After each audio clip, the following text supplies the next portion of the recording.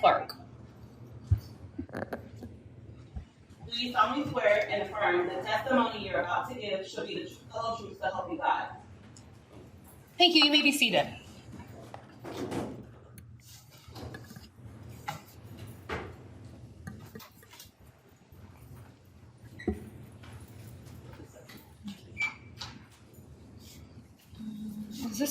Are we starting with Spanish? Yes.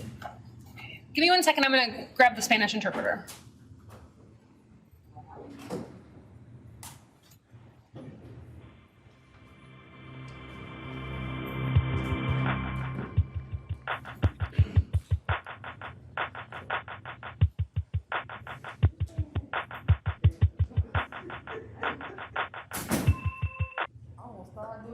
Today? Good morning, Your Honor. This is Carlos Morales, State Certified Spanish Court Interpreter. The interpreter has not been sworn in yet today. All right. Thank you, Mr. Morales. Denise, could you please swear him in? Yes. Do you solemnly swear to translate from Spanish to English, from English to Spanish, the whole truth and nothing but the truth, so help you God? I do. The interpreter is about to connect to the headsets in VRC2. Good. Thank you. Sí, Okay, we're connected, Your Honor. All right. Sir, tell me your name, please. Jorge Rafael Conti González. Jorge Rafael Conti González. Sí,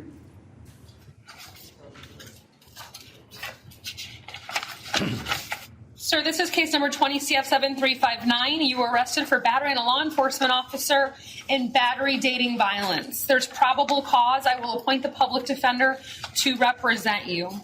Ma'am, good morning. Do you need the services of the interpreter? Okay. Please tell me your name. Please tell me your name. Oh, I thought she said I do speak English. ¿cómo se llama bien la señora? Okay. Whose name? Mr. Morales, could you please interpret for the witness as well? Yes, Your Honor. Thank you. And this is directed to the witness. Ma'am, please tell me your name. Señora, ¿cómo se llama usted?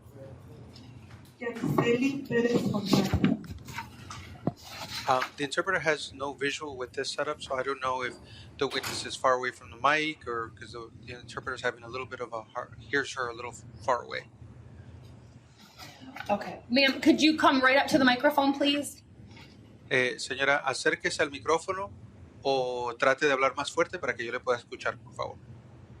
¿Su nombre? Was that better? I'm about to find out, Your Honor. ¿Su nombre? Yariceli Pérez González. Araceli Pérez González. Yariceli. Ok, es que no le oigo bien. Ma'am, do you want to have contact with your husband? Señora, ¿usted quiere tener contacto con su esposo? Sí. Yes. Are you afraid of him? ¿Usted le tiene miedo a él? No. No. Do you have any concerns about your safety if I were to allow contact between the two of you?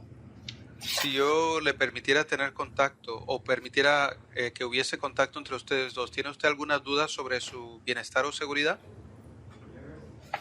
No. No. Ms. Bush, do you have any questions? Has anything like this ever happened before? I'm not sure if the state is speaking into a mic, but the interpreter can hardly. Has anything like this ever happened before? ¿Ha sucedido algo como esto anteriormente? No. No. Are there children in the home? I'm sorry, was the question, are there children in the home? Children in the home. ¿Tiene hijos en la casa? Sí. Yes. Any concerns for the safety of the children? ¿Tiene alguna duda sobre el bienestar o seguridad de los niños? No. No. If anything like this happens again, would you call law enforcement? Si algo parecido volviera a suceder en el futuro, ¿llamaría usted a las autoridades? Sí. Yes. Thank you. Gracias. Ms. Fowler, any questions? No questions, Your Honor. All right, sir, at this time, you are not to have any contact with the victim. You are to maintain a separate residence. You are not to possess any weapons or firearms. You are not to possess or consume any alcohol or controlled substances without a valid prescription. I am going to place you on pretrial release, and you'll be tested for any alcohol or controlled substances through pretrial release. Do you have any questions about anything that I've ordered? No. No. All right, thank you, sir. Gracias a usted. Thank you. Is Felix Ramos actually Spanish? Okay. Here's the Spanish.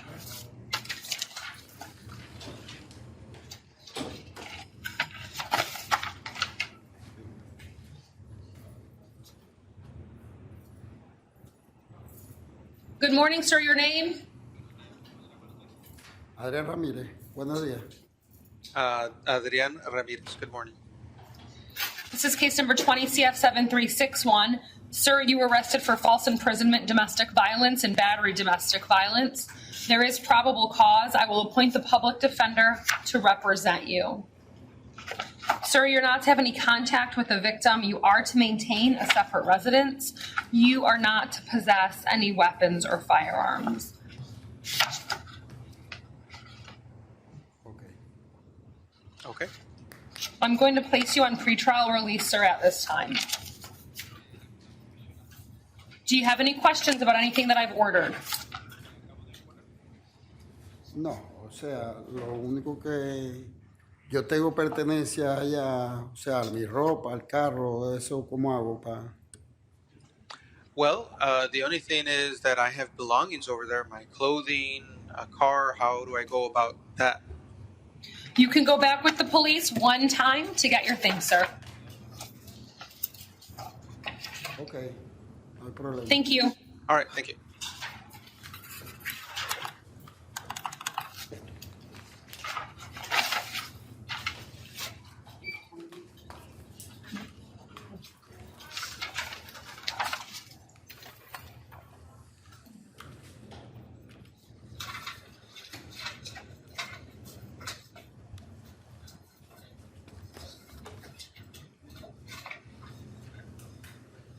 Good morning, your name?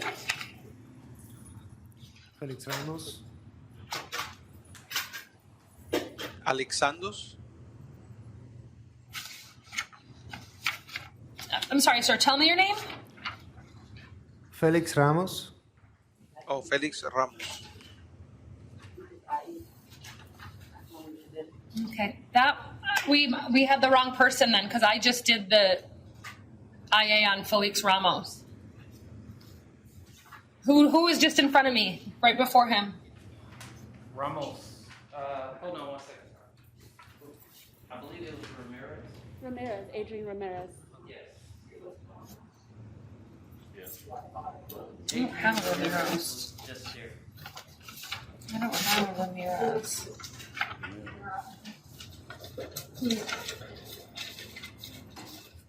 Right now, the defendant in front of me is Felix Ramos, who I thought was just in front of me before, but it was, I don't know who the first person was. What did you say the person that was just up here was? Adrian Ramirez, felony domestic.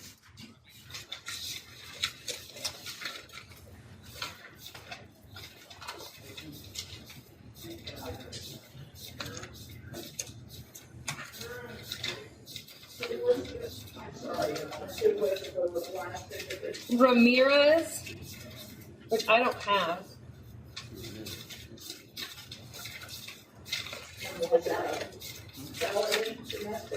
Yes. Now I have it. Okay, can we, Well, I guess we'll do Mr. Felix then, and then we'll have to bring back Mr. Ramirez because he was on the wrong. I didn't IA him appropriately. Denise, can you? This is. Sir, I'm sorry. You're Mr. Felix Ramos. Is that correct? Sí, señora. Yes, ma'am. Okay. Thank you. Yes. Okay. This is case number 20 CF 7361. Sir, you were arrested for false imprisonment, domestic violence, and battery domestic violence. There is probable cause. I'm going to appoint the public defender to represent you. You're not to have any contact with the victim. You are to maintain a separate residence. You are not to possess any weapons or firearms. You may have a one-time return with law enforcement to get your things if needed. I am going to place you on pretrial release. Do you have any questions about anything that I've ordered? Sí, ¿qué puedo hacer en cuanto a ver a mi hijo? Todo esto sucedió por yo tratar de recoger a mi hijo y poder pasar tiempo con él. Es una posibilidad que yo lo pueda recoger con algún policía y pasar tiempo con mi hijo. Yes, well, I would like to know what can I do about seeing my son, because this all happened because I was trying to pick up my son, just trying to spend time with him. So is it possible that maybe I can pick him up accompanied by law enforcement so that I could spend some time with him? No, sir, I don't have the ability to order that. You need to have your lawyer file a motion or you need to file a petition in family court.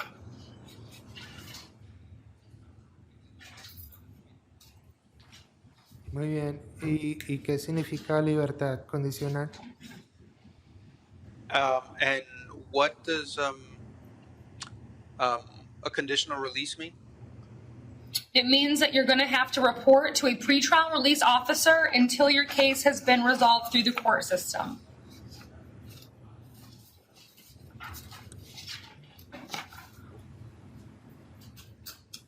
Muy bien. Thank you, sir. Sí, esto es algo que no tengo opción en eso, no puedo poner una fianza o otra opción, o esa es la única opción. Well,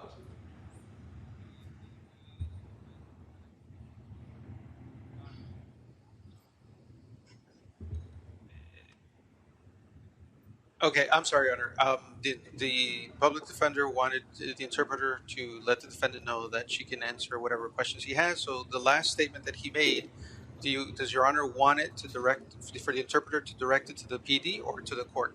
I don't know if it was a question for me or not. Sí, lo que quería saber es si tengo una opción. Okay. I'm going to relay it to the PD then, Your Honor. Is that okay? Sure.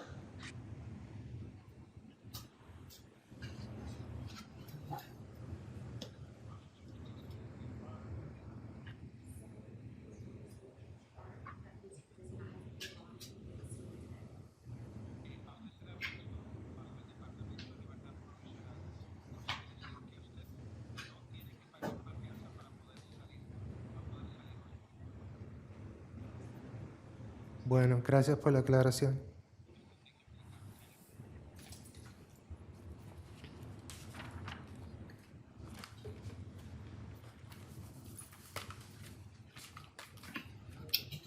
All right, and then we'll need Adrian Ramirez.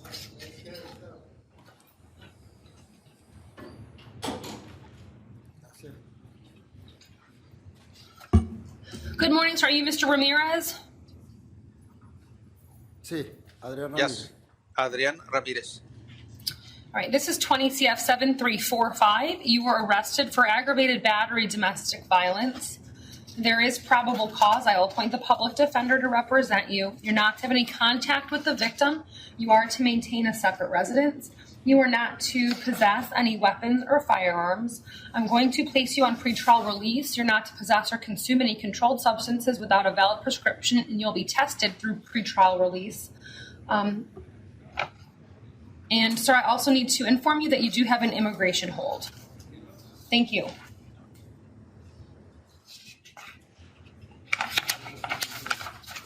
What do you mean? I don't understand. You will not be released until immigration has come to see you and they decide what they want to do about your immigration status. Okay. Okay.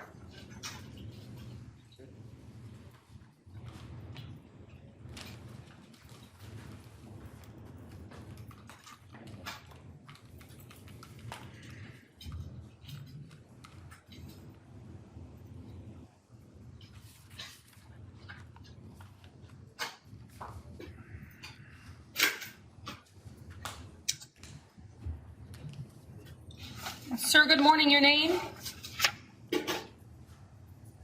Héctor Osegueda. Héctor Osegueda. This is case number 20MM4367. You were arrested for battery, dating, violence. There's probable cause. I will appoint the public defender to represent you. You're not to have any contact with the victim. You're to maintain a separate residence. You are not to possess any weapons or firearms. You may have a one-time return with law enforcement to get your things if needed. I'm going to place you on pretrial release at this time, sir. Thank you.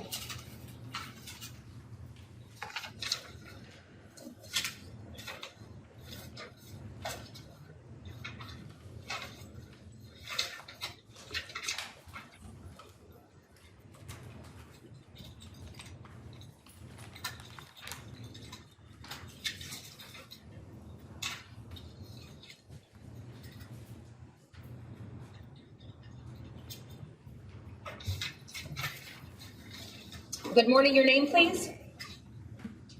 Jerónimo Pérez. Jerónimo Pérez. I'm sorry, tell me that again. Jerónimo Pérez. Jerónimo Pérez. What's your birthday? El 8 de febrero del 92. February 8th, 92.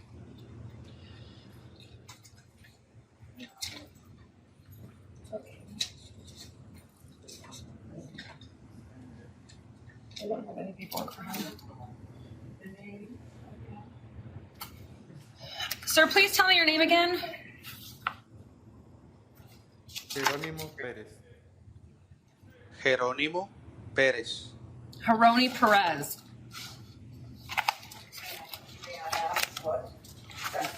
Your Honor, Yes. Geronimo Perez Gomez. Misdemeanor Do you domestic. know what kind of case? It's a misdemeanor domestic? Yes, Your Honor. Thank you. All right. Yeah, it's Geronimo Perez Gomez. It says misdemeanor domestic violence. This is 20MM4372. Sir, you were arrested for battery domestic violence. There is probable cause. I'm going to appoint the public defender to represent you. Your Honor, I think his victim also need an interpreter. Is she present? Supposed to be. This is Mr. Geronimo Perez Gomez. Is the victim present?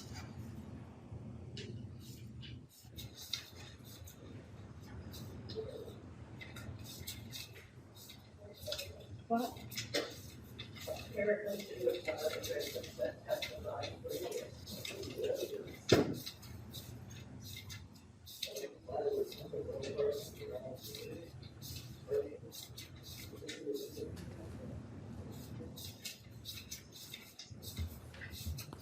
No, I don't think I've granted contact on any.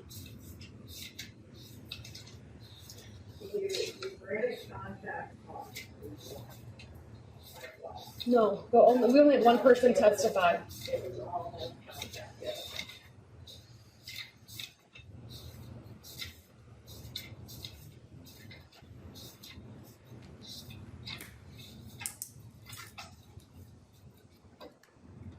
How did it happen?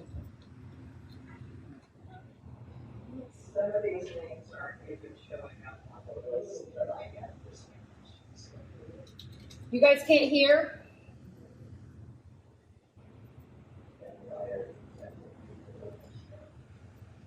Yeah, we'll have to address that later, because if people can't hear, then I don't know how they're getting into the booth to testify if we don't know who the person is.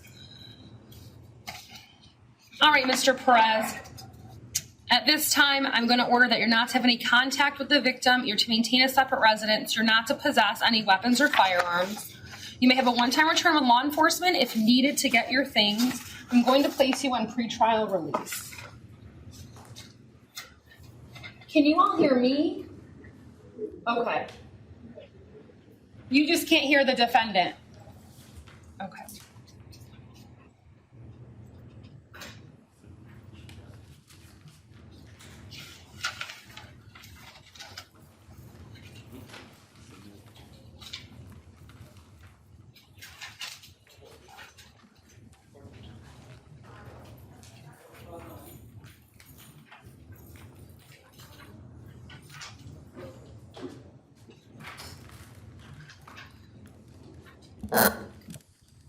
Please tell me your name. Moisés Sosa Pérez. Moisés Sosa Perez. Sir, this is case number 20MM3498. Your arraignment for the offense of trespass on property other than a structure or a conveyance. You are represented by the public defender. How would he like to proceed, Ms. Fowler? Your Honor, may I have a moment? Sure.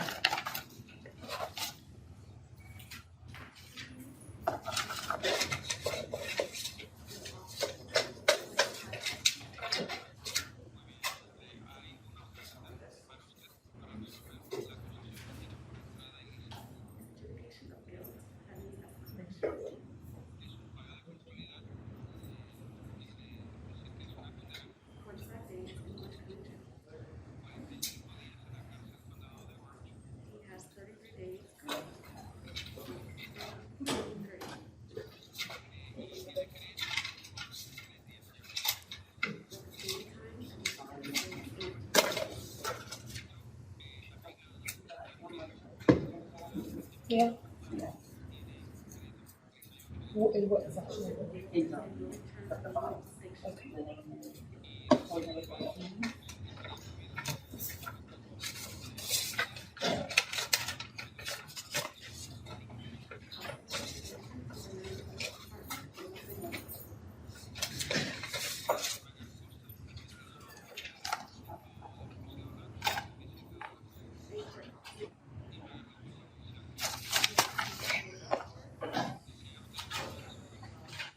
Sí, está bien. Your Honor, Yes. if you'd like to accept the offer Okay. of adjudication of guilt, 45 days in Orange County Jail, no contact with witness, no return to the linked central station, abide by the trespass warning, cost of investigation to Orlando Police Department, $87. All right. Mr. Perez, did you read the plea form, sir, before you signed it? Or did you have a chance to review the plea form before court this morning? Sí. Yes. Do you have any questions about any of the rights that you're giving up? No, no, todo está bien. No, everything's fine. Are you on probation? No. No. Do you understand if you're not a U.S. citizen, this plea will subject you to deportation? Tengo permiso de trabajo, tengo Social Security. No, no sé. Well, I have a work permit and I have a social security number, so I don't know. So I'm not here to advise you on immigration consequences. I'm just informing you and asking if you understand whether or not by entering this plea, it will subject you to deportation if you are not a U.S. citizen. Sí. Yes. Have you taken any drugs, alcohol, or medication that would affect your ability to understand what's happening in court today? No. No. All right, sir, I'm going to accept your plea, adjudicate you guilty, sentence you to 45 days in the Orange County Jail. You have credit for 34 days time served. You're not to have any contact with the witnesses. You're not to return to the scene. You're to abide by the trespass warning. You'll have to pay court costs, including the cost of investigation, to the Orlando Police Department in the amount of $87. Those are all going to be due by June 15th of 2021. You have 30 days to appeal the judgment and sentence of the court in writing, sir. Thank you. Está bien, gracias. All right, thank you very much.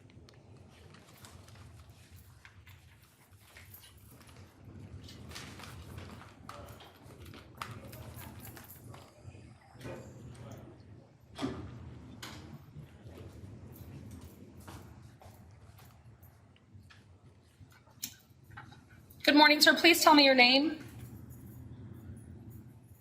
Perdón. Muy bien. Muy bien. I'm sorry.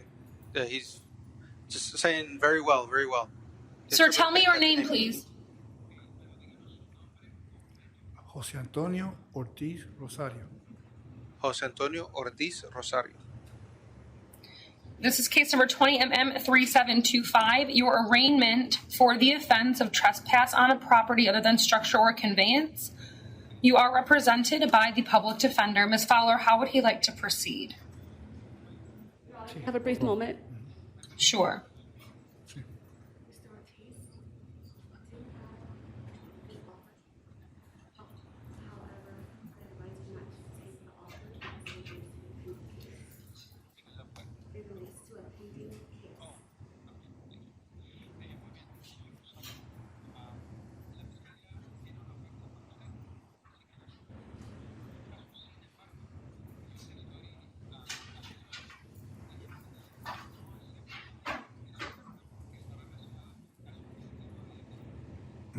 Okay.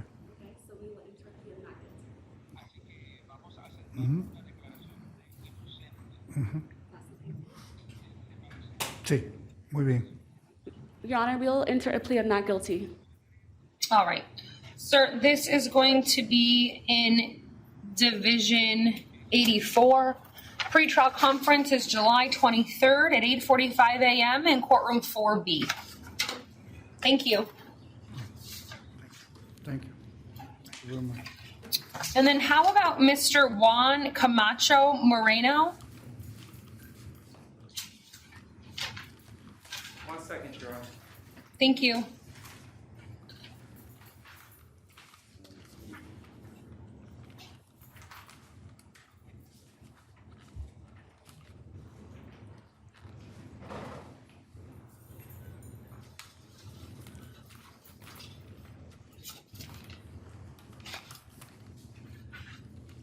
Judge, do you have an inmate number? Yes, it's two. He's second session? Okay, I don't know why he's up here. Oh, okay. It's 200137998.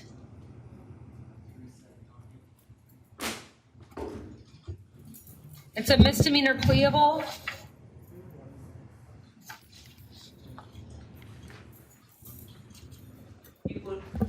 He would be on the second session list, Your Honor.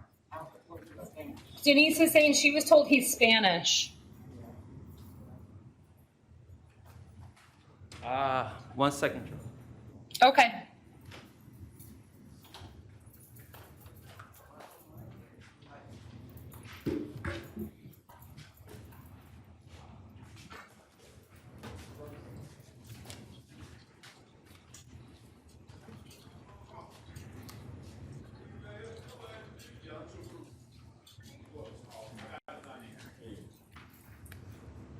Sir, good morning. Tell me your name, please. Juan Camacho Moreno. Juan Camacho Moreno. This is 20MM4370. Sir, you were arrested for loitering or prowling in possession of drug paraphernalia. There's probable cause. I'm going to appoint the public defender to represent you.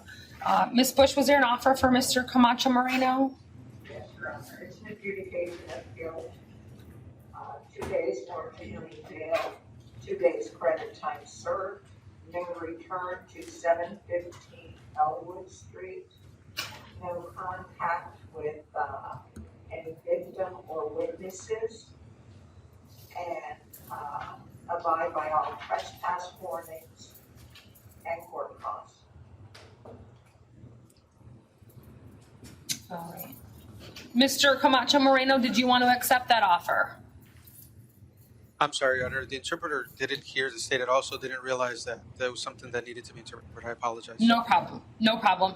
The offer from the state is an adjudication of guilt, 2 days in jail with credit for 2 days time served, no return to the scene, no contact with the victims or witnesses, abide by the trespass warning and court costs.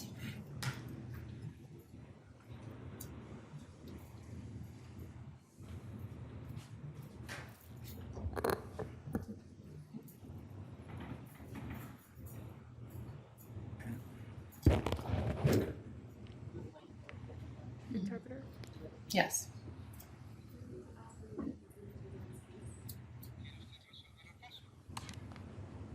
¿Cómo resolver el caso?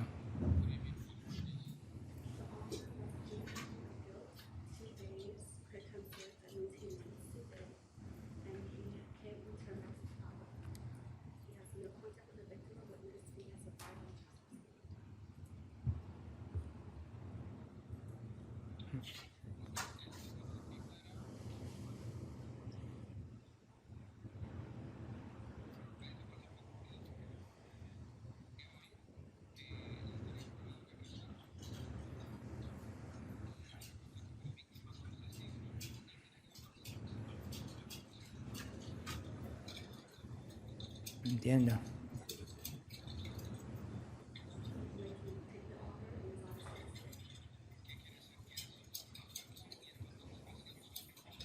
Sí. Your Honor, who'd like to resolve this case today? All right. Sir, did you read the plea form before court this morning? Sí. Yes. Do you have any questions about any of the rights that you're giving up? No. No. Are you on probation? No. Do you understand that if you're not a U.S. citizen, that this plea will subject you to deportation? Entiendo. I understand. Have you taken any drugs, alcohol, or medication that would affect your ability to understand what's happening in court today? No. No. All right, I'll accept your plea, adjudicate you guilty, sentence you to 2 days in jail. You've got credit for 2 days time served. You're not to return to the scene or have any contact with the victims or witnesses. You're to abide by the trespass warning, and you'll have to pay court costs, all of which will be due by June 15th of 2021. You have 30 days to appeal the judgment and sentence of the court in writing. Thank you, sir. All right, Mr. Morales, I believe that's all the Spanish cases that we have today. Yes, Your Honor. Thank you. Thank you very much. You're welcome. Good morning, Mr. Broadus. Good morning. How are you today? I'm fine. All right. You are here in case number 20MM4301. You were arrested for trespassing. There is probable cause, and I'm going to appoint the public defender to represent you. Ms. Bush, do you have an offer for Mr. Broadus? Yes, Your Honor, adjudication of guilt, 2 days on county jail, 2 days credit. Actually, it's more than 2 days. It's 3? 4 days. 4 days. 4 days on county jail, 4 days credit time served. No return to the Publix on East Central Boulevard. Abide by all trespass warnings. No contact with any witnesses and court costs. Do we know if there's been an information filed in the out on bond trespass? If I may have just 1 moment. Sure. Your Honor.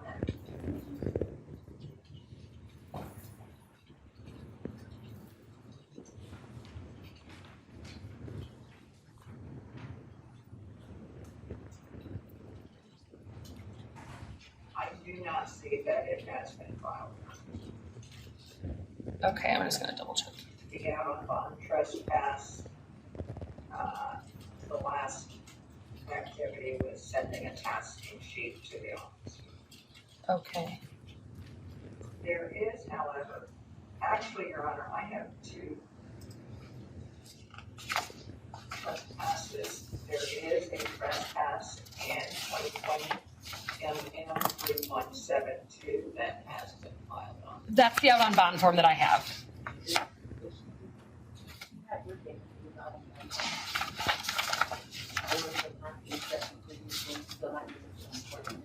Yeah. Oh, it's down here.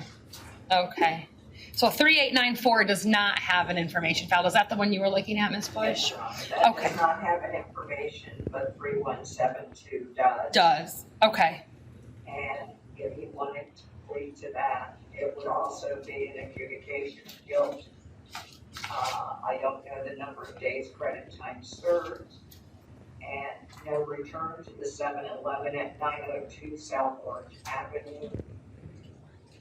By trespass warnings, no contact with victim or witnesses, cost of investigation to Orlando Police Department in the amount of $100.32. Okay. It looks like he has 4 days on that case.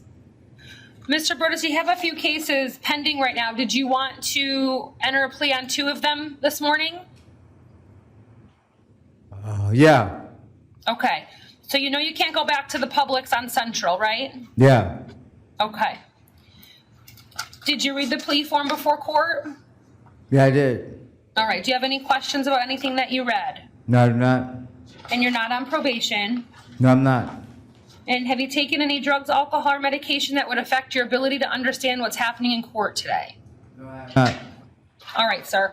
In 20 MM 3172, I'm going to adjudicate you guilty, sentence you to 4 days in jail with credit for 4 days time served. You will have to pay court costs and not return to the scene.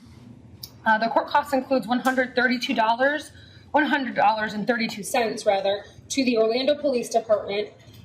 Those will be due by June 15th of 2021. And then in 20 MM 4303, I will accept your plea, adjudicate you guilty, sentence you to 4 days in jail with credit for 4 days time served. You are not to return to Publix, as we talked about. You will have to pay court costs, which are due by June 15th again of 2021. And you have 30 days to appeal the judgment and sentence of the court in writing. Mr. Burtz, I'm not going to revoke your other bonds at this time. Well, very much. Thank you, sir.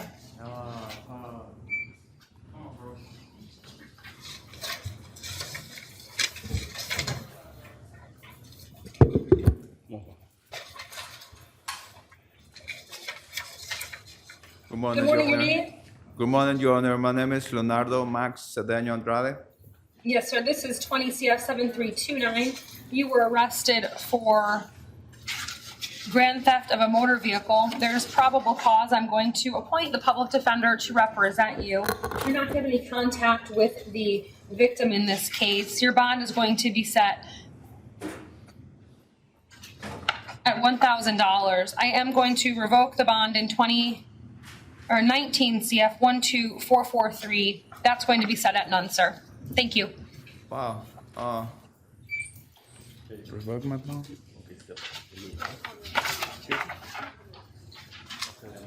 This is my bond, okay? I can pay and go home.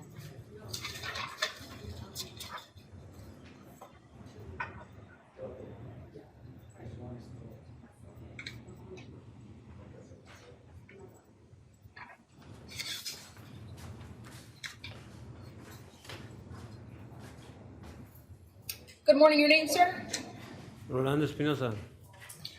This is case number 19MM9957. You failed to appear for trial back in January of this year, sir. Ms. Bush, do you have an offer for Mr. Espinoza?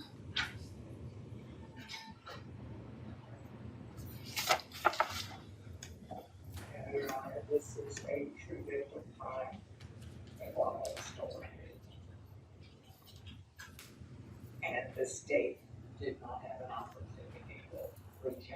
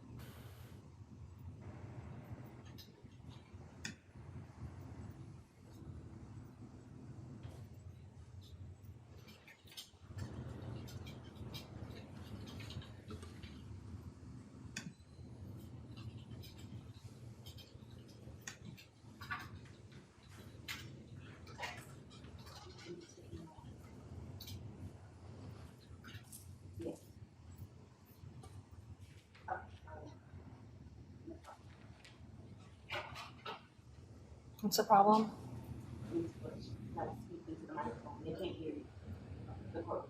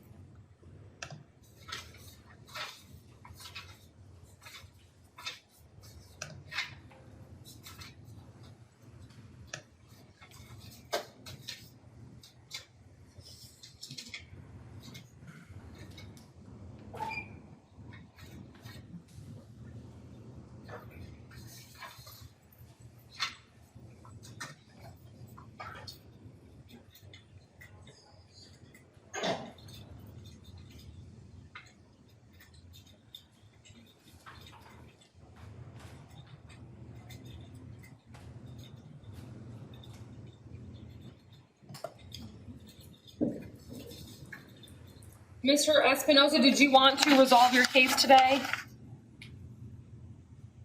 What'd you say? Yeah. If I want to resolve the case today? Yes. Your Honor, he stated yes. All right. Denise, can you tell me how many days he has? The original day was like 11/21. It was a felony.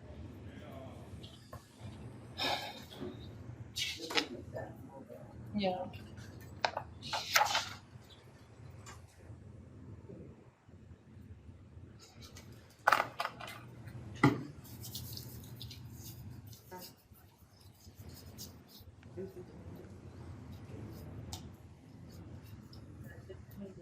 Originally, and then 18 days. Okay. Mr. Espinoza, did you read the plea form before court this morning? No.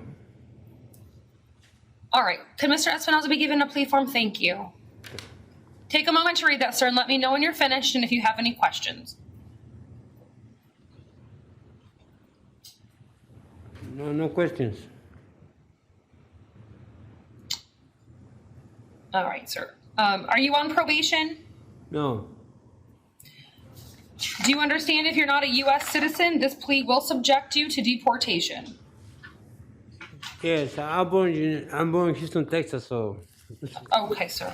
Have you taken any drugs, alcohol, or medication that would affect your ability to understand what's happening in court today? No, ma'am. All right, so I'm going to accept your plea, adjudicate you guilty, sentence you to 20 days in the Orange County Jail. You've got credit for 18 days time served. You will have to pay court costs, which are going to be due by June 15th of 2021. You are not to have any contact with the victim or witnesses in this case, sir. Okay. Thank you. Thank you.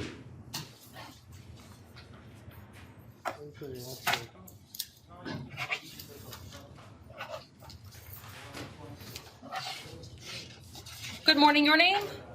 Good morning, ma'am. What? Good morning, Your Honor. Tell me your name, please. Leonardo Max Cedeño Andrade.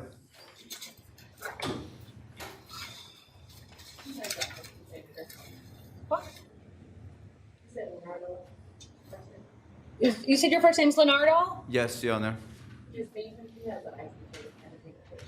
Okay, thank you, Courtney. Sir, you're just in court this morning for me to inform you that you do have an immigration hold. You won't be released from the jail until that's been resolved. Okay, Your Honor. All right, thank you.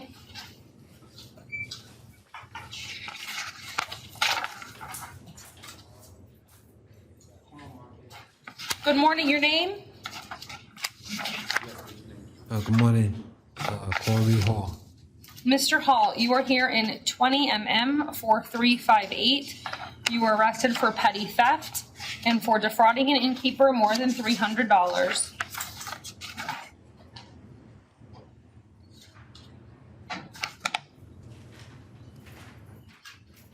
No, the hotel was 189. You're right. I think that's just a typo on the court minutes, because the affidavit states just to defraud an innkeeper, and the amount contained in the affidavit is $149. There's probable cause for both of those offenses, sir. I am going to appoint the public defender to represent you. Ms. Bush, was there an offer for Mr. Hall? This is an enhanceable offense, and he's also out. Sure. I just asked if the reporter could hear me. Yes.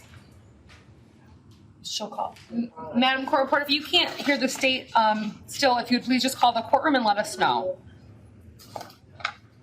Thank you.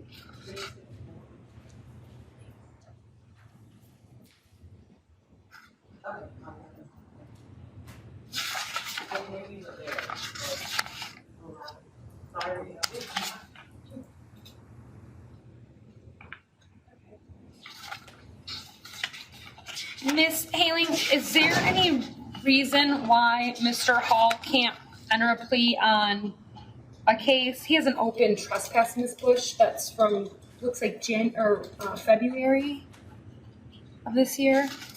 That was a reset and is set for hearing on Tuesday.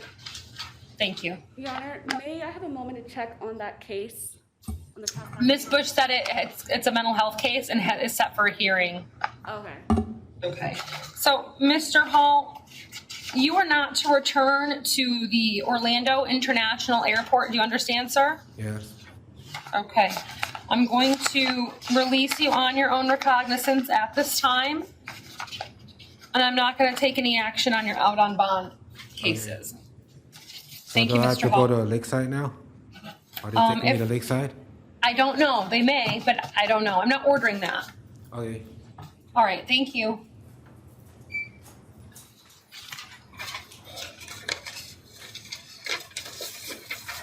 Your Honor, Charles Jackson, he refused court.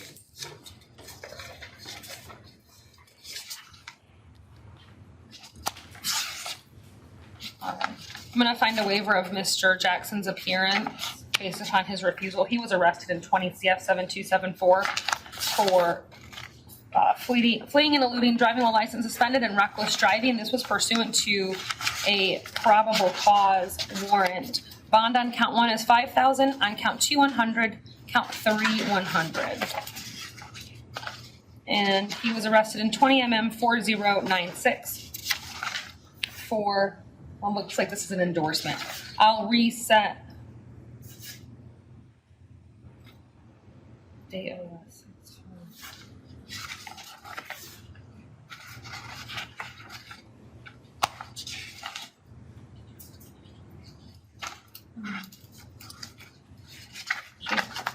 That bond on 20 MM 4096, that's going to be set at none.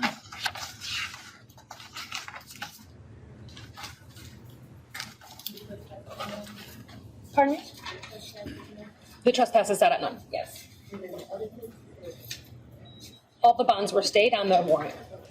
Sure. The honor was stayed on 2020 7168 as well, or did the court not have that before? He's already been seen. Okay. I'm sorry, the first time the bond said it went. None. Is everyone good? Yeah. Yes, okay, all right. Good morning, Mr. Marquez. Good morning, Your Honor. How are you today? I'm good. All right. You're here in 20 MM 275. You were arrested for trespassing.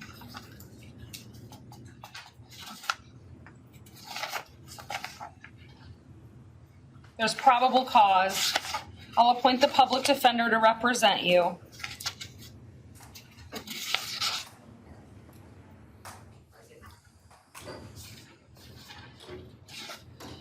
Ms. Bush, can we resolve his petty theft case? Has that been filed on, do you know? Has been filed on. I need a moment to see Okay, if there's any restitution issues. thank you.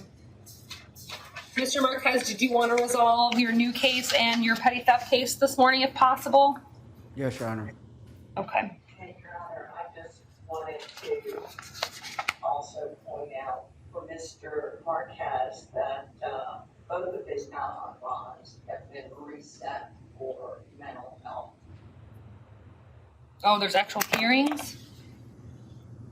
Actually, what I'm seeing is a mental health reset for Judge Duckworth.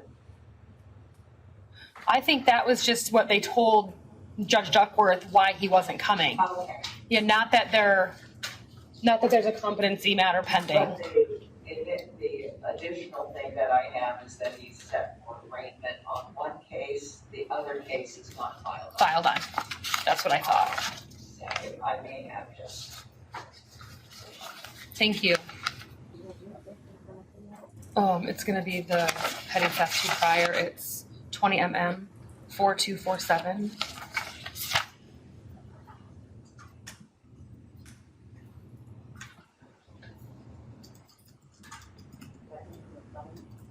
Oh, it's a 7.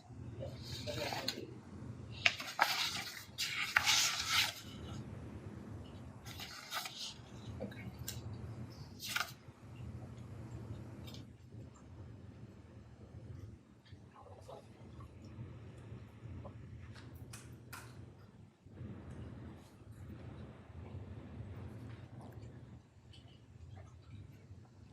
And Your Honor, while the state is willing to do trespass, the state, because of the.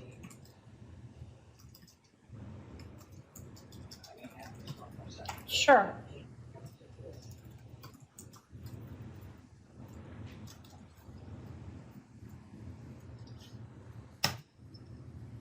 Mr. Marquez, what's going on? I feel like I'm seeing you more and more often lately. Yes, Your Honor. If I may, Your Honor, if I get the release today, I'm gonna check myself into Aspire so I could get into a program. I think that's a good idea. Have you tried that yet?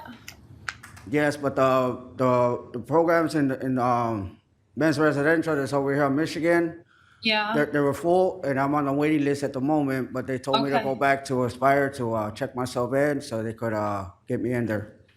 Okay. Do you have a case manager over there? Yes, I do. Okay.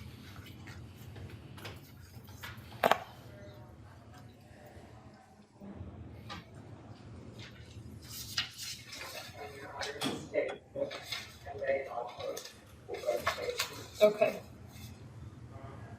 And we also will be on current case 2020 MM 275 AA.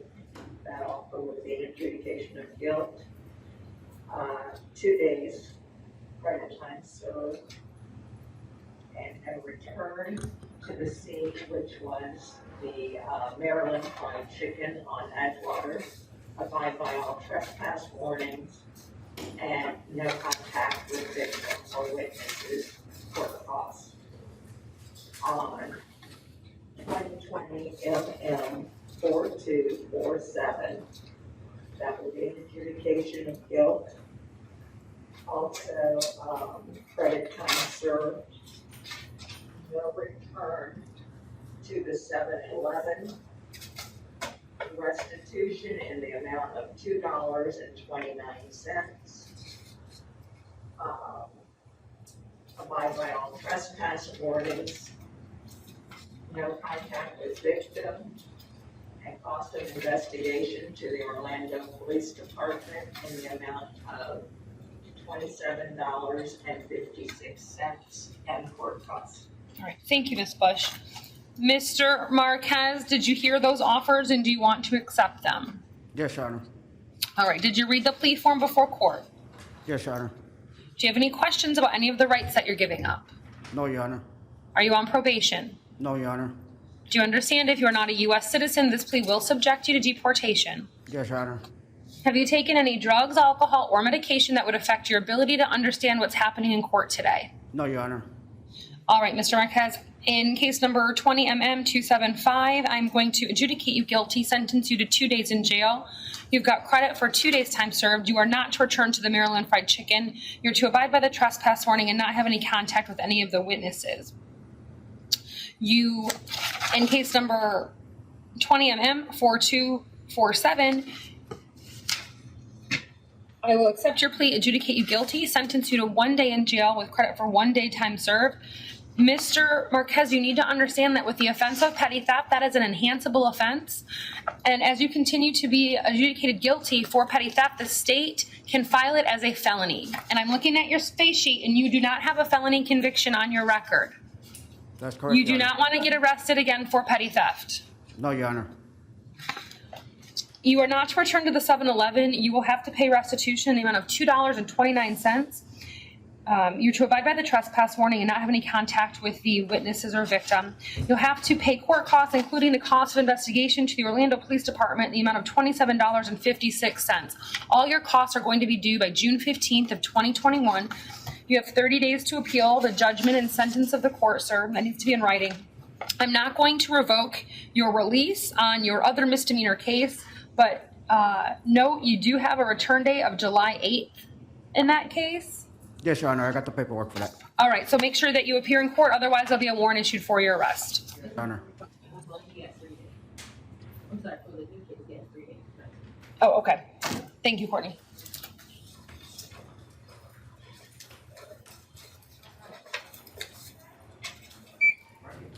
Your Honor, Billy Robinson, he refused court.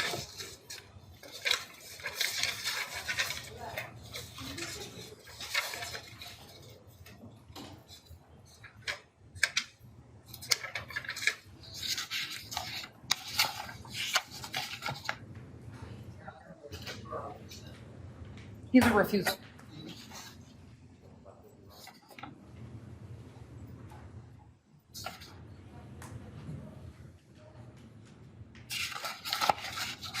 I'm going to waive Mr. Robinson's appearance based upon his refusal to come to court in 20MM4352. He was arrested for trespass on property after warning. There's probable cause.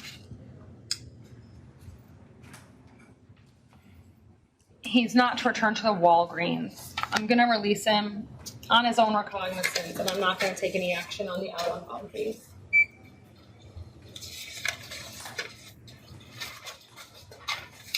Good morning, sir. Your name? Morning. Morning. Tell me your name. Ryan Stuckey. Mr. Stuckey, you were arrested in 20 CF 7230 for battery on an emergency medical provider. There is probable cause. I'm going to appoint the public defender to represent you. Yes, ma'am.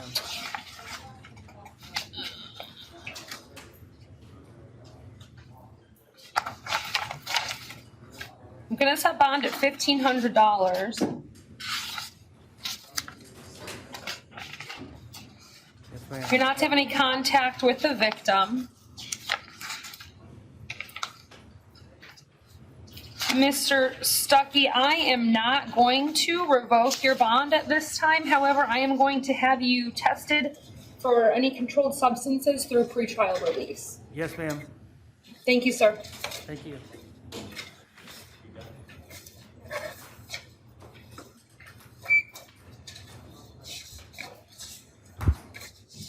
Yeah, Your Honor, the next person on the docket, Carrie Towns, medical.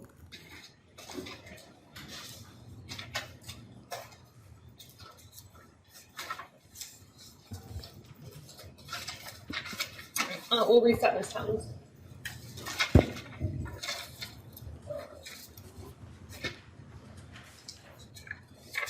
Good morning, sir. Your name?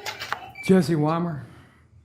Mr. Weimer, this is case number 20 CF 1500. This is an out-of-county warrant from Osceola County, sir. appears to be a 10-count warrant. Your bond on counts 1 through 3 is $2,500. Bond on counts 4 through 6 is $1,000. Bond on counts 7 through 10 is $100. Just looking to see if there were any conditions. You're not to have any contact with the victim.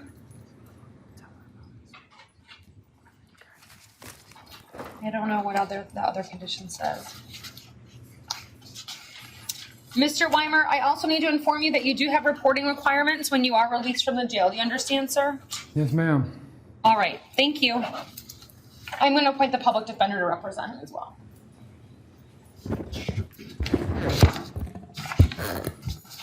Your Honor, the next person on the docket is Eddie Yadon Refusal.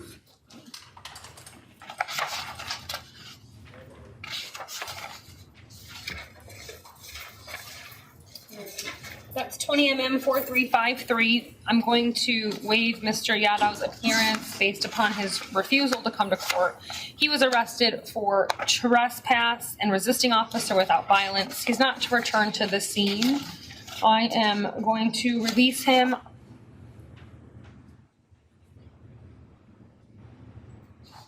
on his own recognizance, and I'm not going to take any action on his out on bond cases. Yes.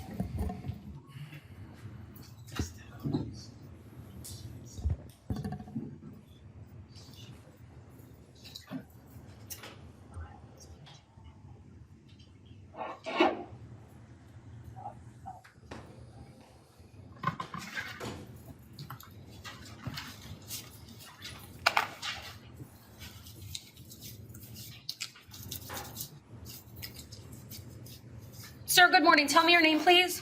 Joshua Barber.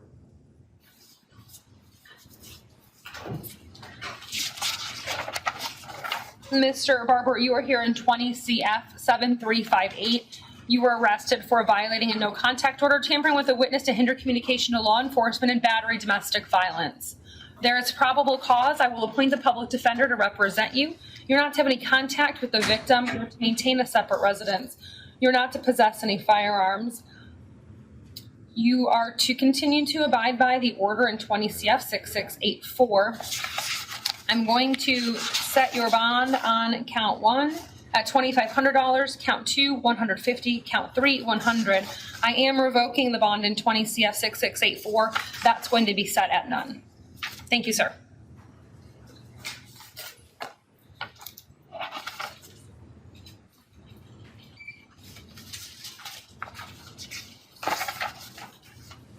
Sir, good morning. Your name?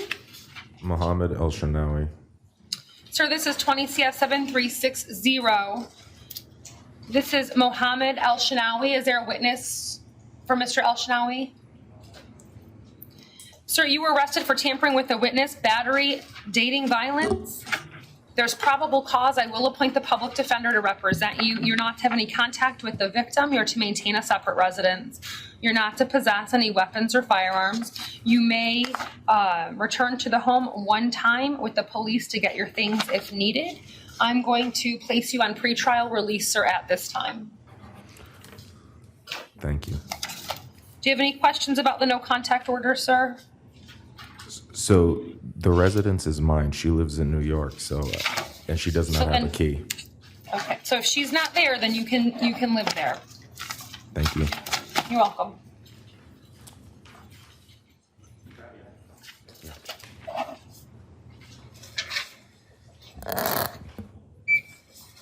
Ma'am, good morning. Your name? Jamie Hart. Is there a witness for Ms. Hart? Jamie Hart? 20 CF 7347. Ma'am, you were arrested for assault and false imprisonment. There is probable cause. I'm going to appoint the public defender to represent you. Sir, good morning. Tell me your name, please. Elijah Whitehead. All right, Mr. Whitehead, do you want to have contact with Ms. Hart? Yes. Are you afraid of her? No. And how long have you been dating? 2 years. And you live together? You want to continue living together? Have there been any previous instances of violence between the two of you? No. All right. Ms. Bush, any questions? Mr. Whitehead, if something like this happened again, would you call law enforcement? Yes. Thank you, sir. Ms. Fowler, any questions? No questions, Your Honor. All right. Ms. Hart, I'm going to order that you're not to have any hostile contact with Mr. Whitehead. Do you understand what that means? No. It means that you are not to act aggressive toward him, argue, fight in any way. Do you understand? Yes. You are also not to possess any weapons or firearms. You're not to possess or consume any alcohol or controlled substances without a valid prescription. I'm going to place you on pretrial release at this time. Okay. Ms. Hart, do you have any questions? No. Okay. Thank you. Thank you, Ms. Whitehead.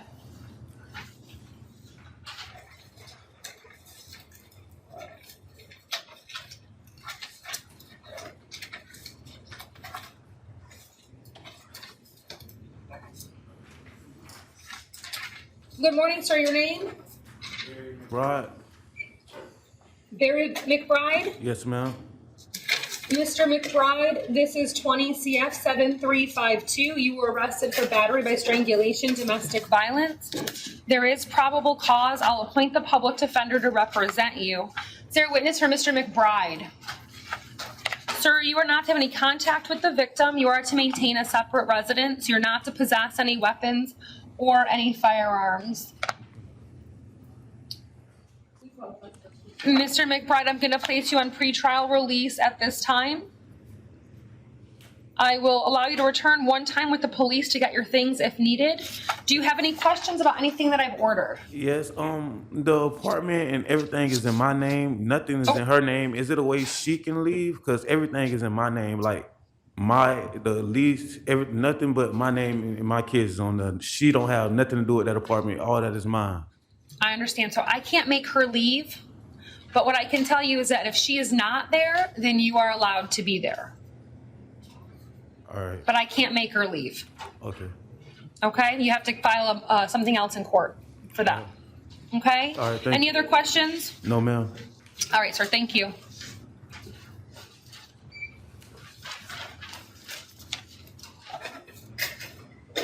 Good morning. Your name? Manuel Quinones. Sir, this is 20 CF 7356.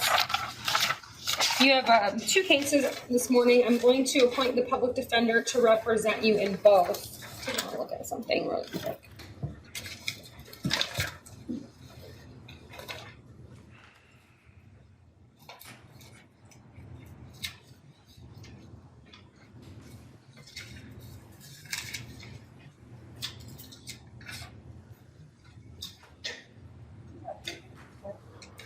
Two.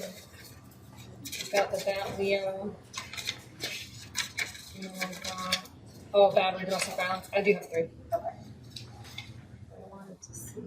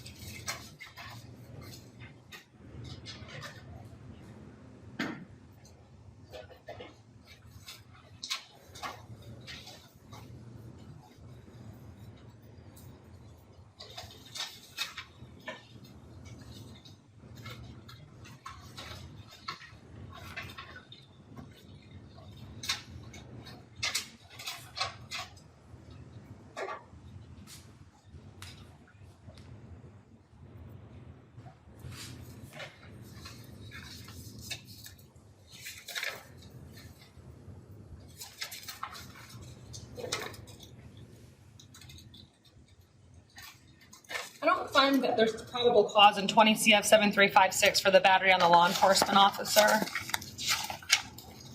Ms. Fish, did you want to respond to that? Sure.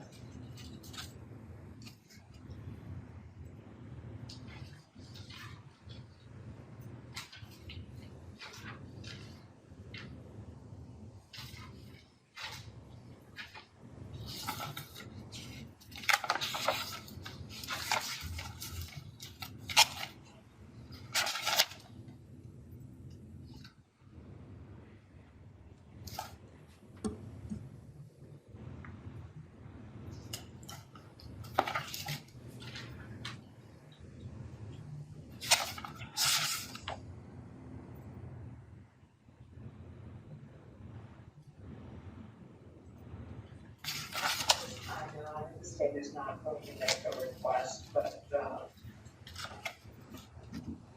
the state does believe that, the denial of the deal constituted,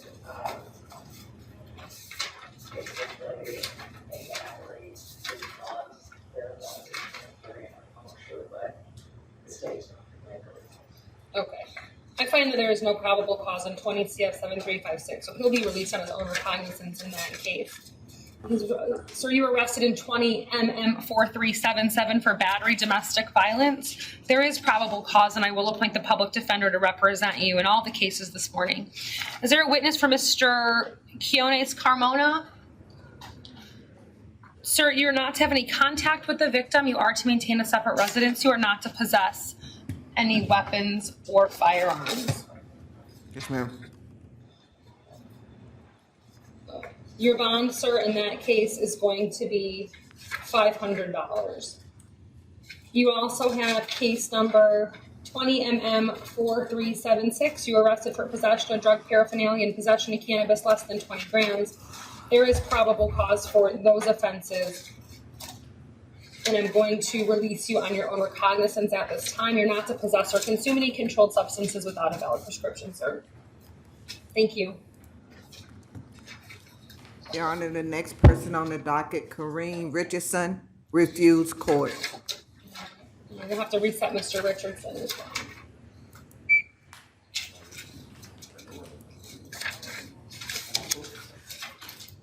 Sir, good morning. Your name? Rashawn Smith. Mr. Smith, you were here in 20 CF 7343. You were arrested for aggravated assault domestic violence. There is probable cause. I am going to appoint the public defender to represent you. Good morning, sir. Sir, please speak right into the microphone. Hello. Tell me your name. All right, Mr. Price, did you want to have contact with Mr. Smith? Are you afraid of him? And do you live together? You do? Do you want to continue living together? No. Okay. How long have you been in a relationship with Mr. Smith? Sorry. About 3 to 4 months now. Okay. All right. Thank you. Ms. Bush, did you have any questions? Mr. Price, has anything like this ever happened before? And if something like this were to happen again, would you call law enforcement? Thank you. I have no further questions. Thank you, sir. Thank you. So, Mr. Smith, at this time, I'm going to order that you're not to have any contact with Mr. Price. You're to maintain a separate residence. You are not to possess any weapons or firearms. And I am going to place you on pretrial release at this time. If you need a one-time return with the police to get your things, you may do so. Okay. Anything else, sir? All right, thank you. Thank you, Mr. Smith. Okay. Thank you. I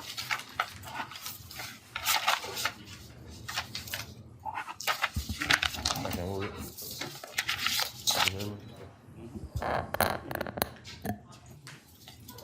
Good morning, your name? Ralph Wormley. Mr. Wormley, sir, you are here in case number 20 CF 7348 as well as 20 MM 4366. I'm going to appoint the public defender to represent you. There is probable cause. Ma'am, tell me your name, please. All right. Ms. Chico, do you want to have contact with Mr. Wormley? No. Thank you, ma'am. Sir, you are not to have any contact with either of the victims in each case. You are to maintain a separate residence. You are not to possess any weapons or firearms. Bond. Your Honor, will the court consider court-ordered PTR? Yes. Mr. Wormley, I'm going to place you on pretrial release at this time.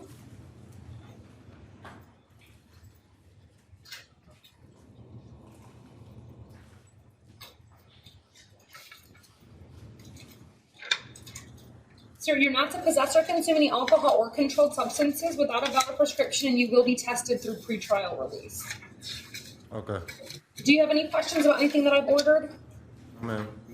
All right, thank you, sir. Ma'am, anything else? Okay, thank you.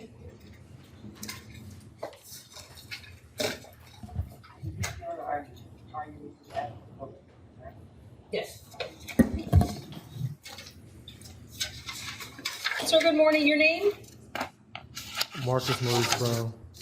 Mr. Brown, sir, you are here in case number 20MM4371.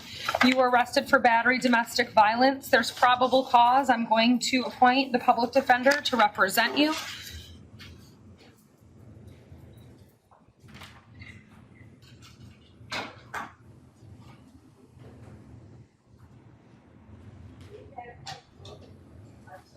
That's okay. I was just waiting to see if this...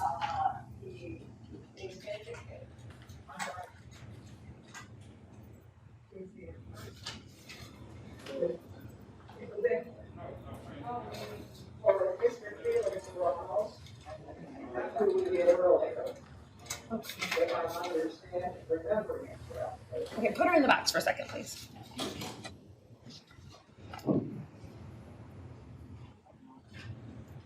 Hi, ma'am. Good morning. Ma'am, do you speak English? Yes. Okay. What case are you here for? Okay. Just give me a minute. All right. And I'm gonna look for the paperwork. Okay.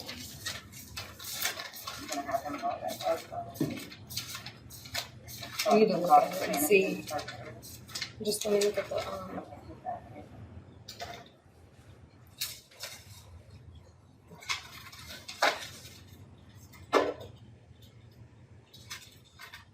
I mean, I'll let her. I'm not gonna tell her. I'll call her back. Okay. I apologize, Mr. Brown. Again, this is case number 20MM4371. You were arrested for battery domestic violence. There is probable cause. I'm going to appoint the public defender to represent you. You're not to have any contact with the victim. You are to maintain a separate residence. You may have a one-time return with law enforcement to get your things if needed. You're not to possess any weapons or firearms. Your Honor, would the court consider ROR? No. I'll place them on pretrial release, though, and you're not to possess or consume any alcohol or controlled substances, and you'll be tested through pretrial release. Thank you, sir.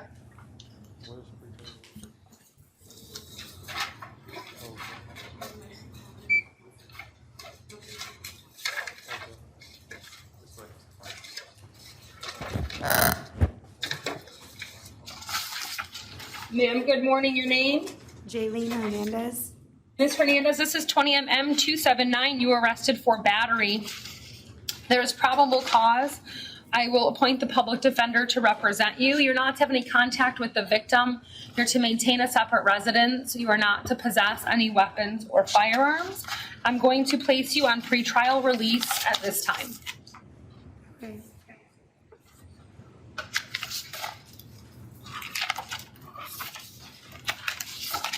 Thank you, ma'am.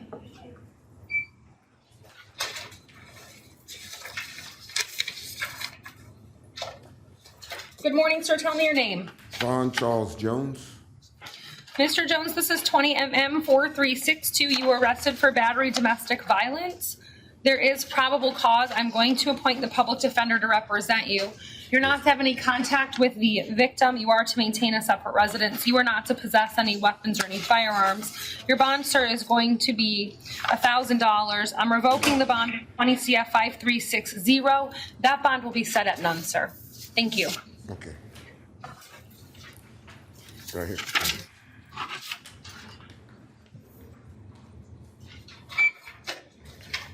All right.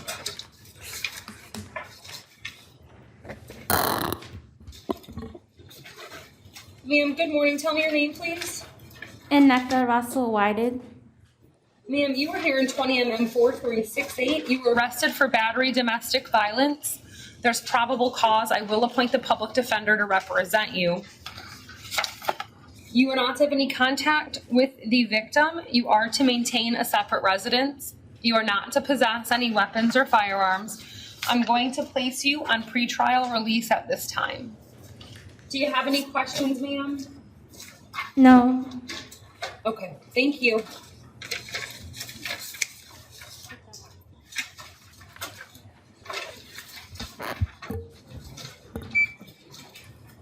Good morning, your name? Francie Jones Rosario. Ma'am, you're here in 20 MM 277. You were arrested for battery. There's probable cause. I am going to appoint the public defender to represent you. You're not to have any contact with the victim. You're to maintain a separate residence. You are not to possess any weapons or firearms. And I'm going to place you on pretrial release at this time. If you need to return to the house one time to get your things with law enforcement, you may. Do you have any questions about anything that I've ordered? I do. What's your question, ma'am? I own the home and I am the only one with a job. So can I file some type of something to be able to contact my children or? So you would need to have your lawyer file a motion to have the no contact order modified. Okay. And in terms of the home, if he does not stay there, then you can be there. You just can't be there together. And I need documentation of that he's left for me to return to my home? As long as he's not there, you can be there. Okay. Okay? And custody of the kids, we both have joint custody, so I can. Do you live together now? We live together now with the kids. He's planning to move out, so if he moves out, can I move back into the house with the kids?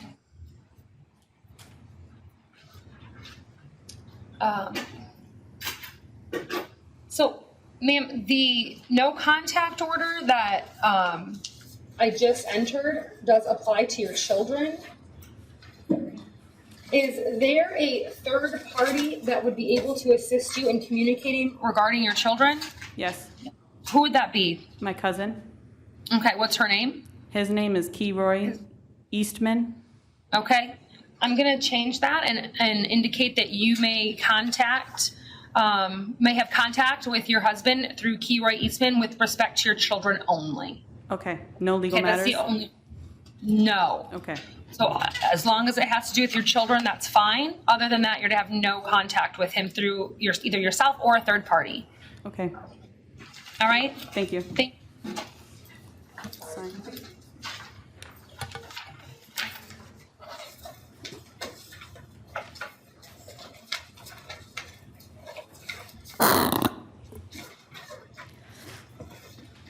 Ma'am, good morning. Your name? Christina Watts. Miss Watts, you are here in 20 MM 4364. You were arrested for battery and domestic violence. Yes, ma'am. There is probable cause, and I'm going to appoint the public defender to represent you. Yes, ma'am.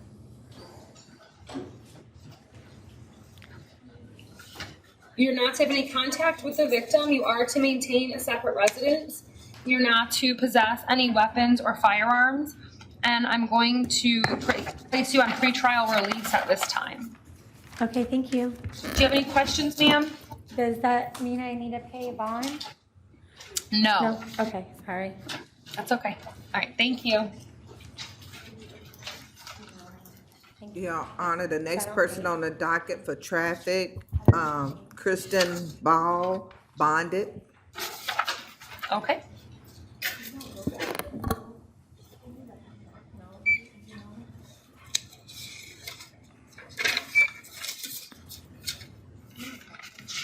Sir, good morning. Good morning.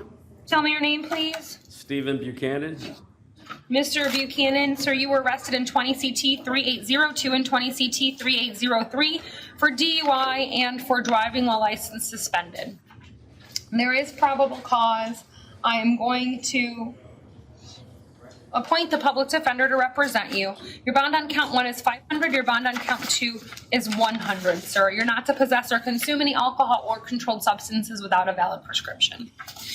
Thank you, sir. Your Honor, the next person on the docket, Keith Ingersoll. Yes. Bonded. Okay. Yes, Ms. Bush? I'm sorry. She just spoke about Ingersoll. So I had the wrong person on my. Okay, the one I just spoke to was Mr. Buchanan. All right, thank you. Sure. Mr. Ingersoll bonded. And tell me your name, sir. Oh, Elvin Bowman. All right, how about Mr. Tiger? He bonded. Okay.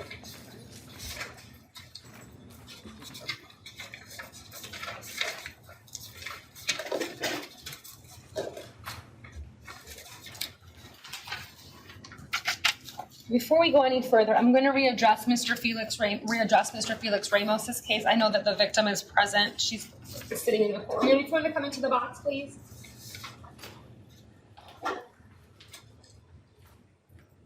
Good morning. Ma'am, were you here when the clerk swore everyone in? Were you present in the courtroom when the clerk swore everyone in? No problem. Just could you please raise your right hand to be sworn in?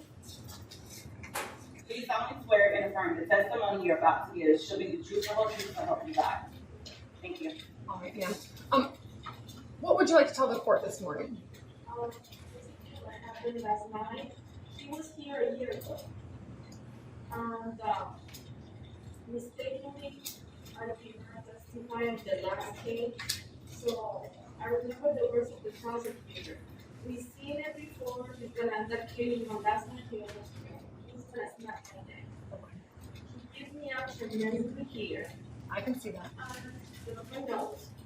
I was begging him because I was in a car accident in February and I had herniated disc. And he kept banging me with my head down. I have 2 kids without this. And my kid was begging him. He was saying, "You're being mean with mommy." He, which is recently body training. He filmed himself. He was asking for help. He did not allow me to help my kids. And it's not that we have a relationship. It's just that he was going to pick up my son. And I said something that he thought was disrespectful. And anytime he gets upset, he does not let me go. When I had to escape by barefooted, it was really hard, and then my baby too escaped with me, the little one. And then there was 2 teenagers that they were able to call the police. And then they were thinking so long I was hysterical, please come because he's gonna end up killing me. And when he took my phone, he stole money from me. He didn't even want to give me the card. It was horrible. I'm sorry, ma'am. I already saw Mr. Felix this morning, and just to let you know what the court ordered, I ordered that he is not to have any contact with you whatsoever. So if he does contact you, you need to call the police. And that means by phone, text, email, any sort of communication is prohibited. He uses my son to get it. He's not allowed to do that either. And he was very aggressive with my son because recently my son started. I'm very worried about my relationship, his relationship with my son. As a matter of fact, I'm starting to be a behavior analyst. The behavior therapist that is on charge of my son, she's been documenting everything because she started months ago. He hasn't seen my son only 1 week. The weekend that he was with my son, he came home dehydrated and with fever and sick. I don't want him to be close to my son. Yesterday, his reactions to my son tells me that if my son says something to him, he will probably be aggressive to my son too. I'm very concerned about that. I understand, ma'am, and I know from the police report that DCF was contacted last night. Yeah, but they usually don't do much. Because when, I know you know this because you've been cases, I've been through a domestic for 9 years. I never wanted to do anything because I was afraid of him. The first 2 cases of DCF back in 2011, he lied about who his name was. He's very smart. And last year, DCF didn't do anything, did not contact me. I just didn't know what happened. As a matter of fact, because of him, they threw me out of my apartment complex. DCF and Harbor House did nothing. I was gonna end up with 2 autistic children in the street. That's one of the reasons why I did not continue with the case because nobody wanted to help. So I don't trust DCF.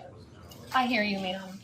But as I said, he is not to contact you in any way. He's to maintain a safe residence, and he's not to possess any weapons or firearms. I don't know if you have an injunction, but you can go down to the courthouse. You can go down to the big courthouse on Orange Avenue, and I believe it's on the 3rd floor, and you can get an injunction. It's not closed for that purpose. No, ma'am, it is not. You do need to take your mask, And when you walk up to the front of the building, there's a triage area. They're going to ask you some health screening questions because of the COVID, and take your temperature. But you tell them that you are there to get an injunction, a domestic violence injunction, and you will be allowed in the courthouse. Okay? All right. Is he gonna get out today? Yes, he is.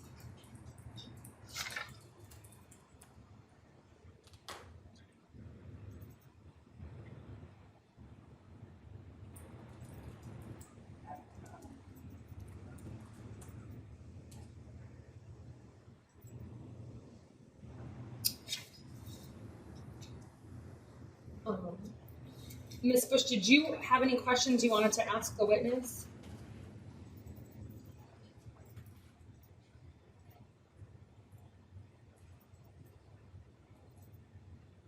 Yeah, Your Honor,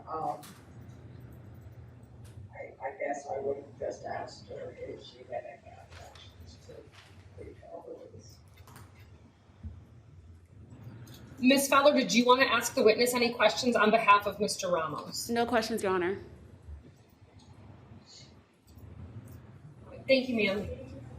You too.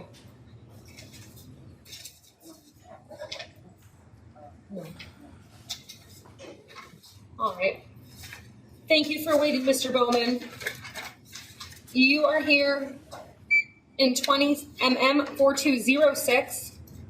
This is your arraignment for the offense of leaving the scene of an accident involving property damage and driving without a valid driver's license. Ms. Fowler, how would you like to proceed? Your Honor, Mr. Bowman has stated that he would like to resolve his case today. The state has not provided an offer. Will the court have an offer for him? Ms. Bush, was there any reason why there was no offer conveyed? Yes, Your Honor. And the state put the comments on the offer sheet. This is a case that involves victim injury and vehicle damage.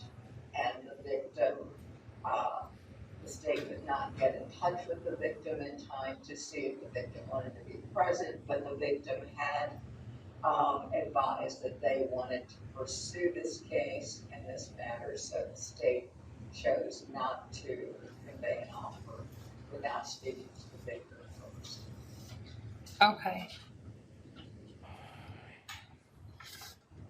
Ms. Fowler, given the fact that it is a victim case and the victim would have an opportunity to be heard, I imagine there's some restitution that's also involved in this matter. Mr. Bowman, is Mr. Bowman here on anything else? Yes, Your Honor, he has 2 pending felony cases. Okay, all right. And does he have a bond in this case? He does not have a bond currently, but he has a plea. Yes, currently signing a global plea for both cases that I have pending. You mean the 2 felony cases? Yes, ma'am. Okay. But he has a bond on this case? He did, Your Honor, and at the time the bond was set for a felony charge, and I believe it was $3,500, if I'm remembering it correctly. I have 3 kids. 2,500. And if the court, I believe he's at no bond on the other 2 matters, but if the court wishes to reset his bond in this matter to be commensurate with a misdemeanor. State has no objection to that? State has no objection. Okay. Mr. Bowman, what I'm going to do, I've just been informed that this initially was came in as a felony, so the bond was set in accordance with the bond schedule. The state has no objection at this time, although they're not willing to resolve the case, to set your bond to correspond to the misdemeanor amounts on the bond schedule. So on count 1, I'm going to modify the bond to $500, and count 2 will be $100. And then that way, maybe once you resolve the felony cases, you'll be able to bond out on this case until the state can get in contact with the victim. Okay. So at this time, I'm going to give you a new court date. In Division 63, the pretrial conference date is July 23rd at 8:30 a.m. in courtroom 12C. Okay. All right, thank you, sir. Thank you, Ms. Bush.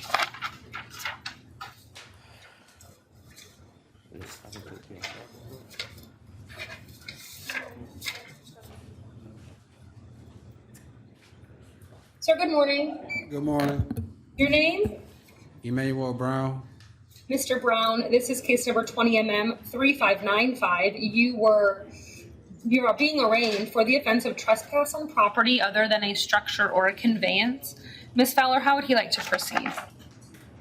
The state has conveyed the offer of adjudication of guilt, 45 days in Orange County, no contact with witness, no return to the links, abide by the trespass warning, cost of investigation to Orlando Police Department, $150.24 in court cost.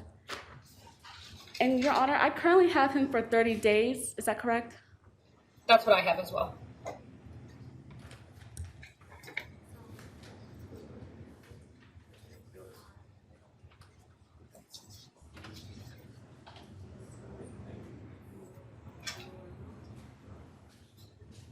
Your Honor, will the court consider credit time served offer? It's a trespass case. Yeah, Ms. Fowler, I don't have any additional information on the case that would incline me to undercut Ms. Bush's offer. She would have been in a better position than I am to know what the facts of the case are, and I'm sure she made her offer in considering that. And Your Honor, just for the record, the state also made the offer in conversation with the victim, with the Links company, and this was a matter of their buses being delayed because Mr. Brown refused to get there. Yeah, Ms. Fowler, the state has just indicated that they did speak with Links and obtained some information from Links, and their buses were delayed as a result of this, and so that's what went into her offer. So I'm not going to be able to do any better for Mr. Brown today. Okay, Your Honor, he will take the offer. Okay. Mr. Brown, did you have a chance to read the plea form, sir, before you came to court?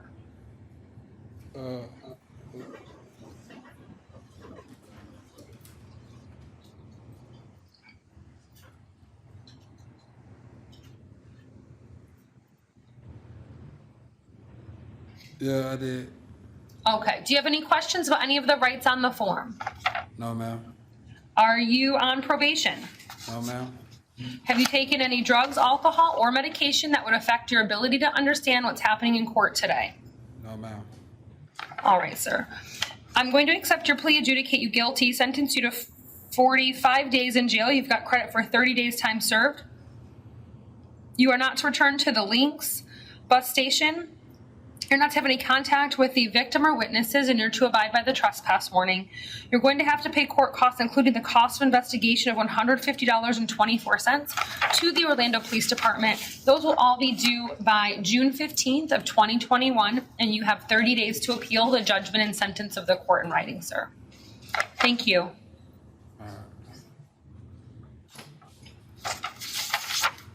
Good morning. Good morning, ma'am. How you doing? Good, sir. Thank you. Tell me your name. Jeremiah Kelly. Mr. Kelly, you are here in 20MM 4189. You are being arraigned for the offense of criminal mischief and trespass in a structure. Ms. Fowler, how would he like to proceed? Your Honor, he would like to take the offer of adjudication of guilt, 40 days, Orange County. No contact with the victim or witness, no return to the residence at 2827 West Livingston Street, Orlando. Abide by the trespass warning. Restitution to Narcan America LLC, $400. Cost of investigation to Orlando Police Department, $306, and court cost. All right, Mr. Kelly, did you have a chance to read the plea form before court? Sir? Yes, ma'am. All right, did you have any questions about any of the rights you're giving up? No, ma'am. Are you on probation? No, ma'am. Do you understand, if you are not a U.S. citizen, that this plea will subject you to deportation? Yes, ma'am. Yes. Have you taken any drugs, alcohol, or medication that would affect your ability to understand what's happening in court today? No, ma'am. I'll accept your plea, adjudicate you guilty, sentence you to 40 days in the Orange County Jail. You have credit for 34 days time served. You're not to have any contact with the victim or witnesses. You're not to return to the scene. You're going to have to pay restitution in the amount of $400. And Ms. Feller, tell me who that was for again? Was for Narcan America LLC. Okay. You're also going to have to pay cost of investigation to the Orlando Police Department in the amount of $306, including court costs. Those will all be due by June 15th of 2021. You have 30 days to appeal the judgment and sentence of the court in writing, sir. Yes, ma'am. Thank you. Your Honor, the next person on the docket, John Orta, refused court. It's 20 MM 3699. There was? Okay. All right. There was already a written plea of not guilty filed in this case and a waiver of the arraignment. Mr. Orta is going to be in courtroom, what's Division 50, right? Okay. Pre-trial conference is June 23rd. Is it a private attorney that filed that? Okay. June 23rd at 2:30 p.m. in courtroom 7C.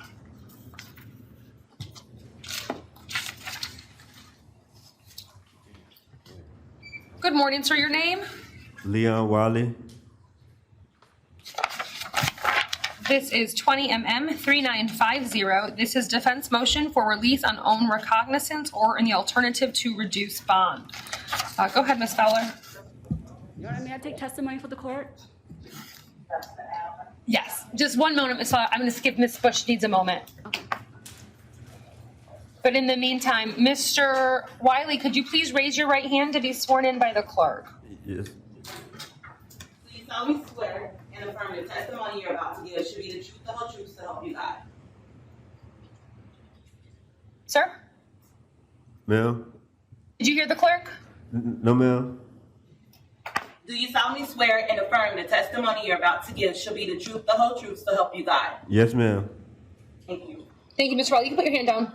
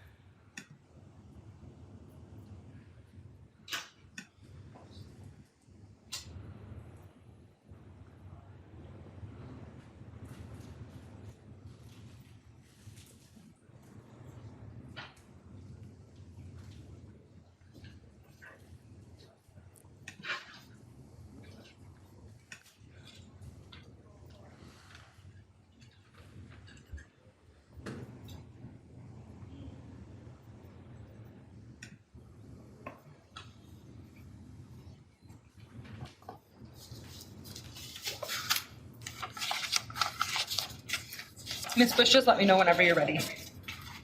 I'm sorry, Your Honor, I didn't know that the court was, waiting for this day. I apologize. That's okay. The state does object to release on Mr. Wiley's under cognizance.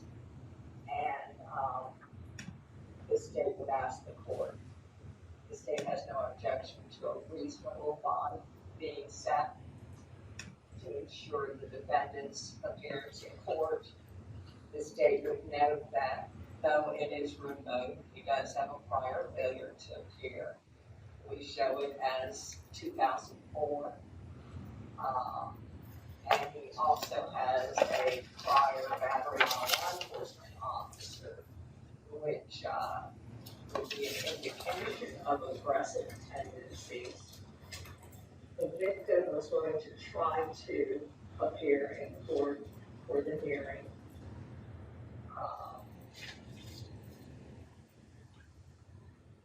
And the state does not know whether or not Mr. Wiley has made any attempt to secure bond or not. Okay. Ms. Fowler, you wanted to take some testimony? Yes, Your Honor. All right, go ahead. Please state your name for the record. Leon Wiley. Are you currently employed? No, ma'am.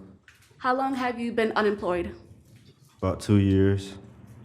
How long have you lived in the Central Florida area? About 2 months.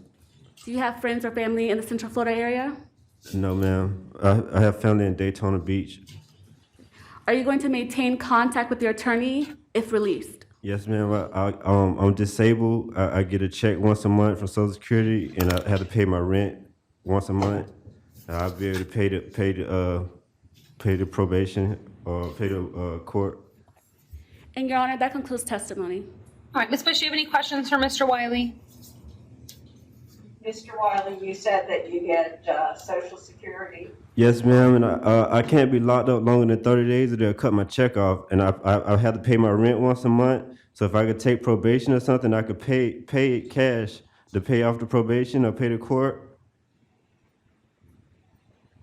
Okay, and how much do you get a month? I get $783 a month, and I've been trying to stay out of trouble for like 5 years now.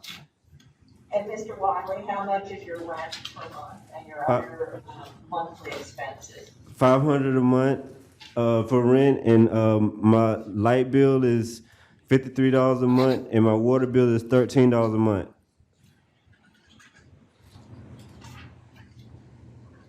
And I noticed in the motion that you have family in the Central Florida area. Is that correct? Yes, but I don't know their address or their phone numbers by heart. Okay, so you haven't had an opportunity to reach out to your family? No, ma'am, because I don't know any of their phone numbers or their addresses. And who would you reside with at the Lexington Avenue address? My father. And have you had an opportunity to reach out to your father? No, ma'am, I don't know his phone number. I don't know his phone number by heart or his address.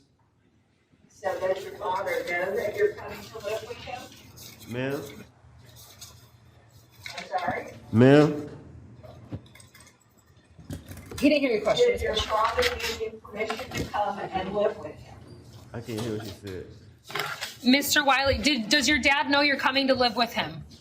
No, I've been staying with him for like 2 weeks when I first came here. So I could go back anytime I want.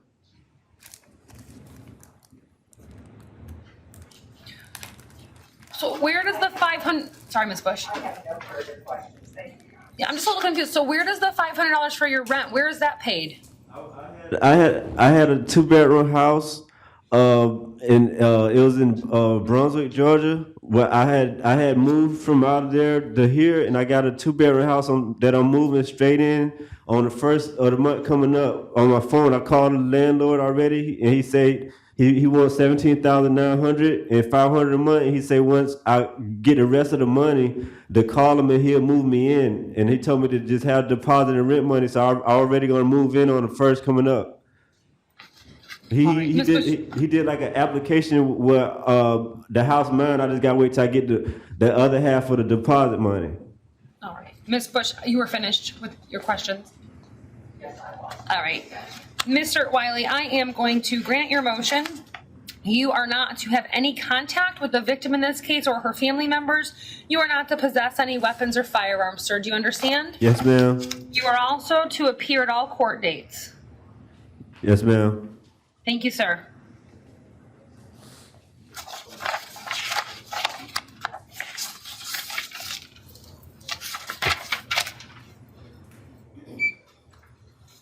Good morning, your name? It's Carlos Johnson, ma'am. All right, Mr. Johnson, you were here for an out-of-county plea from Seminole County in case number 19MM10384. It's my understanding that per Judge Collins, who was your trial judge, the approved resolution is an adjudication of guilt, 45 days in jail. You've got credit for 45 days time served as of June 9th. There's a cost of investigation of $145.76 to... Thank you, Ms. Bush. And court costs. Mr. Johnson, is that your understanding and is that what you would like to do? Yes, ma'am. Okay. Did you have a chance to read the plea form before court this morning? Yes, ma'am. And do you have any questions about any of the rights you're giving up? No, ma'am. Are you currently on probation? No, ma'am. Do you understand if you are not a U.S. citizen that this plea will subject you to deportation? Yes, ma'am. Have you taken any drugs, alcohol, or medication that would affect your ability to understand what's happening in court today? No, ma'am. All right, sir. I'm going to accept your plea, adjudicate you guilty. And you're pleading no contest, sir? Yes, ma'am. Sentence you to... How many days is it now, Courtney?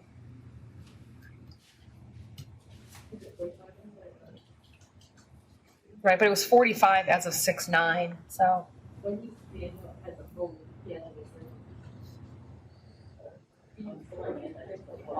Okay, got it. Mr.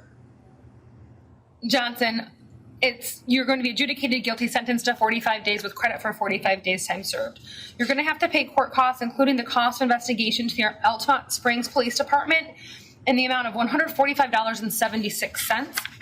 Those will be due by June 15th of 2021. And you have 30 days to appeal the judgment and sentence of the court in writing, sir.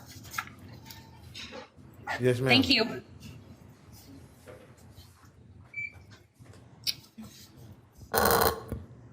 Good morning, your name? Good morning, Alfredo Rivera. Mr. Rivera, you are here for an out-of-county case out of Volusia County and looks like 19MM304960.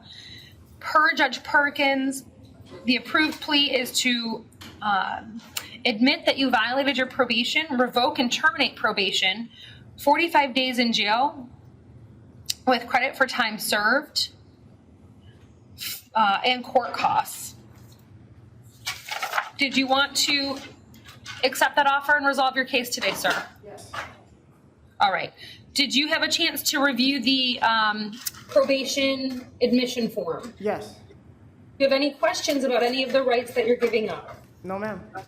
And at this time, you admit that you violated your probation, sir.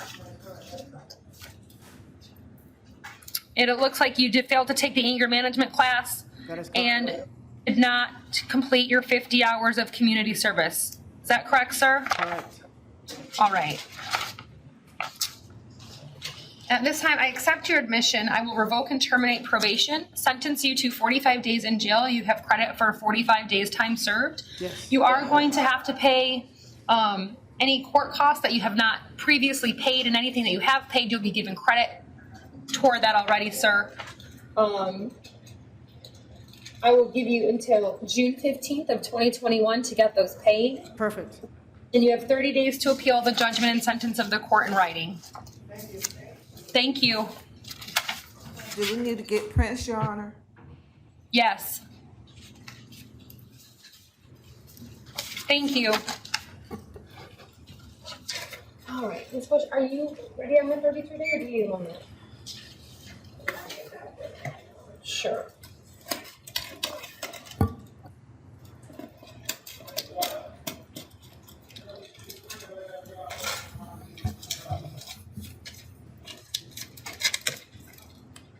Courtney, can we have it changed through pretrial if when they're contacting the victims to let them know that court starts at 9 o'clock? Huh? Oh, you did? Okay, thank you.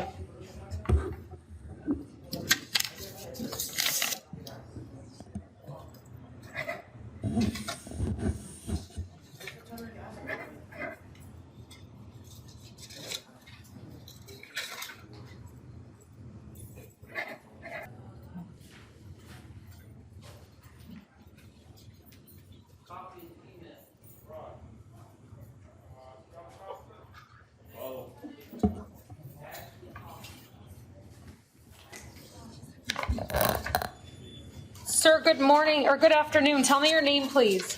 Jason Carbello. Mr. Carvello, this is 20 MM 4375. You were arrested for petty theft. There's probable cause. I'm going to appoint the public defender to represent you. Is there an offer for Mr. Caraballo? I'm sorry? I'm asking the state attorney if she has an offer on your case, sir. An offer is adjudication of guilt, 2 days warranty of guilt, 2 days credit time served. Restitution in the amount of $2.12 payable to Wawa. No return to Wawa at 8574 South Orange Blossom Trail. Abide by all trespass warnings and no contact with witnesses and court costs. Thank you. Mr. Caraballo, did you want to accept the state's offer? Yeah, I don't really understand what's going on. So, Mr. Caraballo, you were arrested for stealing from Wawa. Do you want to resolve the case by entering a plea today? Hey, pay attention. Possible. I can't see her. I'm sorry. You can't yeah, see I who? can hear you. I can hear you. I'm sorry. I don't know. Look what at I'm me. supposed to do. Look at me. What's Yeah. the problem? I don't know what's really. I just want to get out of here, but I don't. I'll do whatever gets me out of here as fast as possible Okay. to get so, to my Mr. kids. Caraballo, you need to listen Okay. to what I'm saying to you. Okay. Okay. You were arrested for petty theft, which is stealing from Wawa. Yeah, I didn't steal. I paid Well, for then it. you would want to have a trial on your case at some point. I just want to get out. If guilty gets me out faster, I'll plead guilty. I have 8 kids. My wife pregnant, about to have a baby. I just want to get out and get back to my family. Ms. Fowler, can you please speak to your client? Yes, sir.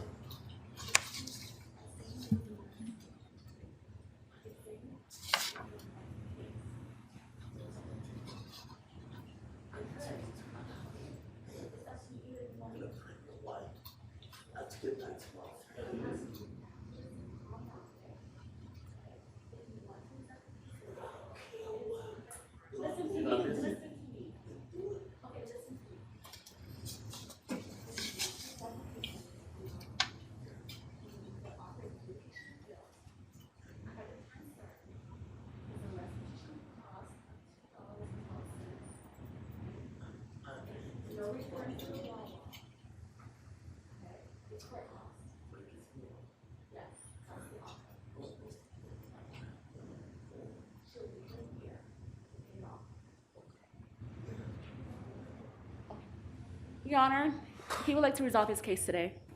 Sir, did you read the plea form before court this morning? No, I can't. I didn't. Do you need help reading the plea form? No, I can read it. It's just, I whatever she says. Your Honor, I will go over the report with him. Put your hands down. Put your hands down.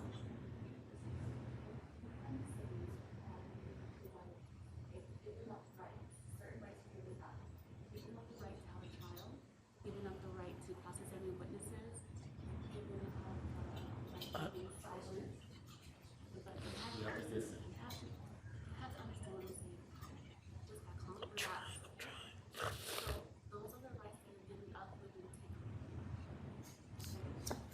You understand? If it gets me to my... You understand? Your Honor, he understands the plea form. All right, sir. Are you on probation? No, ma'am. Do you understand if you are not a U.S. citizen, this plea will subject you to deportation? Yes, ma'am. Have you taken any drugs, alcohol, or medication that would affect your ability to understand what's happening in court today? No, ma'am. I'm going to accept your plea, adjudicate you guilty, sentence you to 2 days in jail. You have credit for 2 days time served. You're not to return to the Wawa. You will have to pay court costs, which includes restitution in the amount of $2.21. Those will be due by June 15th of 2021, and you have 30 days to appeal the judgment and sentence of the court in writing. Thank you, sir. Okay, you're welcome.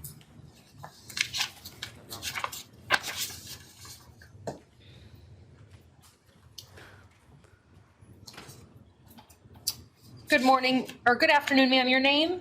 Ashley Coffey. Ms. Coffey, this is 20MM278. You were arrested for possession of drug paraphernalia. There is probable cause, and I'll appoint the public defender to represent you. Ms. Bush, was there an offer for Ms. Coffey? Yes, Your Honor, it's an adjudication of guilt, 2 days Orange County Jail, 2 days credit time served, and court costs. Ms. Coffey, did you want to accept that offer? What offer?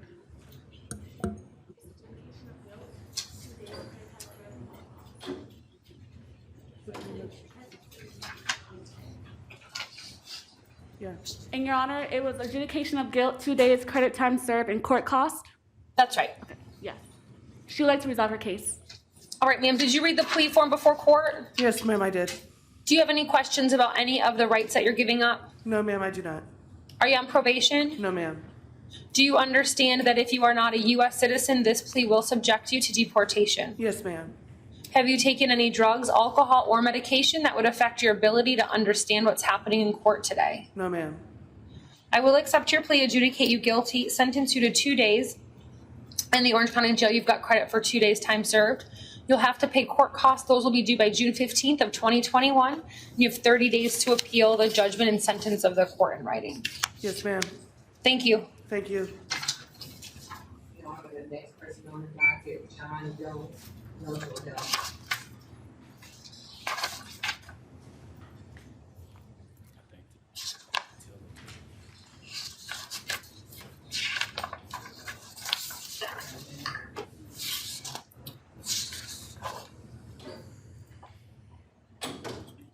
That's 20MM4378.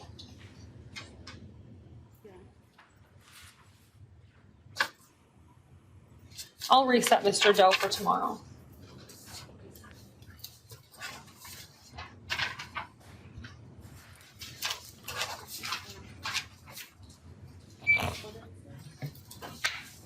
Good afternoon, are you Mr. Hardy? Yes, ma'am. How you doing? Good, sir, thank you. This is 20MO711. You were arrested for disorderly conduct. There is probable cause. I'm going to appoint the public defender to represent you. Ms. Bush, was there an offer for Mr. Hardy? Yes, Your Honor, it's an adjudication of guilt, credit for 2 days time served, and court costs. Mr. Hardy, did you want to accept the offer, an adjudication of guilt and 2 days in jail with credit for 2 days time served? Yes, ma'am. All right, did you read the plea form before court? Yes. Do you have any questions about any of the rights on the form? No, ma'am. Are you on probation? No. Do you understand if you're not a U.S. citizen, this plea will subject you to deportation? Yes. Have you taken any drugs, alcohol, or medication that would affect your ability to understand what's happening in court today? No, ma'am. I will accept your plea, adjudicate you guilty, sentence you to 2 days in jail. You have credit for 2 days time served. Okay. You will have to pay court costs, which will be due by June 15th of 2021. And you have 30 days to appeal the judgment and sentence of the court in writing, sir. Okay. Thank you. All right.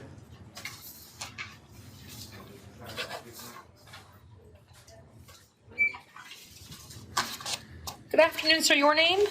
Warren Sanders. Mr. Sanders, you were here in 20MO712. You were arrested for disorderly conduct. There is probable cause. I'll appoint the public defender to represent you. Ms. Bush, was there an offer for Mr. Sanders? Yes, it's an adjudication of guilt, 2 days Orange County Jail, 2 days credit time served, and court costs. Did you want to resolve your case, Mr. Sanders? Yes, ma'am. All right. Did you read the plea form before court? Yes, ma'am. Do you have any questions about any of the rights you're giving up? No, ma'am. Are you on probation? No, ma'am. Do you understand if you are not a U.S. citizen that this plea will subject you to deportation? Yes, ma'am. Have you taken any drugs, alcohol, or medication that would affect your ability to understand what's happening in court today? No, ma'am. All right, sir, I will accept your plea, adjudicate you guilty, sentence you to 2 days in jail. You've got credit for 2 days time served. You will have to pay court costs, which will be due by June 15th of 2021. You have 30 days to appeal the judgment and sentence of the court in writing. Thank you, sir. Thank you.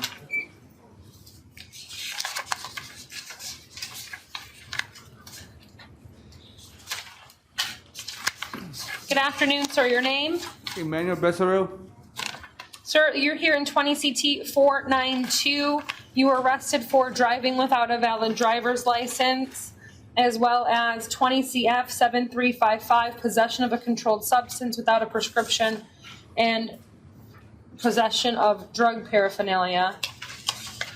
There's probable cause, sir. I'll appoint the public defender to represent you. Your bond on the traffic case is going to be $100. And bond in 20 CF 7355 will be 1,000 on count 1 and 100 on count 2.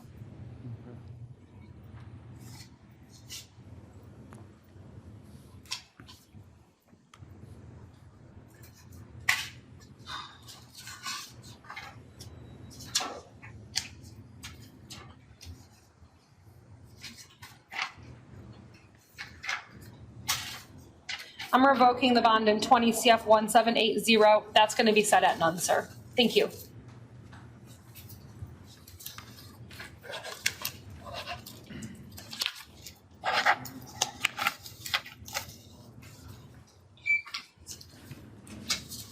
Good afternoon. Your name? Beck, Frankie. Excuse me? Beck, Frankie. Sir, this is 20 CF 1696. You were arrested pursuant to a probable cause habeas for burglary of an occupied dwelling, grand theft, dealing in stolen property, false information to a pawnbroker, harming a police animal, and resisting officer without violence. I am going to appoint the public defender to represent you. You are not to return to the scene. You are not to have any contact with the victim. You are not to attend any pawn shops. This is an old case already. I've already been bonded out on all this. They actually gave me a court date, and it said due to non-counsel, they pulled the warrant back because it says due to counsel, change of counsel on the internet. When I pulled it up, it says I have FTA for warrant, but then when I looked at it, it says due to non-counsel, they changed my PD to Division 19 to Division 84. So in that time, I could not go to it. I had no counsel to do anything on there. So the warrant shows that it was pulled, and then they gave me my warrant back. I didn't have a warrant no more. So last night, even the officers weren't sure to even arrest me. They were like, we're not sure to even arrest this guy. Because on the computer, my clerk of courts, it says FTA warrant, but then it says they pulled it, gave it back to me because due to non-counsel, they could not give me a warrant because I had no counsel. That's what I'm trying to figure this out myself. Because I shouldn't be here, I don't feel like right now. Like I had no court, I had no counsel at the time. I know, yes ma'am, I'm sorry. It's just, I lose everything every time I come in here.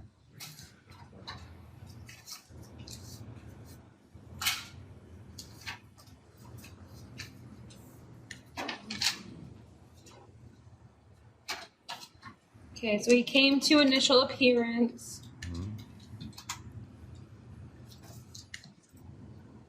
Back in February. And 4/20, they gave me a court date. Bonded out. Then in April, an information was filed.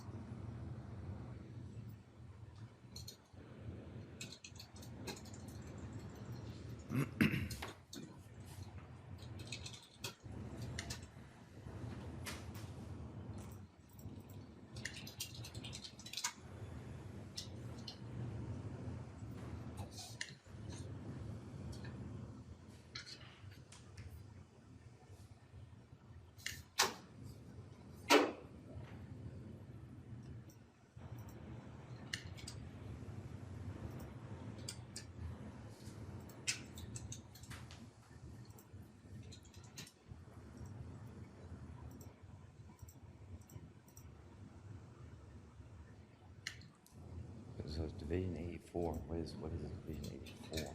I think you guys went that high. You do.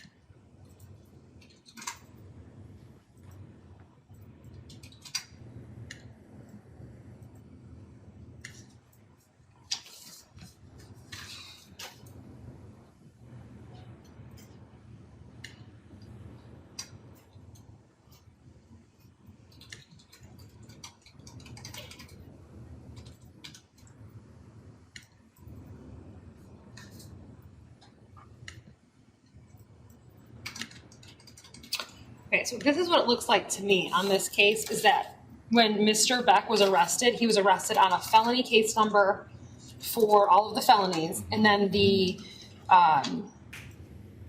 touching the police animal and the resisting without were on a separate affidavit. He bonded out on the cases. He failed to appear in the misdemeanor case, and Judge Jewett issued a capias. In the meantime, state filed one information and transferred misdemeanor cases into the felony case. But he never failed to appear in the felony case. No. He did in the misdemeanor case. So let me look at the capias.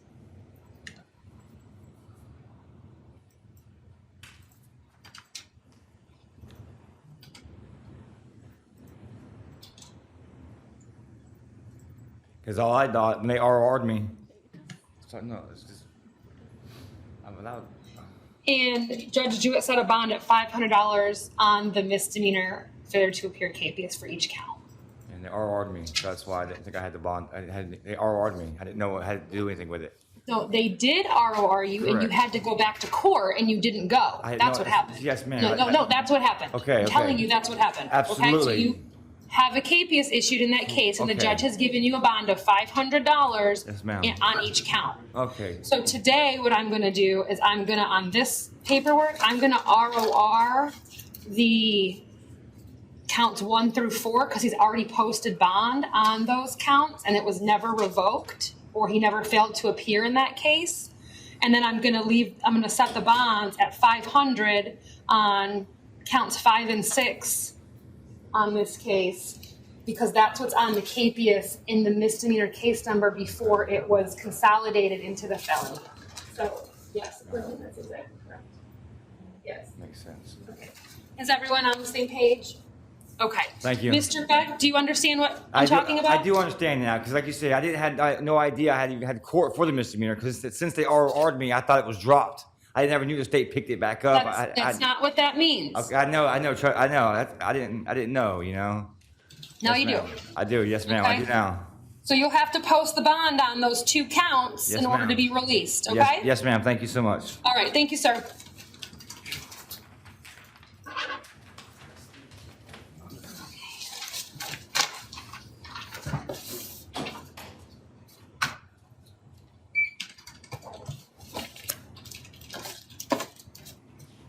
Who's next? Mr. Johannes, Eric Johannes? He's medical, Your Honor. Okay.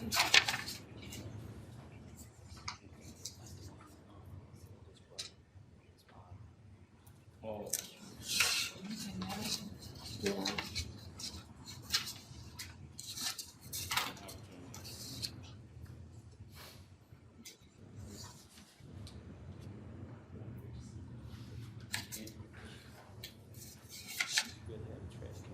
All right, I am going to reset Mr. Johannes' case for tomorrow. Mr. Jones? I'll review for it now. I'm going to appoint the public defender to represent Mr. Jones. Ms. Feller, do you want to waive his appearance? Yes, Your All right, that's 20 CF 7353. He was arrested for burglary of a dwelling and criminal mischief. There's probable cause. I'm going to appoint the public defender to represent him, as I stated. He's not to return to the scene or have any contact with the victims or possess any weapons or firearms. I'm going to stay the bond as to each count.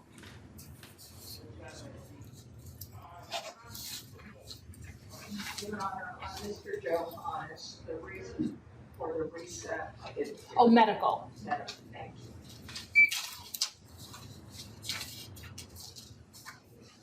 Mr. Richardson? He's on his way, Your Honor. Okay, great. Thank you.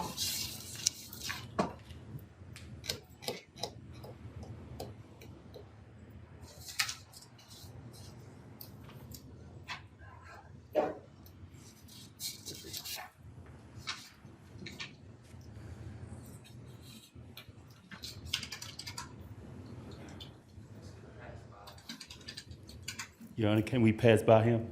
Sure.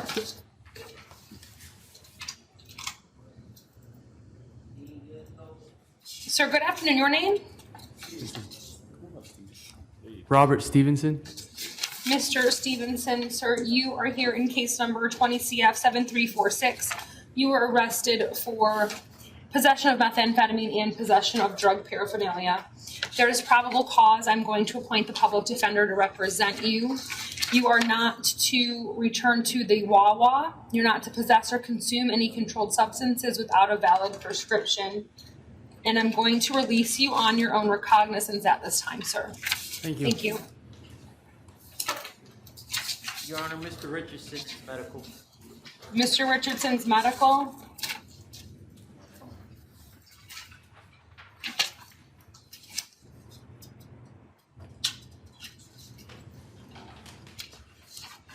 Ms. Fowler, I'm going to appoint your office. Do you want to waive his appearance? Yes, Your Honor. All right, that's 20 CF 7364. He was arrested for possession of methamphetamine, possession of cocaine, destruction of evidence, introducing contraband into a county facility, and possession of drug paraphernalia. There's probable cause for those offenses. Bond on count 1 will be $500. Bond on count 2, $150. 3, $150. 4, $150. 5, $100.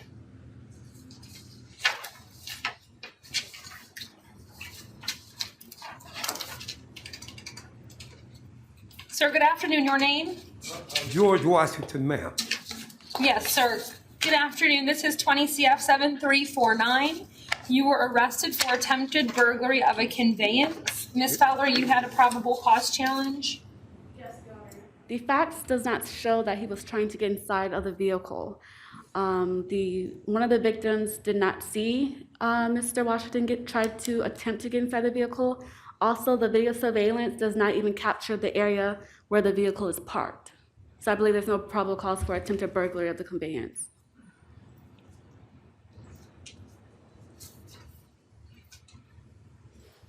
Ms. Bush?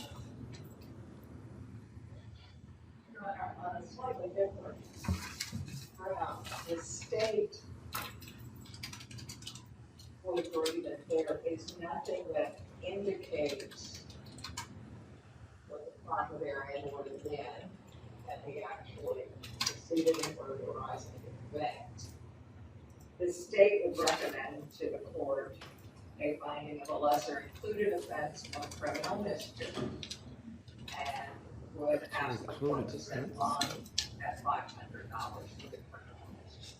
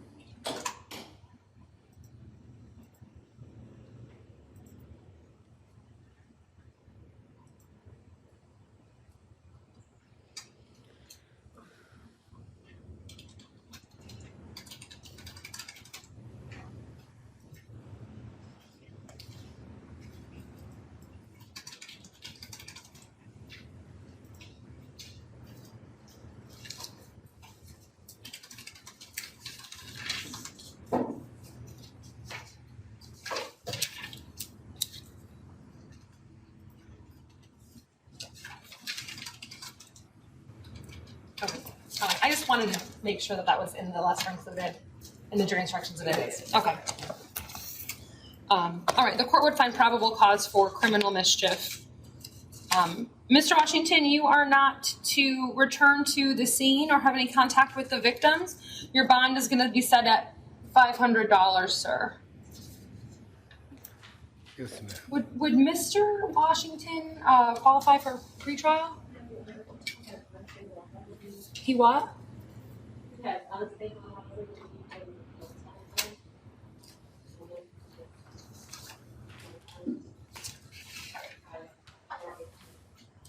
was working. All right, thank you, Mr. Washington.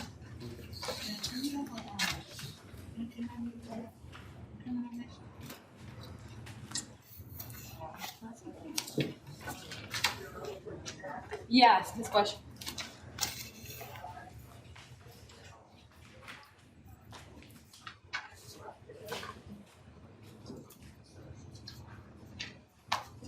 It's 806.13.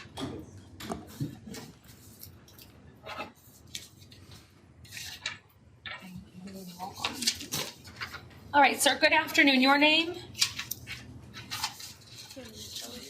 Wilson Santiago. Sir, you were arrested for burglary of a excuse me? They're laughing when I said my name. I was just saying that it's right on my ID. Okay. Sir, this is case number 20 CF 7354. You were arrested for burglary of a structure, grand theft, third degree of a motor vehicle, and possession of methamphetamine.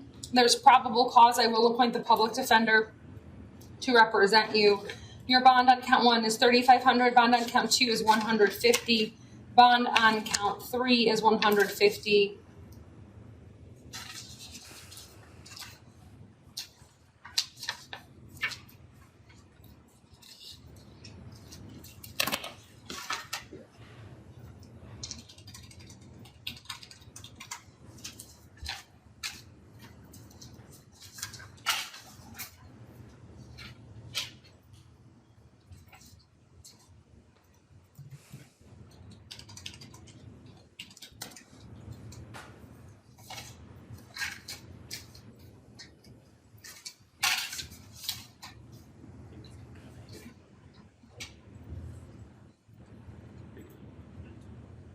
I'm waiting for the judge to come in. You guys are weird.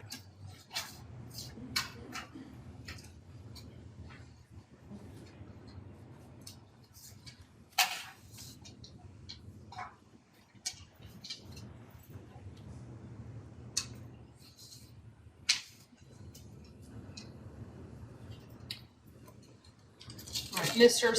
Santiago, I'm not going to take any action on your out on bond case at this time, sir. Thank you. What does that mean? I'm not revoking your bond. Okay, and ma'am, is there any possible way I could do, what is it called? The release trial? The PTR? Your Honor, does he qualify for PTR? He does not. Thank you, sir.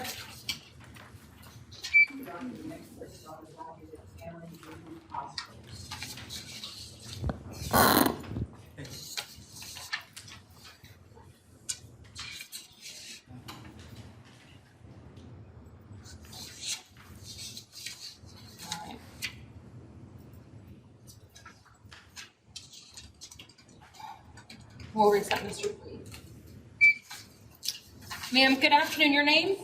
Marju. Ma'am, you were here for an out-of-county warrant from Lake County. It's related to a violation of probation and child abuse. At this time, your bond is set at none. I'm going to appoint the Orange County Public Defender to represent you so that they can assist you in coordinating your case with Lake County. So when are they gonna come pick me up? I don't know. They're not transporting inmates right now. That's why I've appointed the public defender here in Orange County to help you. Okay. Okay? I'm gonna stay here till, Until either your case is resolved or they begin transporting inmates between the jails. okay, so I can't stay here then, right? But is this time gonna count towards Yes. my time? And I don't get no bond. As of right now, no. Okay. Okay, but you All should right. get a form that's gonna give you the contact information for the public defender. Okay, so I need to get one then. Yes, you do. Okay, thank you. You're welcome. How do I get myself appointed a public defender? Here in jail? Oh, so I can use the jail protocol? Sir, good afternoon. Your name? John Thompson. Mr. Thompson, you're here for an out-of-county warrant out of Polk County. This is related to burglary of a conveyance and for petty theft. Your bond?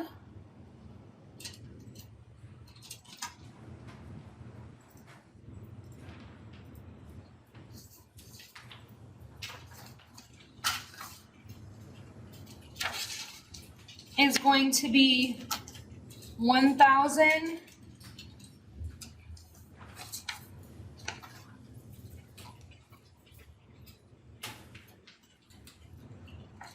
This says 4 counts, but this says 3 counts.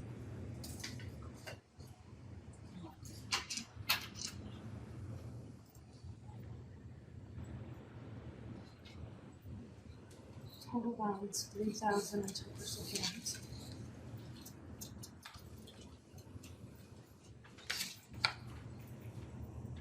Oh, I see. Okay. I'm gonna set bond at 500 then on count 1 and then stay the other 3 because it just says no bond until first appearance hearing on that first count, and then the bond has been set by the local judge on the other counts. There's 4 total. No, 500. What? It's 500 on count 1 and then 1,000 for the rest. All right, Mr. Thompson, did you follow me? No, ma'am. All I right, was so you missing, have a, that's okay. You have a bond total of $3,500, sir. Even the burglary of a conveyance as well? Correct. So I've set a bond on that first count. So I can bond out?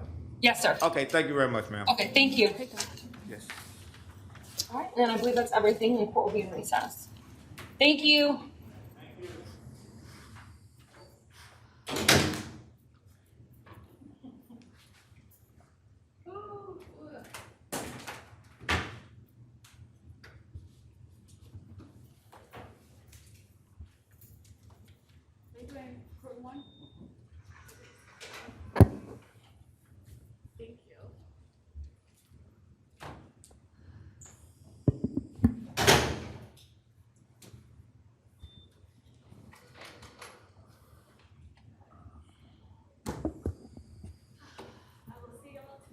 All right.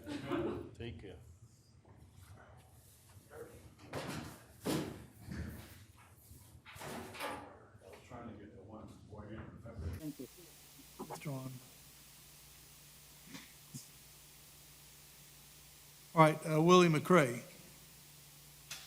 Richard Mendoza on behalf of Mr. McCray's 2 cases. Matt Kazera for the state.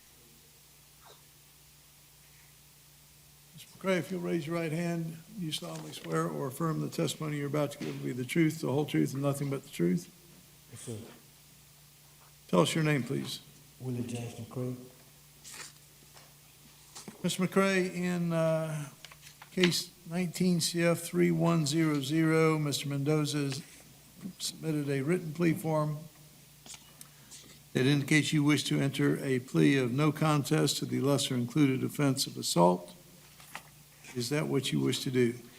Yes, sir. Okay, that charge is a misdemeanor, which is punishable by up to 60 days in the county jail, up to 6 months probation, and/or a fine of up to $500. Do you understand? Yes, sir. All right.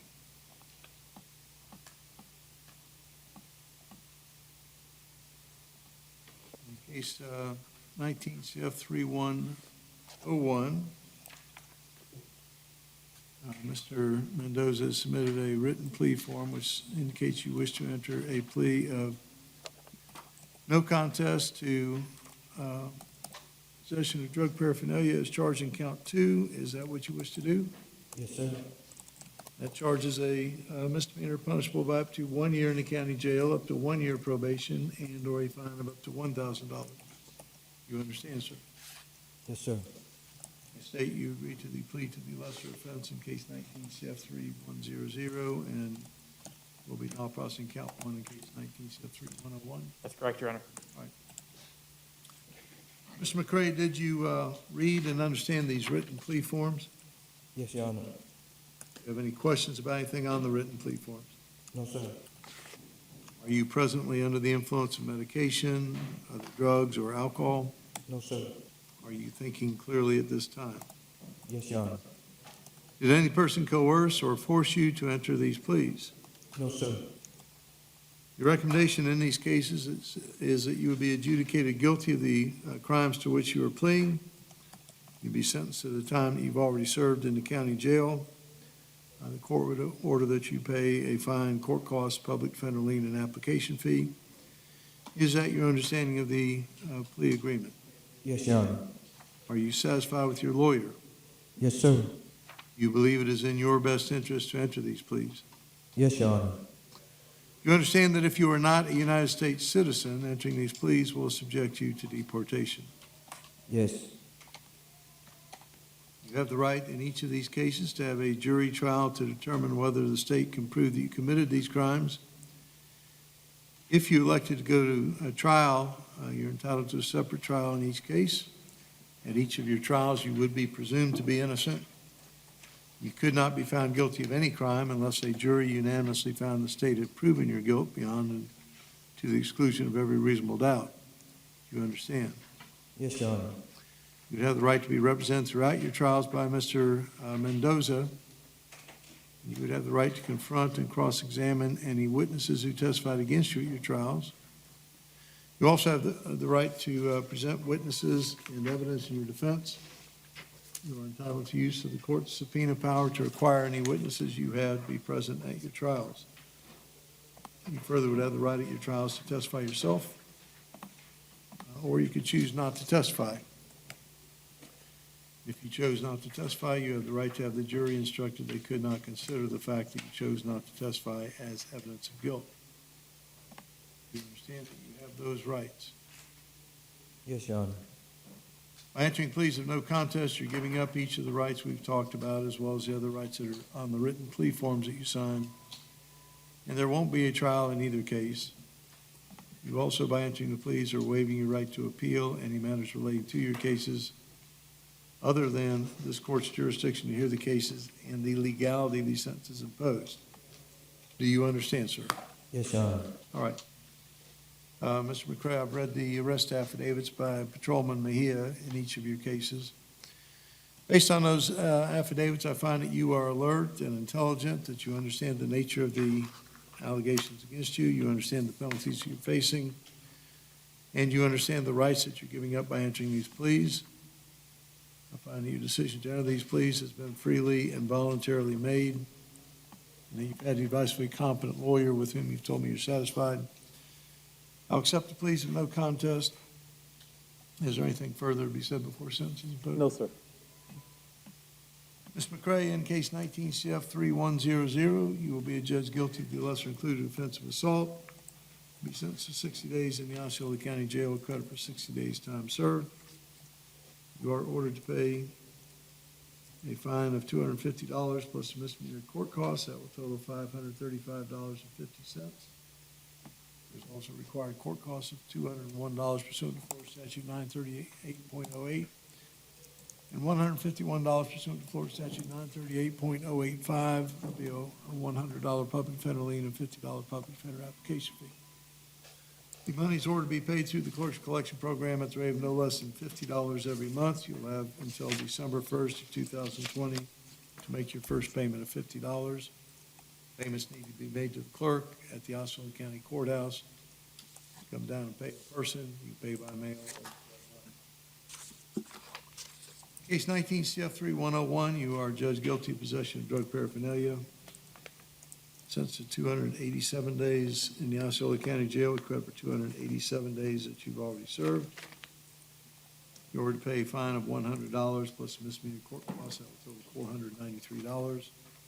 There'll also be a $100 public defender lien and $50 public defender application fee, all of which is payable through the clerk's collection program at the rate of no less than $50 every month consecutive to the payments were ordered in case 19 CF 3100. You have 30 days within which you can appeal the judgments and sentences that were just entered. If you wish to appeal and you cannot afford to hire a lawyer, I will appoint one to represent you. If you do not file an appeal in writing within 30 days, you waive your right to appeal. Do you understand, sir? Yes, Your Honor. All right, thank you. Thank you, Judge.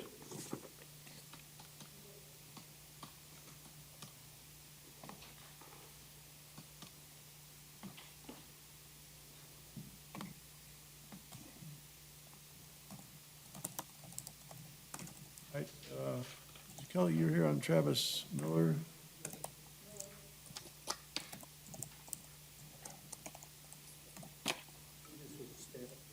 Yes, sir. What's happening in Mr. Miller's case? Judge, I just got retained last week when we had one that was represented by Mr. Zaleski. He allegedly committed another crime, so I'm representing them both. Okay. I have a list of others if you'd like those too. A list of what? I have a list of other cases if you'd like those too. Okay. So you believe you'll be taking over all of his cases? Amy. Okay. What? You haven't heard nothing yet? Okay.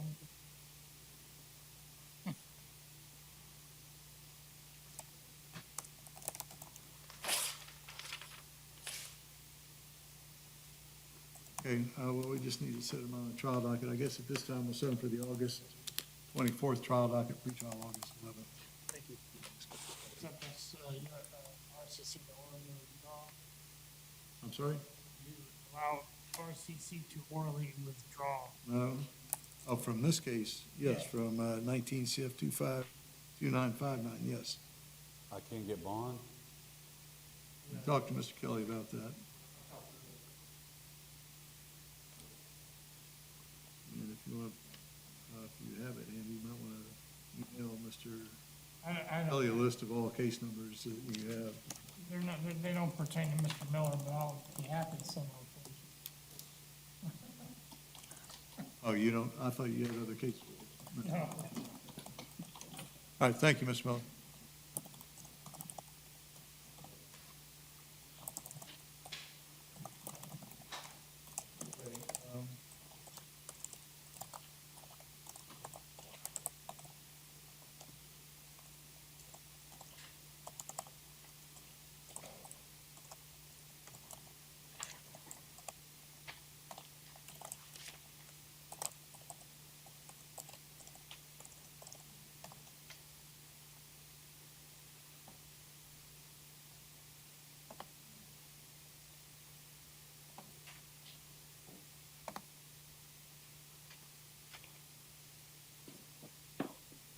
Camara, which case do you have, sir? Wilkins, Rosado, Lorenzo.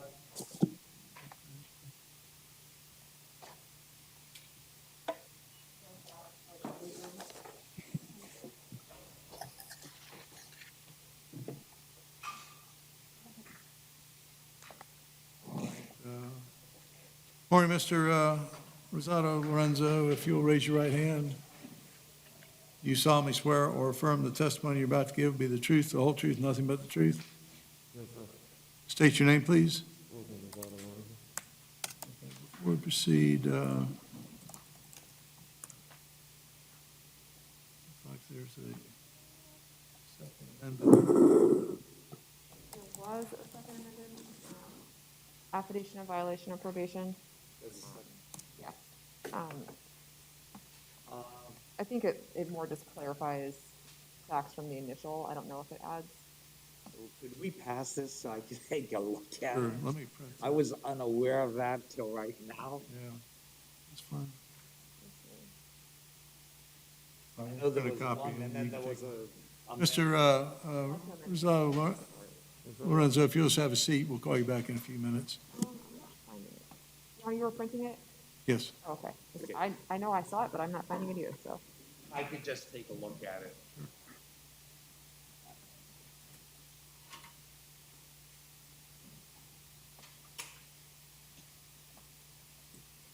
Okay, Carlos Pagan Quiles? Judge. I'm sorry to interrupt, but I really don't have a very good idea of what's going on, so I don't know if you're going to call my case or not. I haven't called it yet, but I can if you're ready. I'm impressed he made it. Yeah, that's you. All right, William Alonzo Cepeda. Matt Kazera for the state. If I may, Judge, I'm sorry? if I may proceed, may I proceed? Can he proceed? Yes. Okay, thank you. I have William Alonzo Cepeda here for a plea this morning on case number 2020 CF 3737. I have a signed plea form in front of me. I'm going to give it to the jail personnel after the plea. Mr. Kaiser already saw it this morning. He signed it as well. Mr. Alonzo Cepeda has signed it. And the negotiated resolution is the adjudication of guilt, 6 months in the county jail consecutive to the other time he's serving, with credit for 126 days.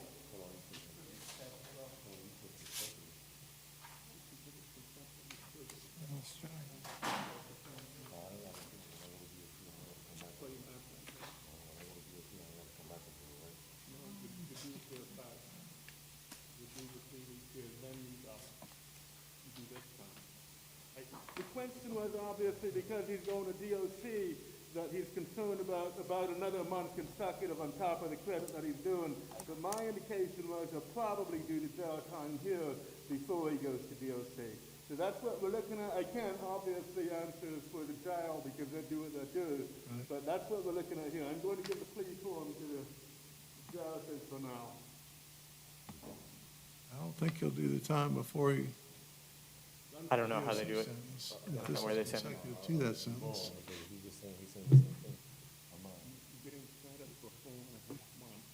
But is it interfering with, John, is this gonna interfere with my, I'm sorry?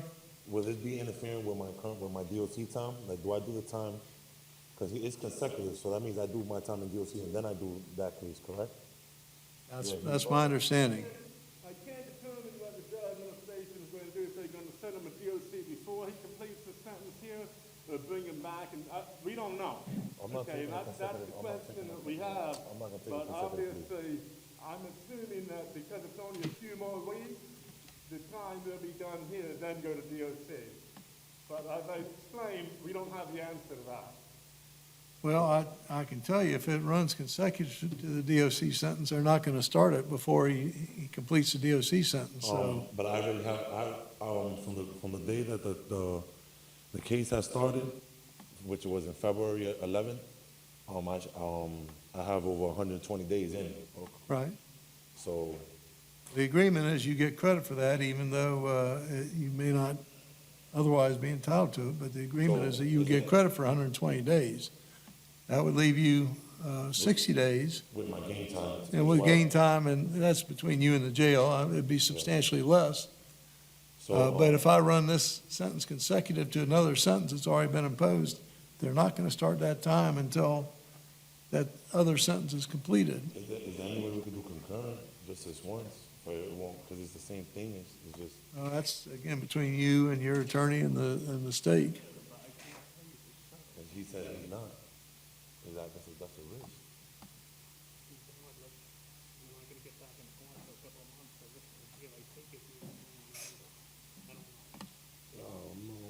This shit sounds crazy. If your concern is finishing in the DOC, you might be able to agree to a DOC sentence running concurrent and slightly longer than the sentence you were serving, but. Yeah, that's what I would be looking forward to, if that, you know. So what's your, I'm sorry, what is your DOC sentence? My DOC sentence is 24 months in DOC, but with the time I have, with the amount of time I have in, I'm supposed to be coming home December this year. Okay.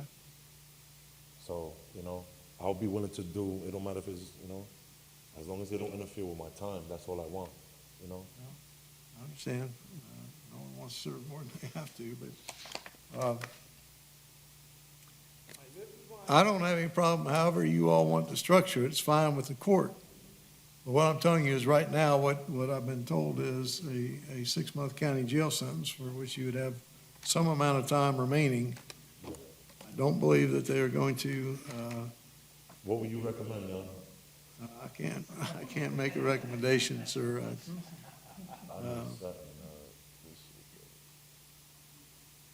But I would think that,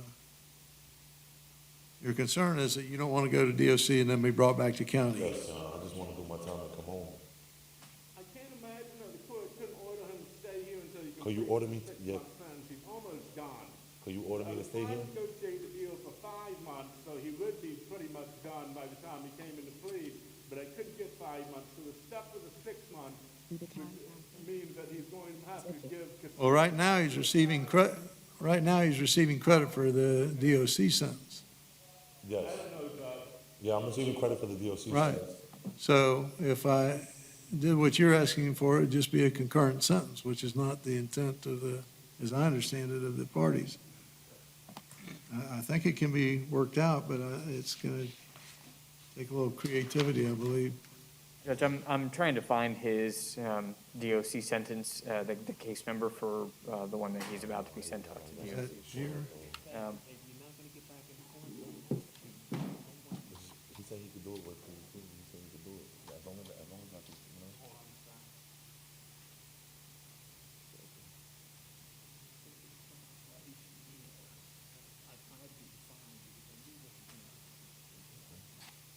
Yeah, but, like I said, if he could order me to stay here, like you said, that's perfect. Okay,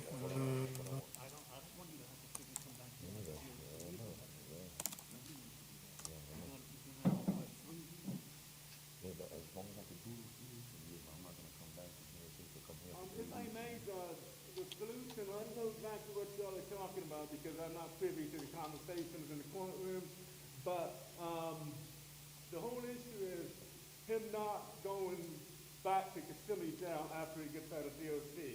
I imagine the court could order the sentence to be served before he goes to DOC, and that would solve the problem. That's- He's only got a few weeks left. So if the court can say, serve this sentence at the Osceola County Jail, then start the DOC sentence, we're good to go. I can't, yeah, I did. It looks like it's 17 CF 3056. Okay, and there's another one there. No fee sentence on both. They got 24 months with 311 days credit back in February. And that's 17 CF 1225 is the other one.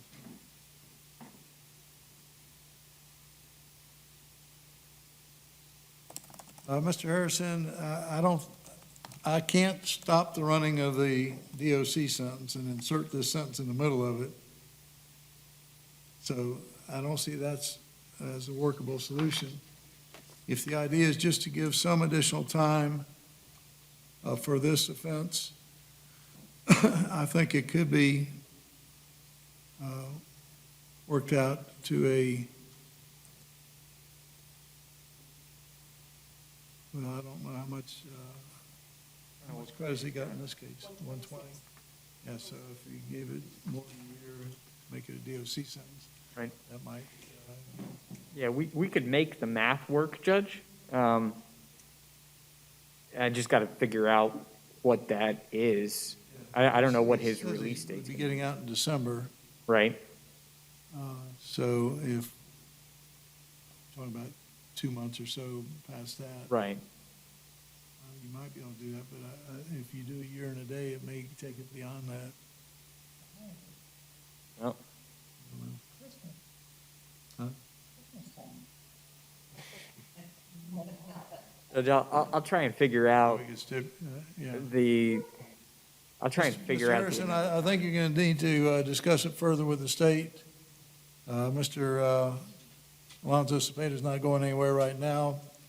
But with the plea as discussed, I don't think I can do what you're seeking.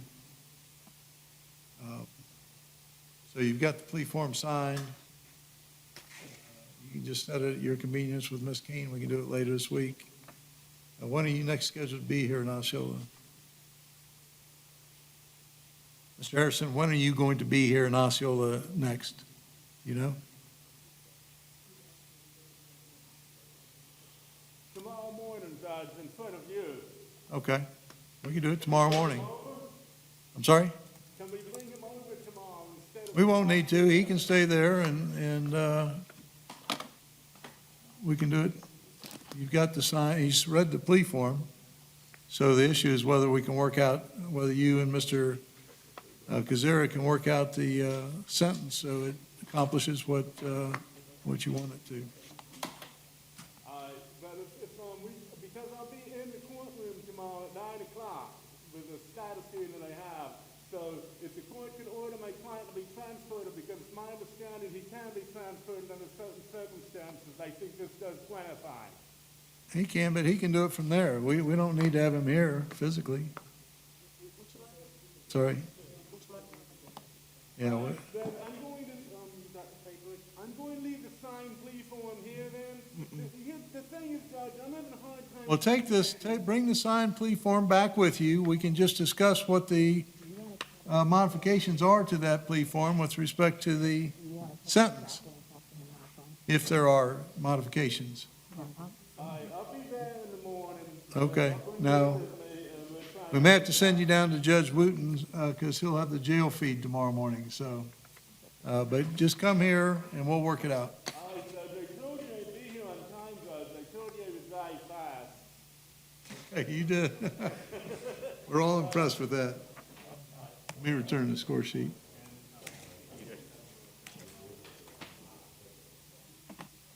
Your Honor, Yes. can we jump please to Jacob Perez Morales? I have a job appointment in 40 minutes. And my conversation, first of all, is going to Oh, I'm sorry, who is it? Jacob Perez Morales. Jacob Perez Morales.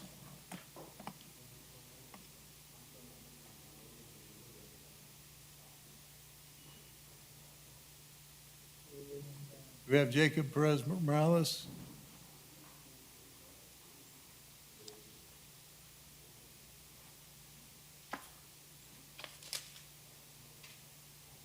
Basically, Judge, what this is that he failed to appear on June 8th.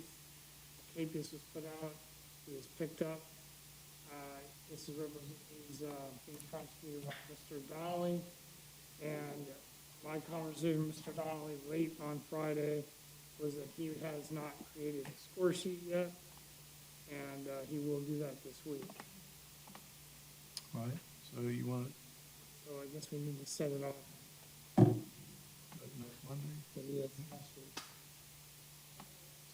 Okay, we'll reset Mr. Perez Morales to Monday, the 22nd.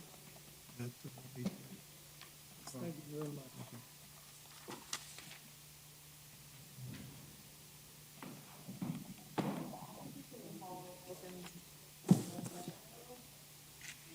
All right, Mr. Rosado Lorenzo.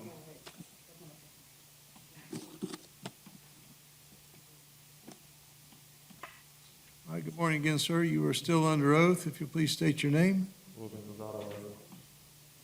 Okay, Mr. Rosado Lorenzo is here in case 10 CF 3663.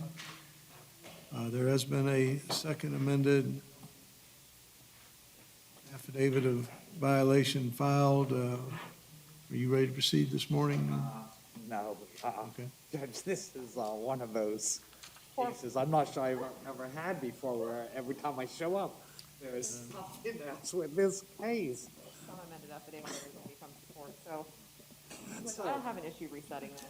Okay. I think, for the defendant's sake, I know there's been discussions about potentially pleading to the bench versus taking my plea, and I know the defendant has been having a hard time trying to communicate some last minute things that tend to come up underneath the counter. I think at the jail, I don't know if it's possible to have him present for something. I'm sorry, the jail what? I don't know if it's possible to have him transported for our next hearing or not. I know defense is kind of Right. have some real life. Some what? We just approach really quick. All right.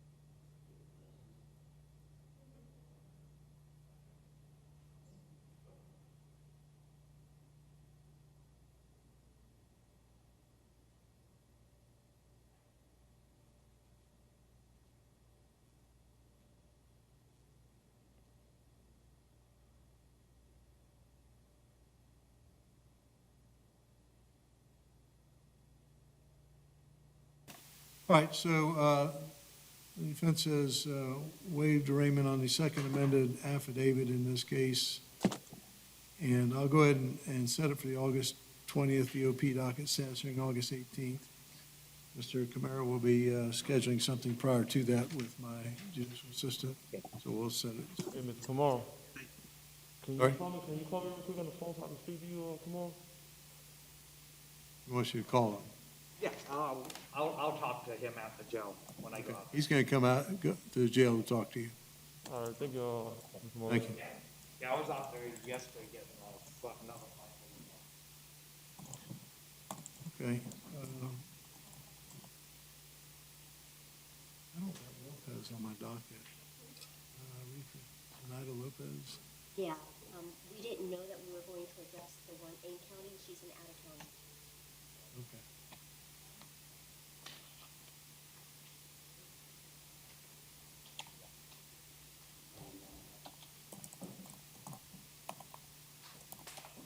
Right.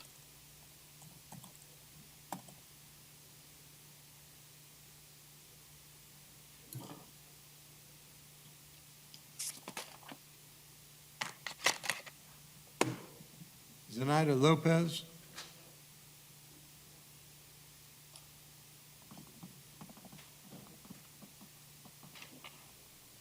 Good morning, Your Honor. Good morning, Ms. Lopez. If you'll raise your right hand, please. Yes, sir. Do you solemnly swear or affirm the testimony you're about to give will be the truth, the whole truth, nothing but the truth? Yes, sir.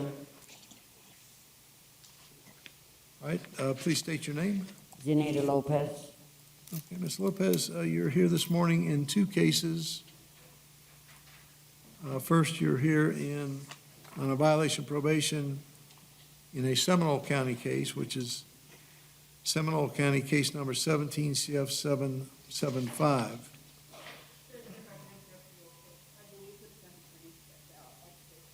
I'm sorry? I believe the defense attorney stepped out. I could go find him. I signed all the plea. Jonathan. Just one second. We need your attorney to come back. I didn't have the case on my docket this morning, so I didn't know what Mr. Mills was here for. So.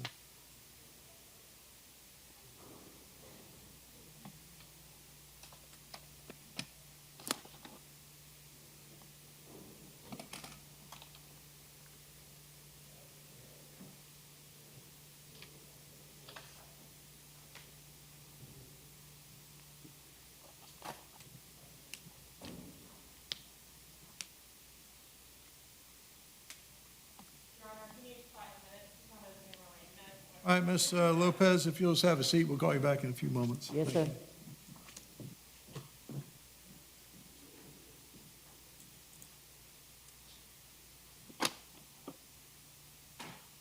Okay, Carlos Pagan Quiles.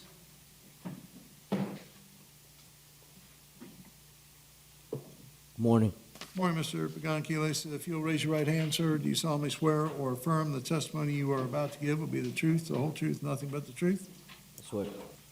Please tell us your name, sir. Carlos Pagan Quiles. Mr. Pagan Quiles,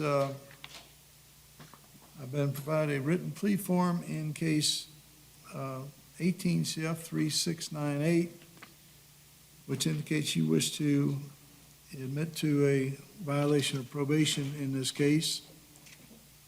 Is that what you wish to do? Yes, sir. You were placed on probation for possession of alprazolam, which is a third-degree felony punishable by up to 5 years state prison, 5 years probation, and/or a fine of up to $5,000, and it does carry a mandatory 6-month driver's license suspension upon the entry of an adjudication of guilt. Do you understand, sir? Yes, sir. You're accused of violating that probation. It's alleged that you failed to remain in the substance abuse treatment program with the ACS Wellness Group until you successfully completed it. It's alleged that you failed to complete community service hours as ordered. It's alleged that you violated Condition 1 by failing to report to the probation office for the month of May of 2019. It's alleged you violated Condition 3 by moving from your last approved residence at 1701 Mabott Mabott Street, apartment 101 in Kissimmee, on or about or during April of 2019. It's alleged you left your last employment at the Salsa King Barber Shop without permission of your probation officer, and that you failed to pay the fines and court costs as ordered. Do you understand what the allegations are? Yes, sir. If you admit that you willfully violated your probation can be revoked and terminated. You can be adjudicated guilty and sentenced to up to 5 years state prison. Do you understand? Yes, sir.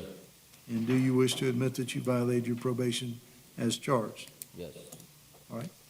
Did you read and understand the written admission form? Yes.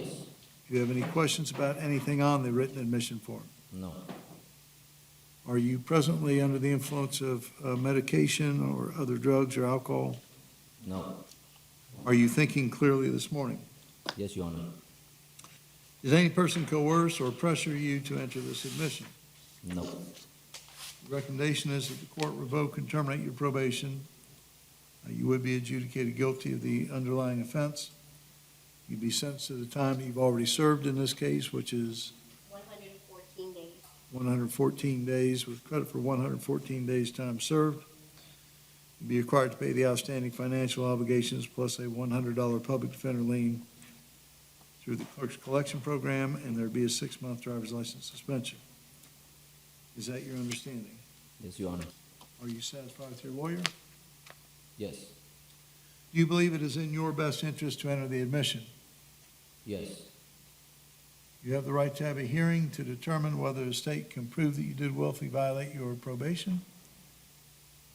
If you chose to proceed to hearing, you would have the right to be represented throughout the hearing by your attorney. You would have the right to confront and cross-examine witnesses who testified against you. You'd have the right to present witnesses and evidence in your defense. You are entitled to use of the court's subpoena power to require any witnesses you may have to be present at the hearing. You also have the right at the hearing to testify yourself. You understand? Yes. By entering the admission, you're giving up the rights we've talked about, as well as the other rights on the written admission form, and there won't be any hearing in your case other than a sentencing hearing. You also, by entering the admission, are waiving your right to appeal any matters relating to your case, with the exception of this court's jurisdiction to hear the case and the legality of the sentence imposed. Do you understand, sir? Yes. All right. Mr. Gonquiles, I find that you are alert and intelligent, that you understand the nature of the allegations against you, you understand the penalties that you are facing, and you understand the rights that you're giving up by entering the admission. I find that your decision to enter the admission has been freely and voluntarily made, and that you've had the advice of a competent lawyer with whom you've said you're satisfied. So I accept the admission in violation of probation.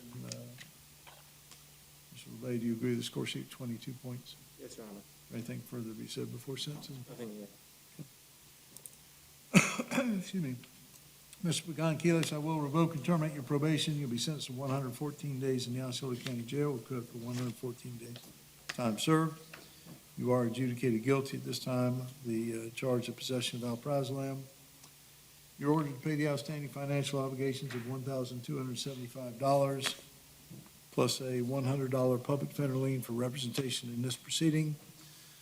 The money is all ordered to be paid at the rate of no less than $50 every month through the clerk's collection program. You will have until December 1st of 2020 to make your first payment.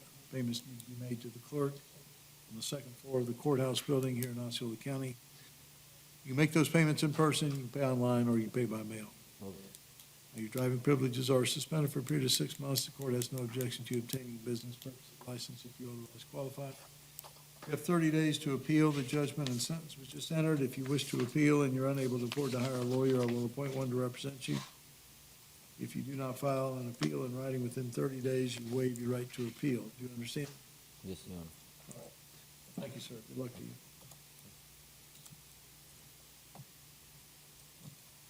All right, we can address Mr. Lopez. This time, Zenaida Lopez.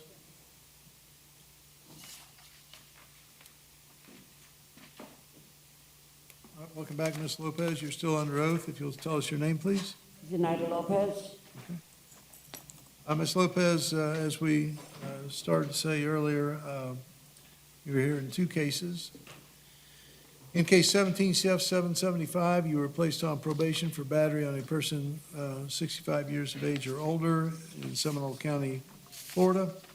That charge is a third-degree felony punishable by up to 5 years state prison, 5 years probation, and/or a fine of up to $5,000. Do you understand? Yes, sir. You've been accused of violating that probation. It's alleged that you violated Condition 5 by committing the offense of battery on or about February 29th of 2020 here in Osceola County.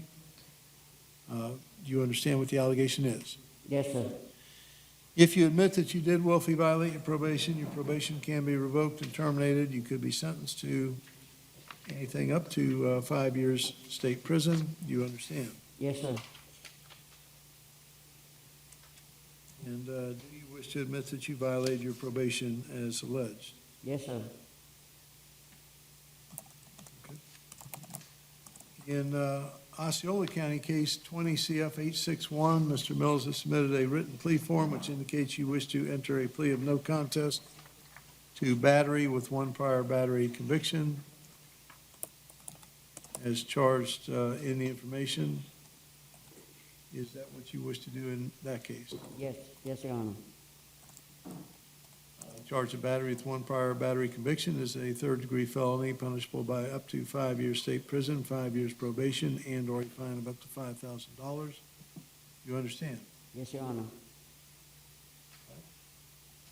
Ms. Lopez, the court is handling the Seminole County case 17 CF 775 pursuant to order of the Supreme Court appointing this court to handle out-of-county cases during the pandemic situation while inmates are not being transported readily between the counties. But is it your desire to waive any objection you may have to jurisdiction of this court or venue in order to plead to the Seminole County case? Yes, sir. Okay. Ms. Lopez, did you read and understand the written admission form and the written plea form in these cases? Yes, Your Honor. Do you have any questions about anything on either form? No, sir. Are you currently under the influence of any medication or other drugs or alcohol? No, sir. Are you thinking clearly at this time? Yes, Your Honor. Has any person coerced or forced you to enter these, this No, sir. admission and this plea? No, sir. Your recommendation in case 17 CF 775 is that the court would revoke and terminate your probation. You'd be sentenced to 6 months in the county jail with credit for 136 days time served in that case, which will be followed by a new period of 1 year community control. All conditions previously imposed as conditions of probation, financial and otherwise, will be continued as conditions of community control in that case. In the case 20 CF 861, the recommendation is you be sentenced to 6 months in the Osceola County Jail with credit for 108 days. 108 days time served, which will be followed by a period of 1 year community control, running concurrent with the community control in case 17 CF 775. You'll be required to submit to a mental health evaluation and follow through with any recommended treatment. You'll be required to complete 200 hours of community service. You'll be required not to possess any weapons or firearms while on community control. Not be allowed to possess or consume any alcoholic beverages or any controlled substance without a valid prescription.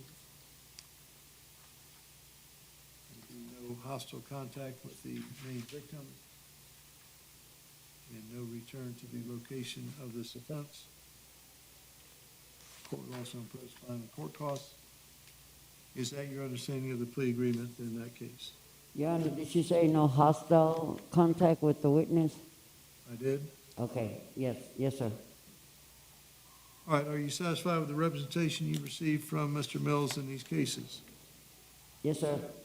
Do you believe it is in your best interest to enter these pleas? Yes, Your Honor.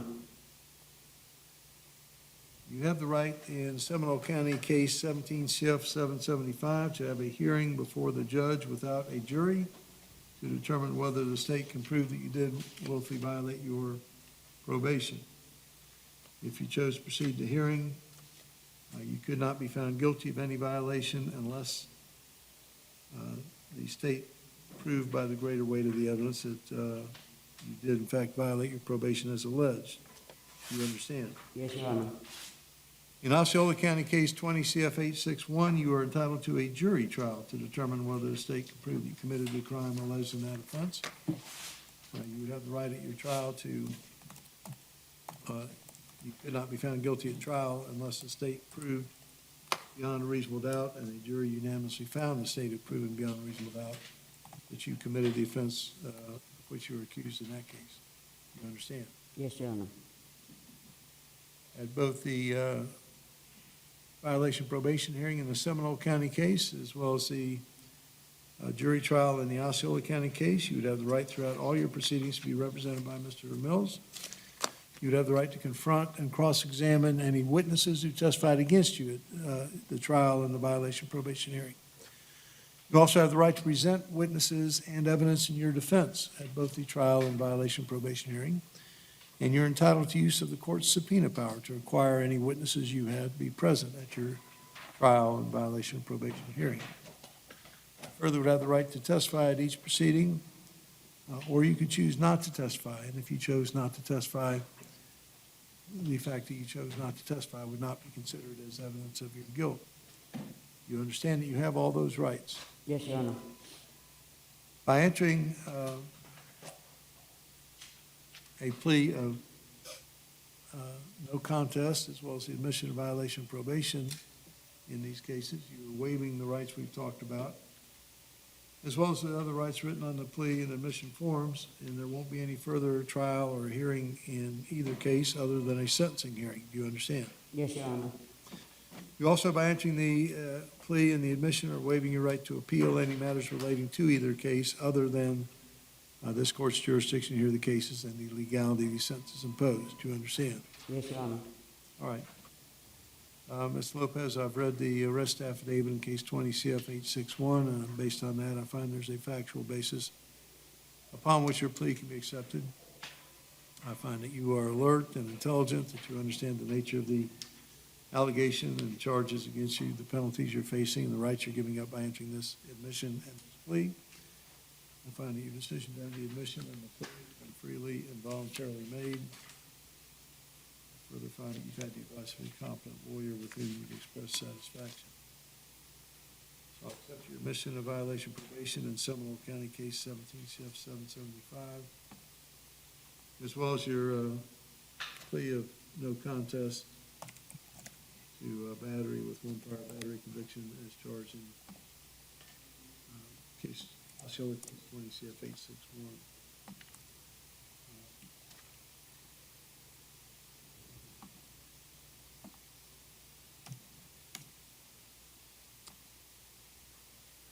Okay. Probably really ought to be on one score sheet. But, I'm sorry, Your Honor. so we probably really ought to be on one score sheet for one sentencing. But, I believe I handed a global score sheet with the additional offenses as the violation of probation case number. but I think it would probably work the other way. Truth be known, since that would result in a higher score, but.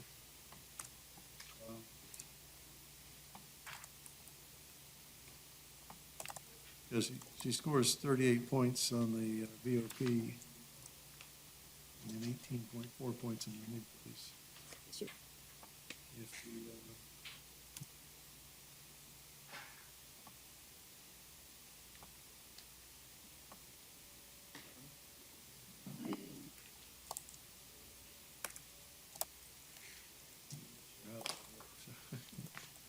Your Honor, I'm taking a look at the score sheet right now.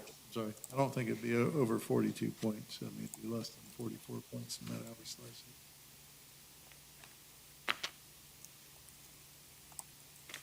if they're both here in Osceola County.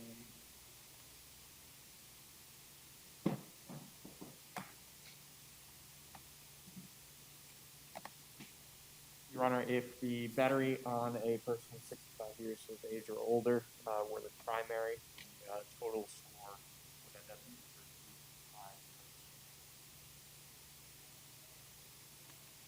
35. Okay.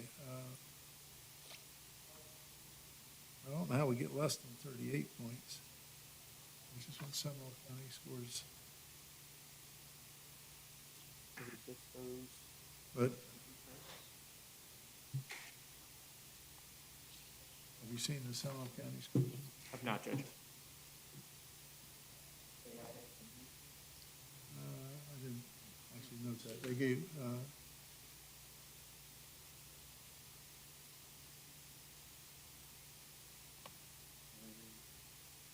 and Ms. Lopez, we're just, it's a little bit confusing because of the two counties, so we're trying to get the correct score sheet. That's okay, Your Honor. This will not have an effect on you unless there's another violation, in which case it could have a significant effect. Yes, sir. Okay, I understand. all right.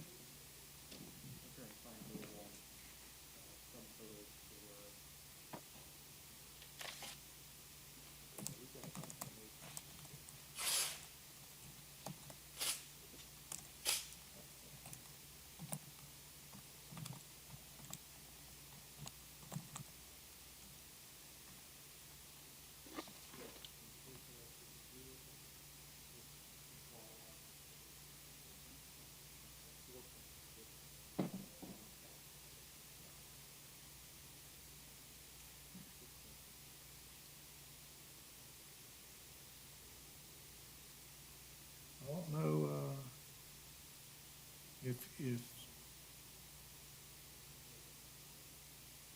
if the Seminole County case is the primary offense, and I don't think legal status points would be scored. I think it is for any of the offenses in either primary or additional offenses, obviously not for prior. If you pop it over to. Yeah, that brings it up to 42.5.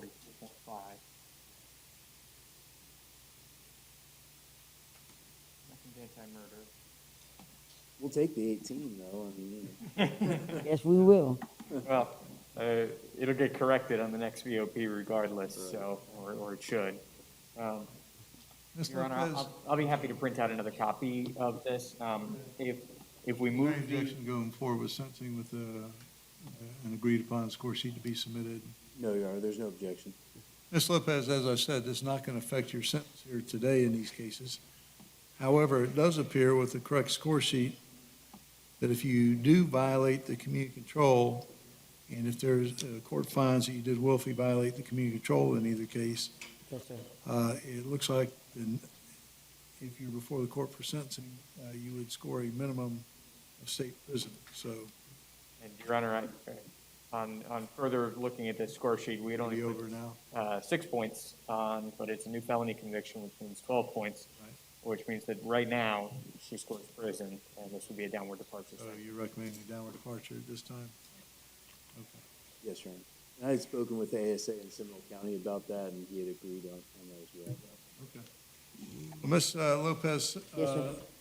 subject to the state and defense filing an amended score sheet that both agree upon, the court, based on the uncoerced plea agreement between yourself and defense, and based on the Supreme Court order appointing this court to resolve out-of-county cases during the period of the pandemic, or during the period specified in the order. In Seminole County case 17 CF 775, I will revoke and terminate your probation. You'll be sentenced to 6 months in the county jail with credit for 136 days that you've already served, which will be followed by 1 year of community control. Court will impose as conditions of community control all conditions, financial and otherwise, that were previously imposed as conditions of probation in that case. In case 20 CF 861, the court will impose a downward departure sentence pursuant to the uncoerced plea agreement, again, between yourself and the state. You will be adjudged guilty of battery with one prior battery as charged in the information. You'll be sentenced to 6 months in the Osceola County Jail with credit for 108 days time served, which will be followed by 1 year of community control. That period of community control will run concurrent with the community control imposed in Seminole County Case 17 CF 775. You will be ordered to submit to a mental health evaluation within the first 90 days of your community control and follow through with any recommended treatment. You will be required to complete 200 hours of community service at a rate of no fewer than 16 hours every month, beginning no later than the second month of your community control. It'll be a condition of your community control that you not possess any weapons or firearms of any kind. You will not be allowed to consume any controlled substance without a valid prescription or possess any controlled substance without a valid prescription. You will not possess or consume any alcoholic beverages. You'll be subject to random testing while on community control. It'll be a condition of your community control that you not have any hostile contact with Michelle Marie Matos Agustina. And, what was the location that we did not? Location, Your Honor, is 1891 Windward Oak. Okay, you will not return to the area of 1891 Windward Oaks Court in Kissimmee while on community control. Yes, sir. You are ordered to pay court costs of $415, a $100 cost of prosecution. The court will impose a fine of $250. There's a required court cost of $201 pursuant to Florida Statute 938.08 and $151 pursuant to Florida Statute 938.085. And Mr. Mosby will retain in these cases. Yes, Your Honor. I'll order that you pay the money that's owed in this case at the rate of no less than $50 every month. Do you know what the financial balance is in Seminole? Yes, I do. The financial balance in Seminole is $618.75. Okay. I'll order that you pay the money in the Osceola County case through the clerk's collection program at the rate of no less than $50 every month. You'll have until December 1st of 2021 to make your first payment. Yes, sir. You'll have time to get the Seminole County paid off first, get your community control finished, and then you can start paying the Osceola County case. Yes, sir. You'll be required to submit a biological specimen for inclusion in the Florida Department of Law Enforcement DNA database. So it's take an oral swab from you either at the jail or at the probation office. You are ordered to report to the probation office here in Osceola County no later than 2:00 p.m. on the next business day following your release from the jail. Now, you can be living in Osceola or Seminole or somewhere else. Yes, I'm gonna be moving in with my fiance in Kissimmee. Okay, that's fine. Well, when you meet with the probation office here in Osceola, they'll tell you what you need to do. I don't know if you'll need to report separately in Seminole, since both cases will be supervised here, apparently. Is there anything further with respect to the sentence? No, Your Honor. May I approach the You may.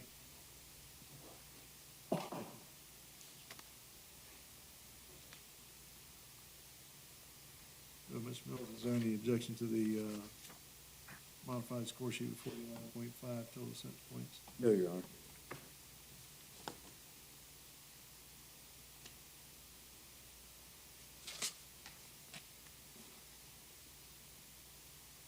All right, Ms. Lopez, you do have 30 days within which you can appeal the judgment and sentence that was just entered.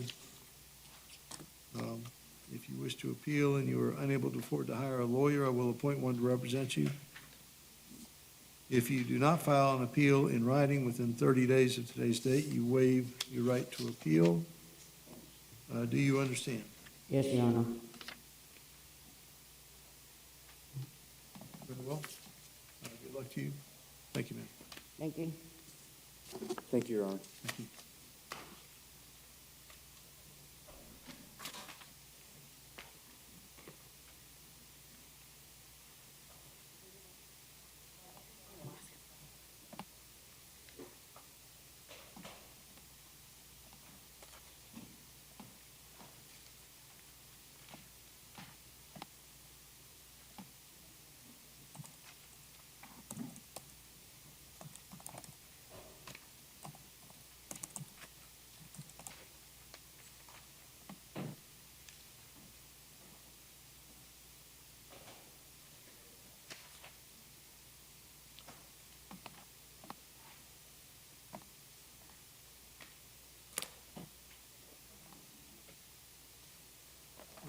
Miguel Torres. Alicia Smith on behalf of Mr. Avila Torres. He should be in the back there, I don't know where the officer is.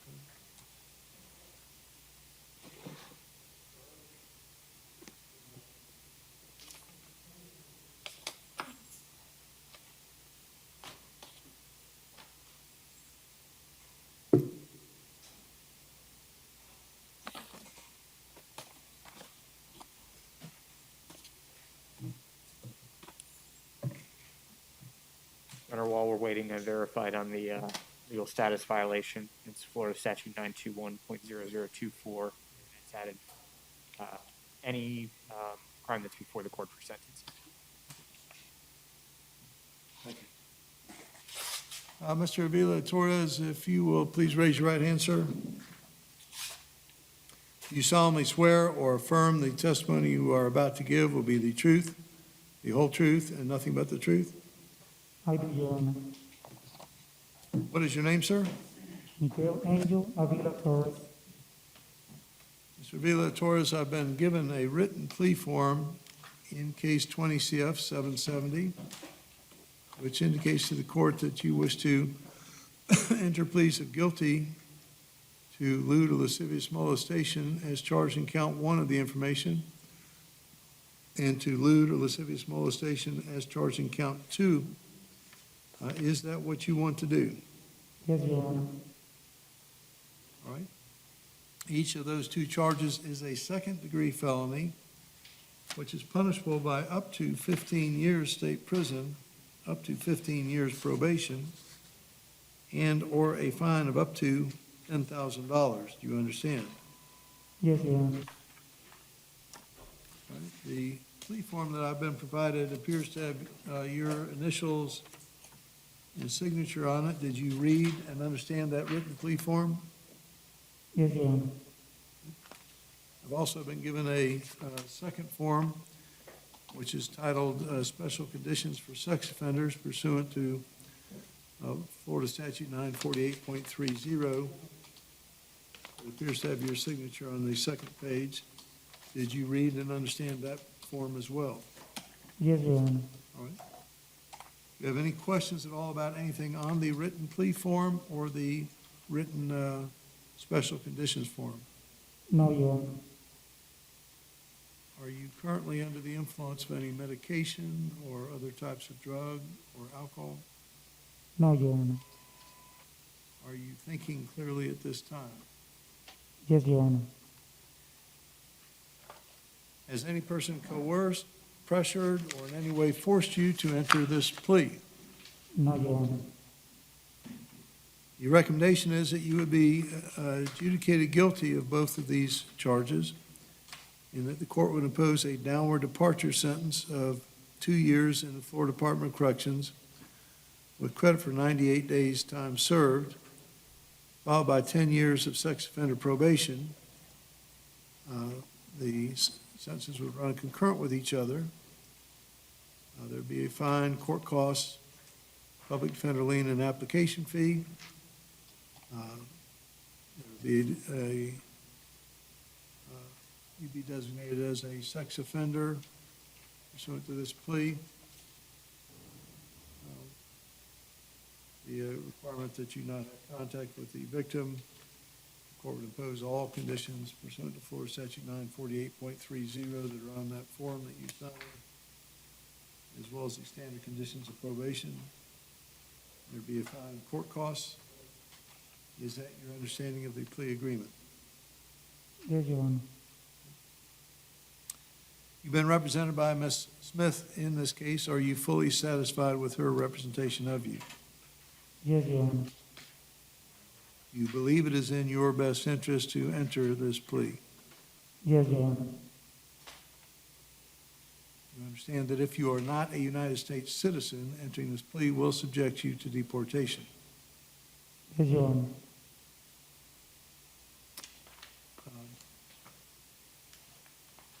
Based on the nature of the charges in this case, once you complete any prison sentence the court might impose in this case, or if you, after being released in this case, are ever sentenced to state prison in any other case, once you complete any prison sentence imposed, you could be committed civilly under the Jimmy Rice Act as a sexually violent predator. If that civil commitment were to occur, it would be for an indeterminate period of time, which could extend up to the rest of your life. Do you understand? Yes, Your Honor. Mr. Avila Torres, you have the right to have a jury trial in this case. If you elected to go to trial, at your trial, you would be presumed to be innocent.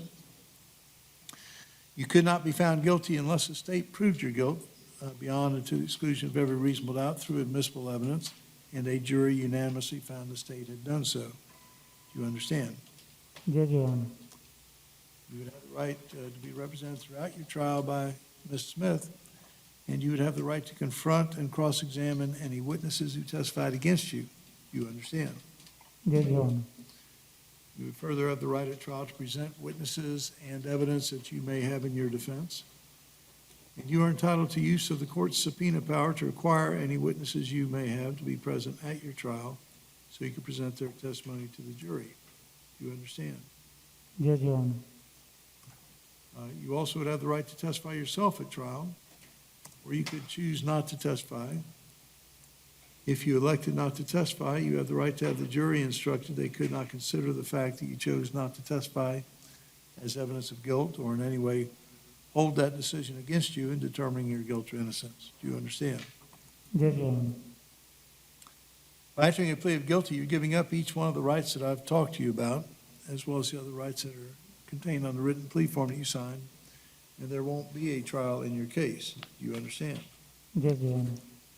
You also, by entering this plea, are waiving your right to appeal any matters relating to this case other than this court's jurisdiction to hear the case and the legality of the sentence imposed. Do you understand, sir? Yes, Your Honor. Very well. Mr. Avila Torres, I've read the arrest affidavit by Detective Claudio, the Osceola County Sheriff's Office, in the court file. And based on that affidavit, I find that there's a factual basis upon which your plea can be accepted. I find that you are alert and intelligent, that you understand the nature of the charges against you, you understand the penalties that you're facing in this case, and you understand the rights that you're giving up by entering this plea. I find that your decision to enter the plea has been freely and voluntarily made. You've had the advice of a competent lawyer with whom you've expressed satisfaction. So I'll accept your plea of guilty. Ms. Smith, does the defense agree to score sheet with 164 total sentence points? No objection, Judge, we waive PSI. State your recommending a downward departure sentence. Yes, Your Honor. Mr. Avila Torres, based on the uncoerced plea agreement between yourself and the state of Florida, the court this time will, having accepted your plea, impose a downward departure sentence. You will be adjudged guilty of lewd or lascivious molestation as charged in count 1, and lewd or lascivious molestation as charged in count 2. As to each of those counts, you'll be sentenced to 2 years in the Florida Department of Corrections. We'll cut for 98 days that you've already served, followed by 10 years of sex offender probation. These sentences will run concurrent as to each count. You are ordered to a court cost of $415, a $100 cost of prosecution, a fine of $500, $151 pursuant to Florida Statute 938.10 due to the age of the victim, a $100 public defender lien, a $50 public defender application fee. The money is all ordered to be paid at the rate of no less than $50 every month, beginning no later than the 4th month of your probation. There'll be a condition of your probation that you not have any contact directly or indirectly with Stephanie Avila Feliciano. And again, the court, in addition to the standard conditions of probation, is imposing all conditions set forth in Florida Statute 948.30, specifically including electronic monitoring. The court does find pursuant to Florida statute 775.21 that you qualify as a sexual offender under Florida law, and the court will so designate you.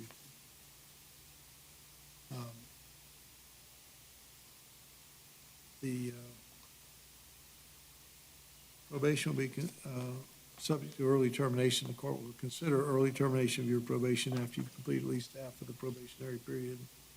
If all terms, conditions have been completed without any violations.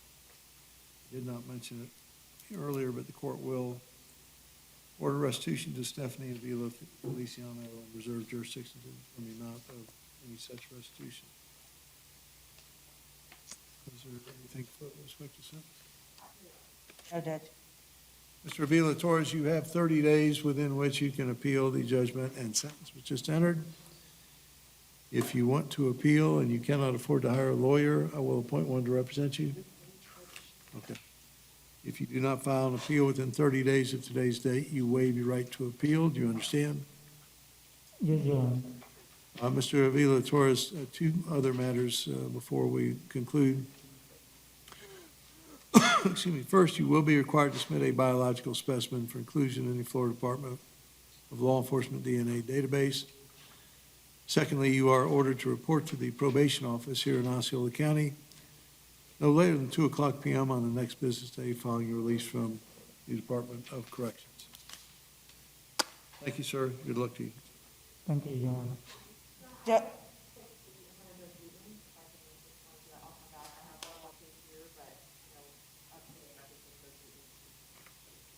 Well, we can, why don't we do McCluskey real quick? And Sorry, Judge. One thing on Avila Torres, I know he sat down. He potentially might be relocating to Puerto Rico upon release, so I would just ask. I have no objection to his probation being transferred to any other U.S. state or territory. Morning, Right. sir. Good morning. Samuel McCluskey.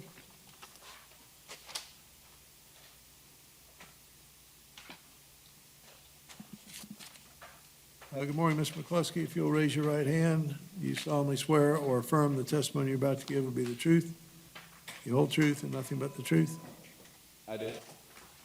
John, before we begin, Mr. McCluskey has his executed plea forms with him, and we have our executed plea forms from the state and myself with you.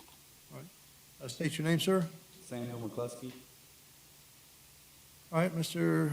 McCluskey, you're here today in two cases. In case 07 CF 627, you were placed on probation for lewd or lascivious battery, which is a second-degree felony punishable by up to 15 years state prison, up to 15 years probation, and or a fine of up to $10,000. And in case 10 CF 4029, you were placed on probation for 8 counts of possession of materials depicting sexual performance by a child, each of which is a third-degree felony punishable by up to 5 years state prison, up to 5 years probation, and or a fine of up to $5,000. Do you understand? Yes, sir. You've been accused in each case of violating your probation. It's alleged that you did so by violating condition 30 of the Jessica Lunsford Act, sex offender probation order, by accessing the internet or other computer services prior to a qualified practitioner recommending access following a risk assessment and the court approving such access. It's specifically alleged that on or about October 23rd of 2019 that you were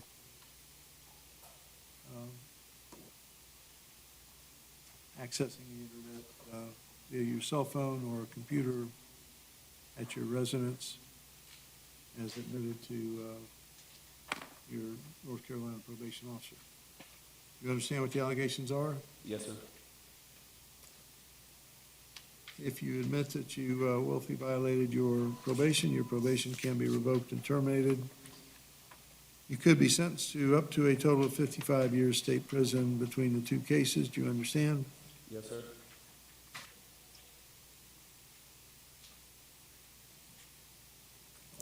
Did you read and understand the written admission forms?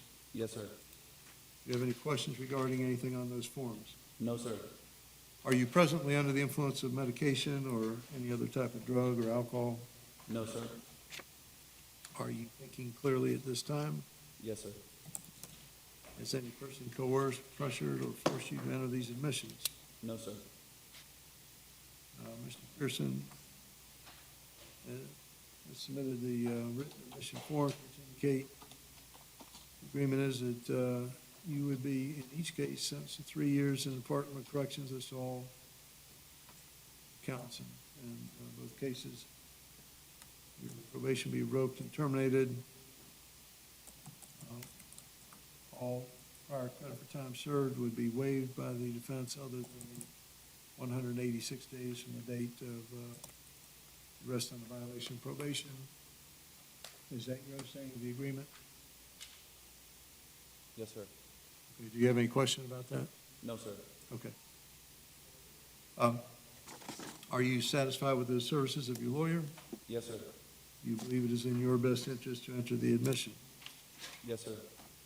The state recommending a downward departure sentence. Yes, Your Honor, and I'm sorry, I know we structured this one a little bit weird. We just have different credit on different cases, so we just wanted to make more time than we thought. But for DOC, just in case there's confusion, the intent of the parties is that he does 3 years from the date he was arrested on the DOC. He's got prior DOC time on both. Right. All right. Mr. McCluskey, you have the right to have a hearing to determine whether the state can prove that you did willfully violate your probation in these cases. If you chose to proceed to hearing, at the hearing you would have the right to be represented by Mr. Pearson. You would have the right to confront and cross-examine any witnesses who testified against you. You'd have the right to present witnesses and evidence in your defense. You are entitled to have the court order any witnesses you had to be present at the hearing so you can present their testimony. You also have the right at the hearing to testify. And again, you could not be found guilty unless the state proved by preponderance of the evidence that you did willfully violate your probation as alleged. You understand? Yes, sir.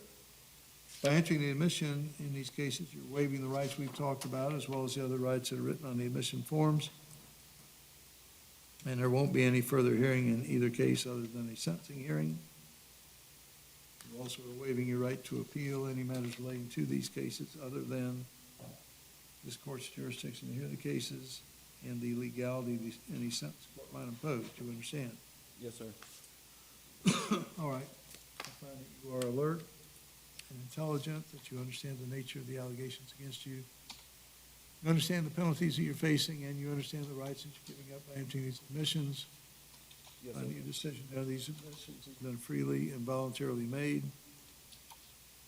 You've had advice of competent counsel with whom you can tell me you're satisfied. Mr. Pearson, I note that the Sheriff's Department is seeking cost of extradition of $776.25. Does the defense agree with that? I'm sorry, Judge.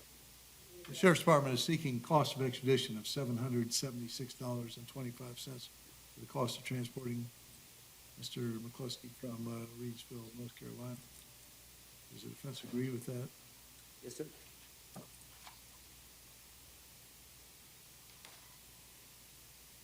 All right.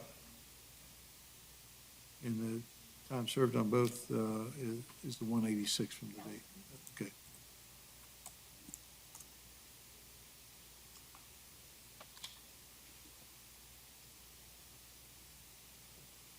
All right.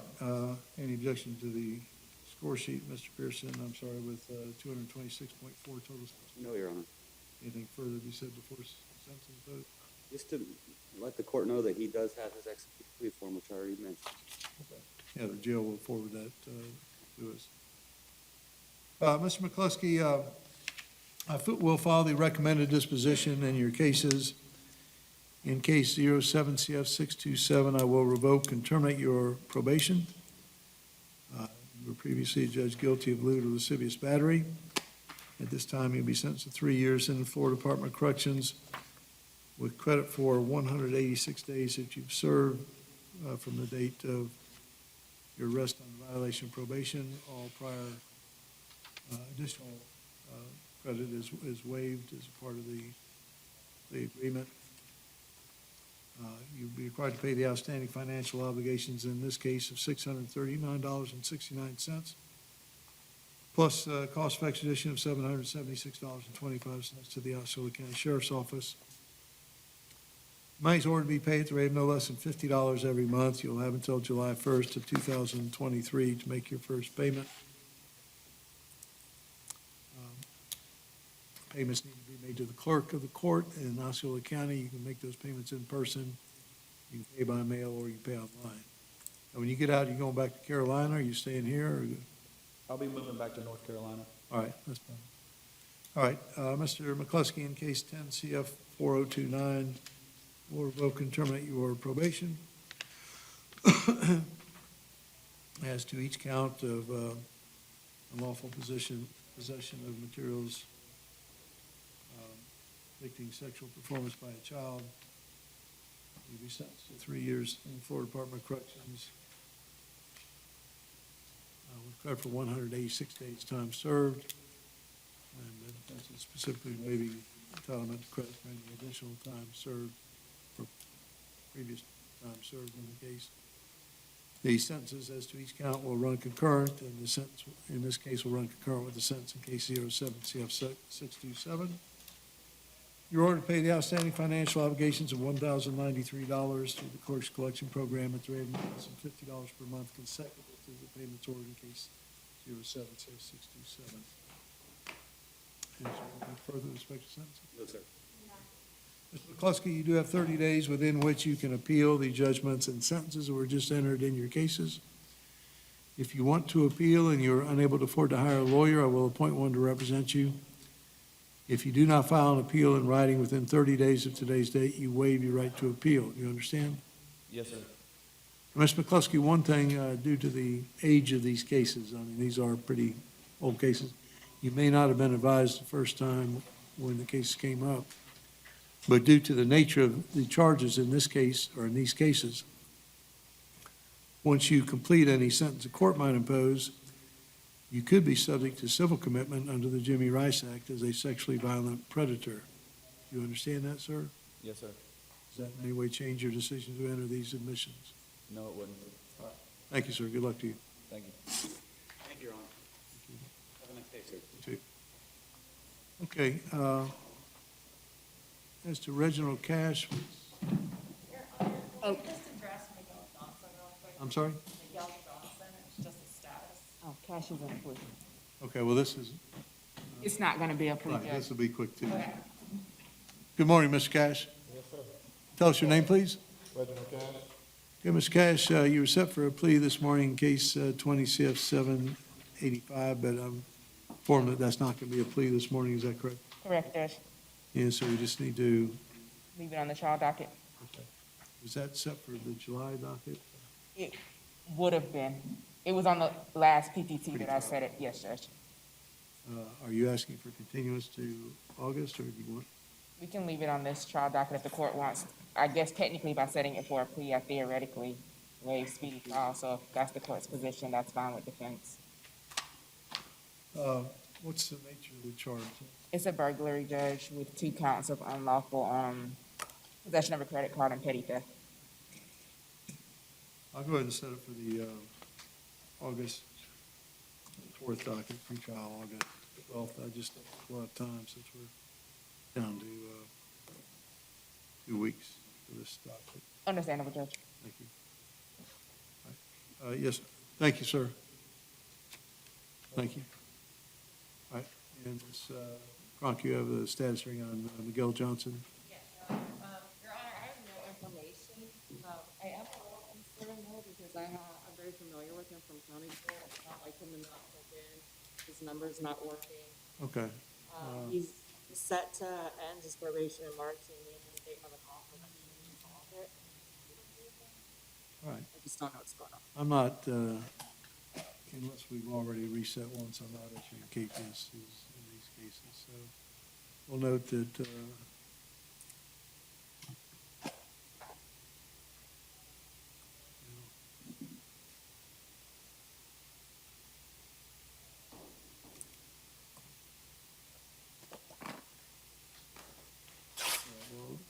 note that Mr. Johnson's not present. I'll reset for a status on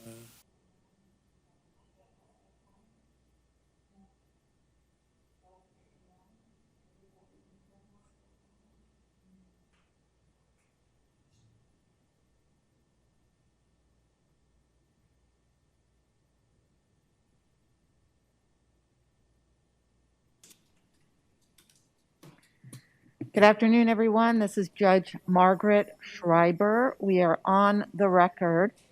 May I have appearances beginning with the state, please? Your Honor, Matt Cazzera for the state. Thank you. Who is at the jail for the public defender? I cannot hear you. See that microphone? I need you to aim it toward you. Jure Reed, Public Defender's Office. What is your last name? Reed. Thank you. Thank you.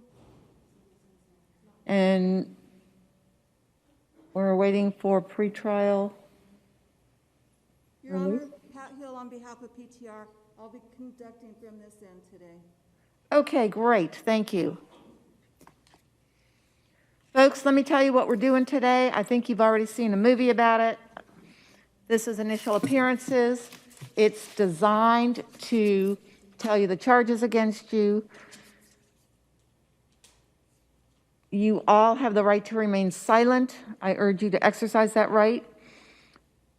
You all have the right to be represented by counsel. If you cannot afford an attorney, one will be appointed to you. If for some reason you cannot understand English, the English language, make that clear when you come up to the podium. When I call your name, I will ask you to come up to the podium so that we can proceed. I will be advising you of the specific charges against you and advising you of any conditions of release that I may set.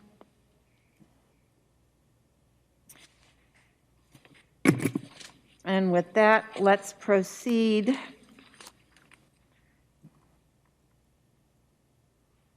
This is 2009 case? 2009, TC 4379. Oh, this is the other case. Okay.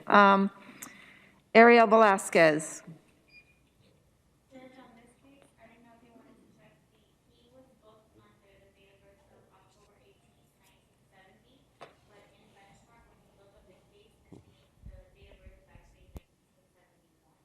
Okay, thank you.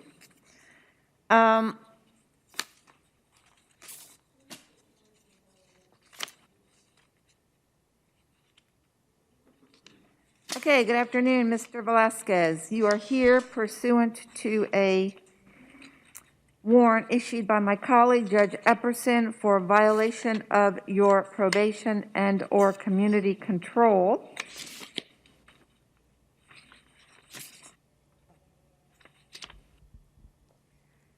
I'm appointing the Office of the Public Defender to represent you.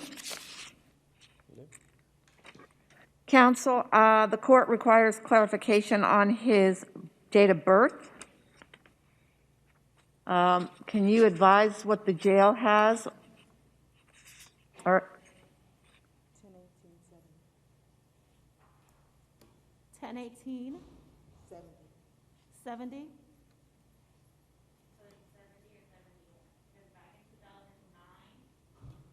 And Your Honor, he does need a Spanish interpreter. all right, I need to be made aware of that when he's first brought up, please. We tried, but I guess the mic wasn't working.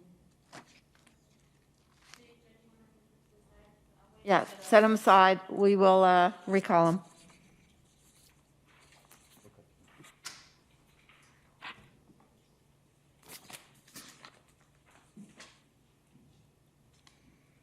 Deborah Comer.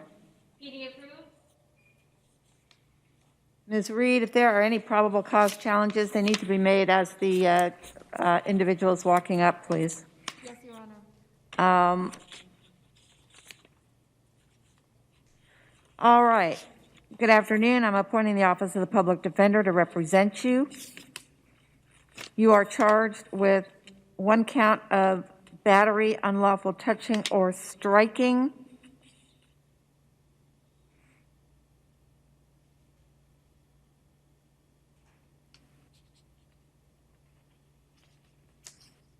I reviewed the charging affidavit. I do find there is probable cause for the charge.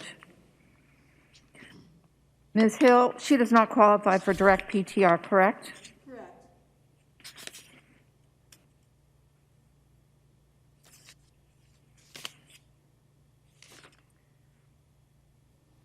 My understanding is that Mr. Scott is requesting no contact. He has been arrested as well, and we verify. You want contact or no contact? He is now stating contact, Your Honor.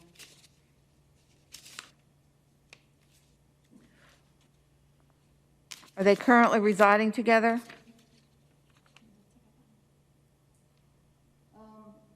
From the information they gave me, no. All right. Bond is set at $1,000. I'm sorry. Could I be heard from the, can we hear from the state? Yes, Your Honor. Whatever the court feels is appropriate as far as monetary bond, but the state would also ask for at least no hostile contact. We would ask maintain separate residence. We would ask, based on the nature of the arrest in the case, no alcohol, no drugs while on release, and based on the nature of the charges, no weapons, no firearms.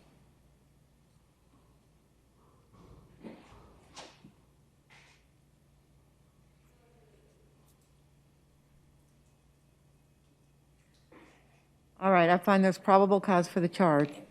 I am directing that there's to be no hostile contact, that you are to maintain separate residences, that you are to possess no weapons or firearms, and that you are to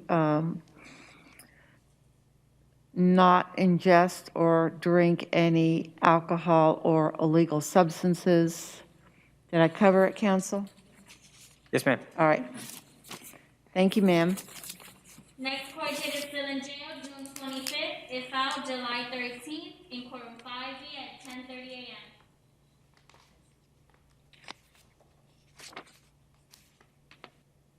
Patty Krolikowski. PD approved.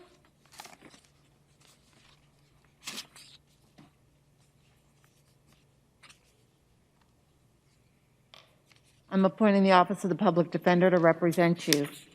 You are charged with one count of battery, unlawful touching or striking, and one count of battery on a law enforcement firefighter officer.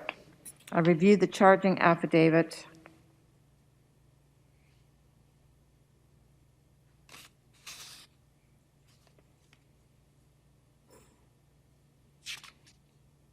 I find probable cause for the charges.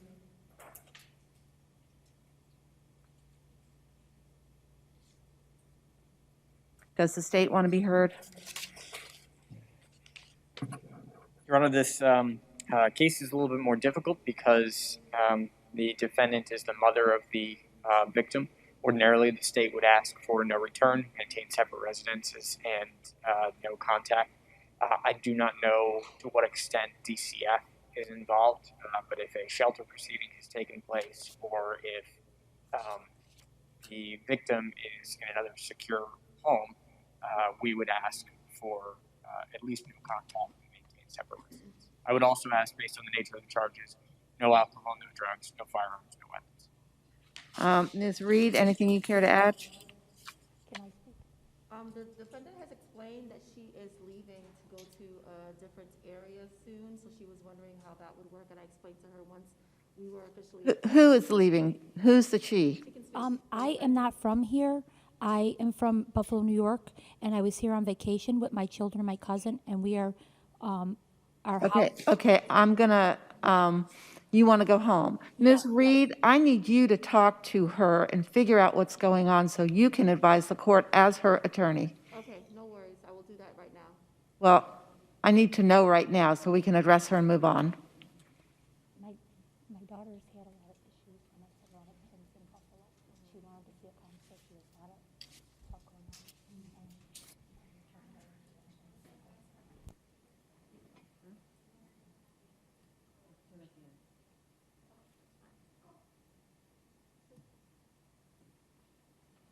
Never mind.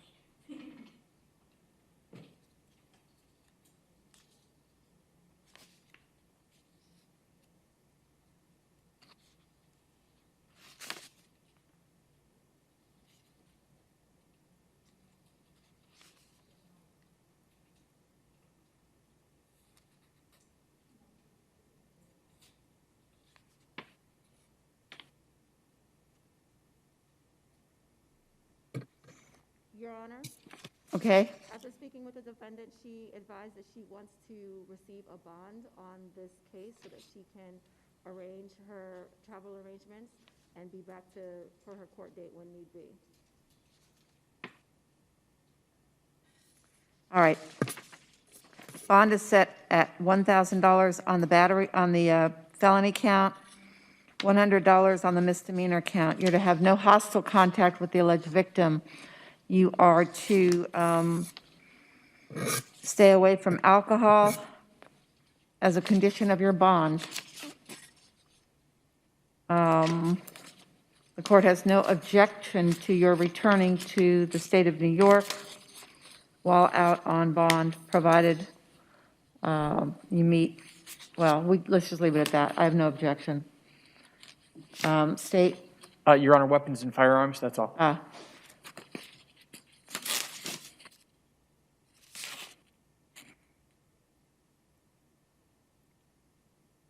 Possess no weapons or firearms.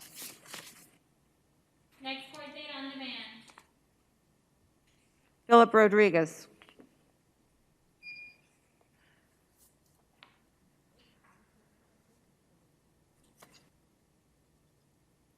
Does he qualify? All right, I'm appointing the Office of the Public Defender to represent you. You are charged with one count of committing a domestic battery by strangulation, and one count of battery, misdemeanor battery, touching or striking. I've reviewed the charging affidavit. I find probable cause for the charges.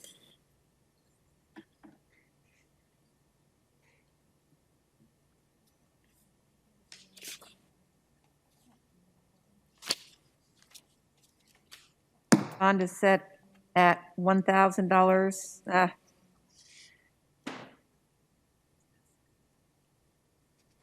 Bond is set at $2,000 on the domestic battery by strangulation, given the facts of this case.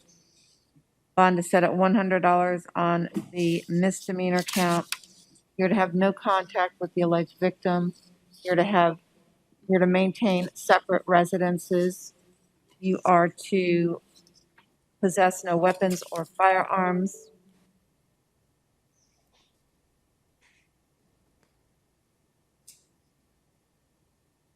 State, I don't believe alcohol was an issue in this case. I don't either. I agree, All Your right, Honor. so only weapons and firearms. Anything the state cares to add? No, Your Honor. All right. Next date? Next court date on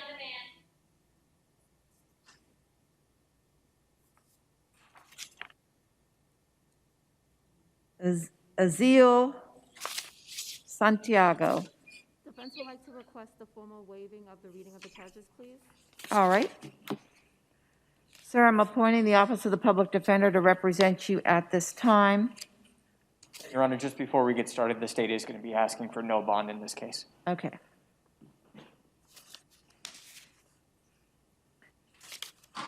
I've reviewed the charging affidavit. Your attorney has waived the reading of the charges. I do find that there is probable cause for those charges. Let me hear from the state. Your Honor, the state would also ask, with regards to count one, based on the charging affidavit, it appears that there was a familiar or custodial relationship between the parties, and the state would ask that the court find probable cause for a violation of Florida Statute 794.011, subsection 8B. It's the same as what's written as charge one, but just a different subsection for family or custodial relationship. That makes count one a first-degree felony punishable by life, and the state would ask that, based on the strength of the evidence in this case, pending any Arthur hearing that the defense would like to ask for at a later date, he be held no bond.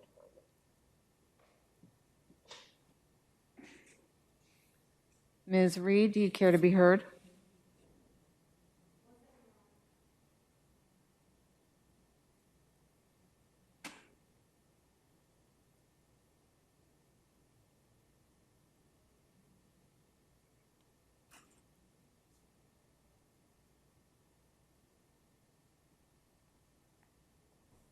Defendant is fine with the zero bond, Your Honor. Sorry, ma'am, you're always a little far from that mic. The defendant is fine with the zero bond, Your Honor. Okay.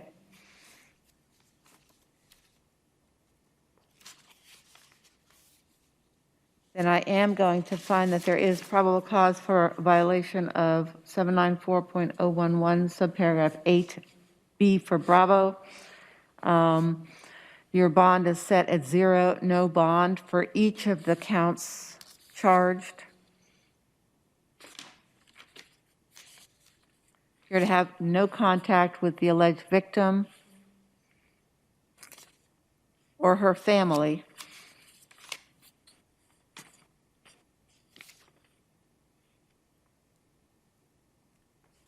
Do we have dates? Next court date on demand.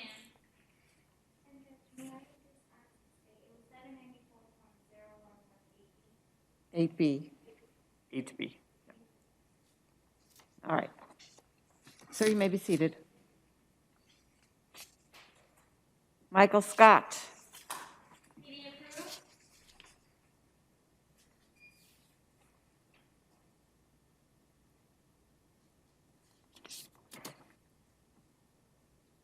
I'm appointing the Office of the Public Defender to represent you.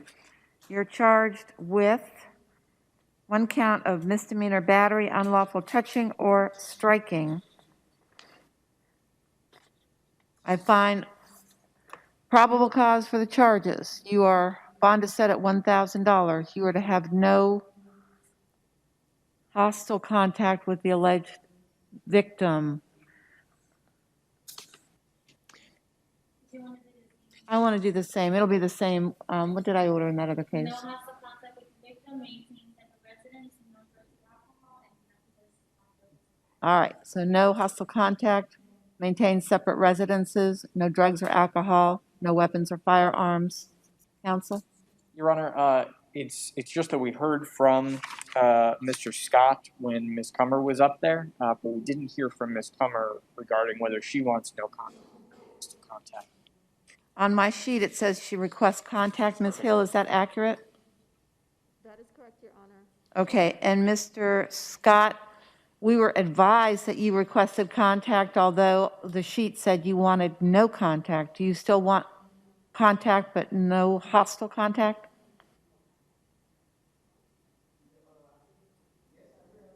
I can't hear a word he's saying.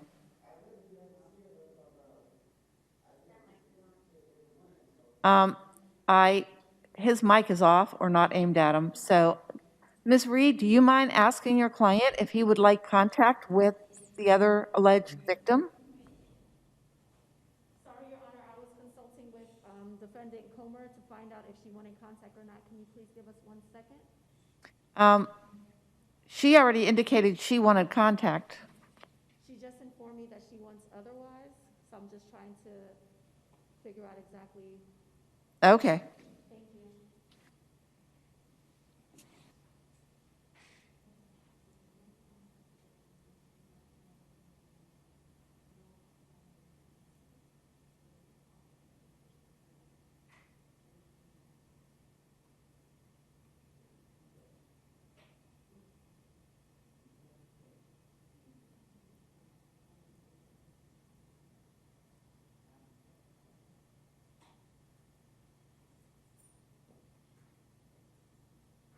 Ms. Comer verified that she does want contact. She was just confused the difference between hostile contact and regular contact. So I explained it to her, and she said she's fine with the order of having no hostile contact.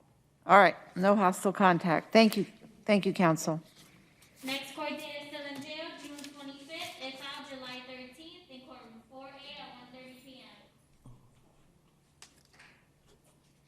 Robert Williams.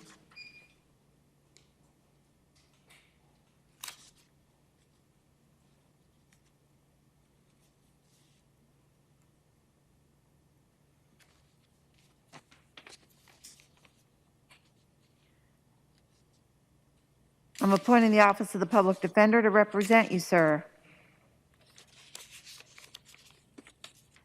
You're charged with one count of battery, unlawful touching, or striking.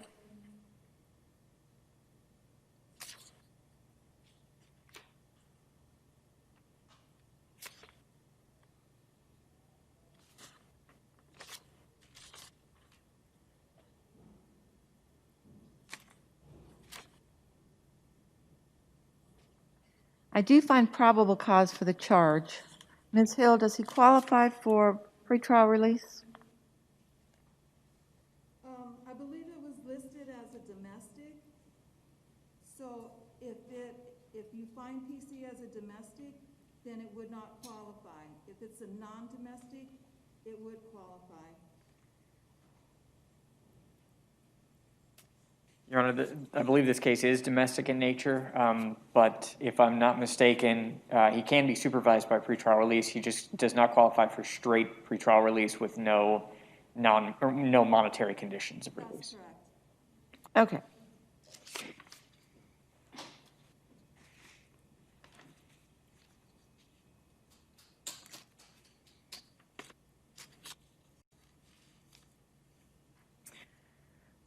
I am going to set your bond at $1,000. I'm not going to include pretrial release as a condition. I'm going to order that you're to have no hostile contact with the alleged victim in this case, who, as I understand it, is your daughter's boyfriend who resides in the home. And you will receive information as to what constitutes hostile contact.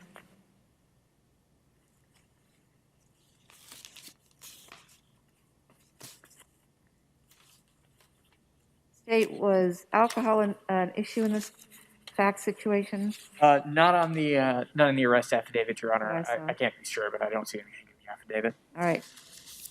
Okay.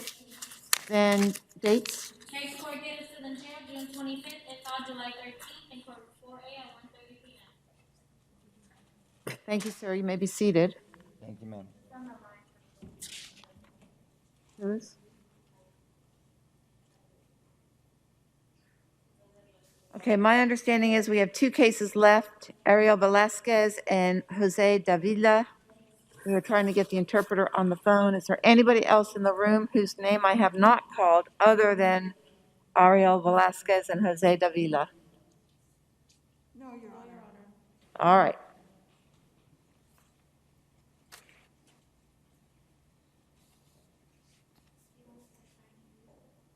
Sure. Look at that.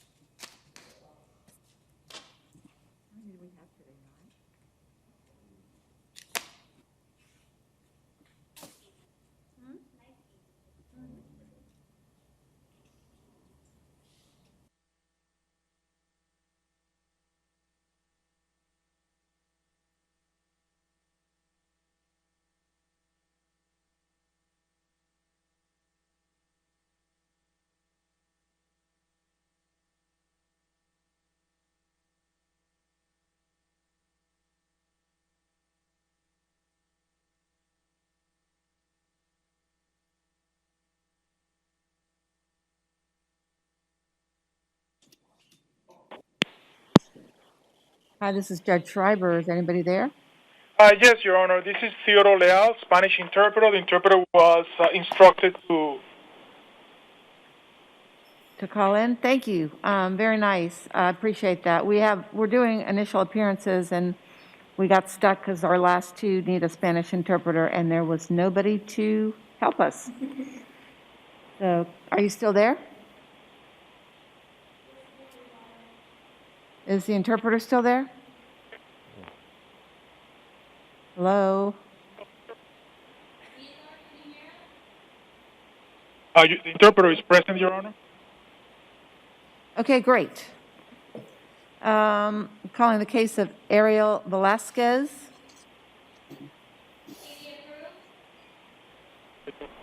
I'm appointing the Office of the Public Defender to represent you. Estoy designando a la oficina de la Defensoría Pública para representarlo. Mr. Velasquez, can you hear the interpreter? Señor Velázquez, ¿usted puede escuchar al intérprete? Sí, señor. Yes, sir. All right. You're charged with violation of your probation O te lo acusan de violar su régimen de prueba by failing to do a number of things, including failure to complete the DUI school. por usted no haber realizado ciertas tareas, incluyendo la tarea de ir a la escuela para alcoholemia. Failing to complete the victim awareness program. Tampoco completar el programa de conciencia de víctimas. Failing to submit the vehicle for vehicle impoundment. No entregó el vehículo para que el vehículo fuese confiscado. And other matters. Y otros asuntos. That are primarily financial in nature. Muchos son más bien de carácter económico. With the exception of failing to report to probation. También con no presentarse a los delegados del régimen de prueba. At least 6 times since starting January of 2010, is that right? Empezando desde el 10 de enero, si acaso eso es cierto.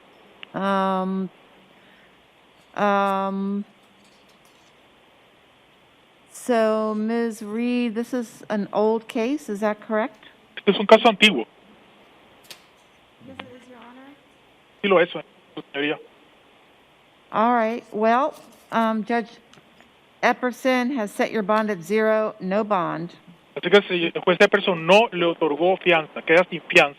I'm going to leave it there and let him figure this one out. Voy a dejarlo así y que ellos se las arreglen después. Do we have dates for him? Next court date, June 25th, in courtroom 5B at 8:05 a.m. La próxima comparecencia es el de junio 28 en la sala 5B a las 8 a.m. Sir, you may be seated, and I'm now calling Jose Davila. ¿Se puede sentar, señor? ¿Puedo llamar a Vila? Jose Davila he's set in detox at this current time, Your Honor. Okay, so we will reset him when available. Let's do it that way. Are there any other individuals needing the services of a Spanish interpreter? ¿Alguien más? Wonderful. Then my thanks and appreciation to the interpreter. As for tomorrow and the rest of the week, when we are doing initial appearances in 5E, will you be covering them, sir? Not sure, Your Honor, but interpreters are assigned depending on every interpreter's load of work for that day, basically. All right.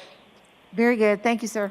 You're very welcome, Your Honor. And I think that's it then. Everybody have a nice day. We'll resume again tomorrow at 1 o'clock. Bye-bye.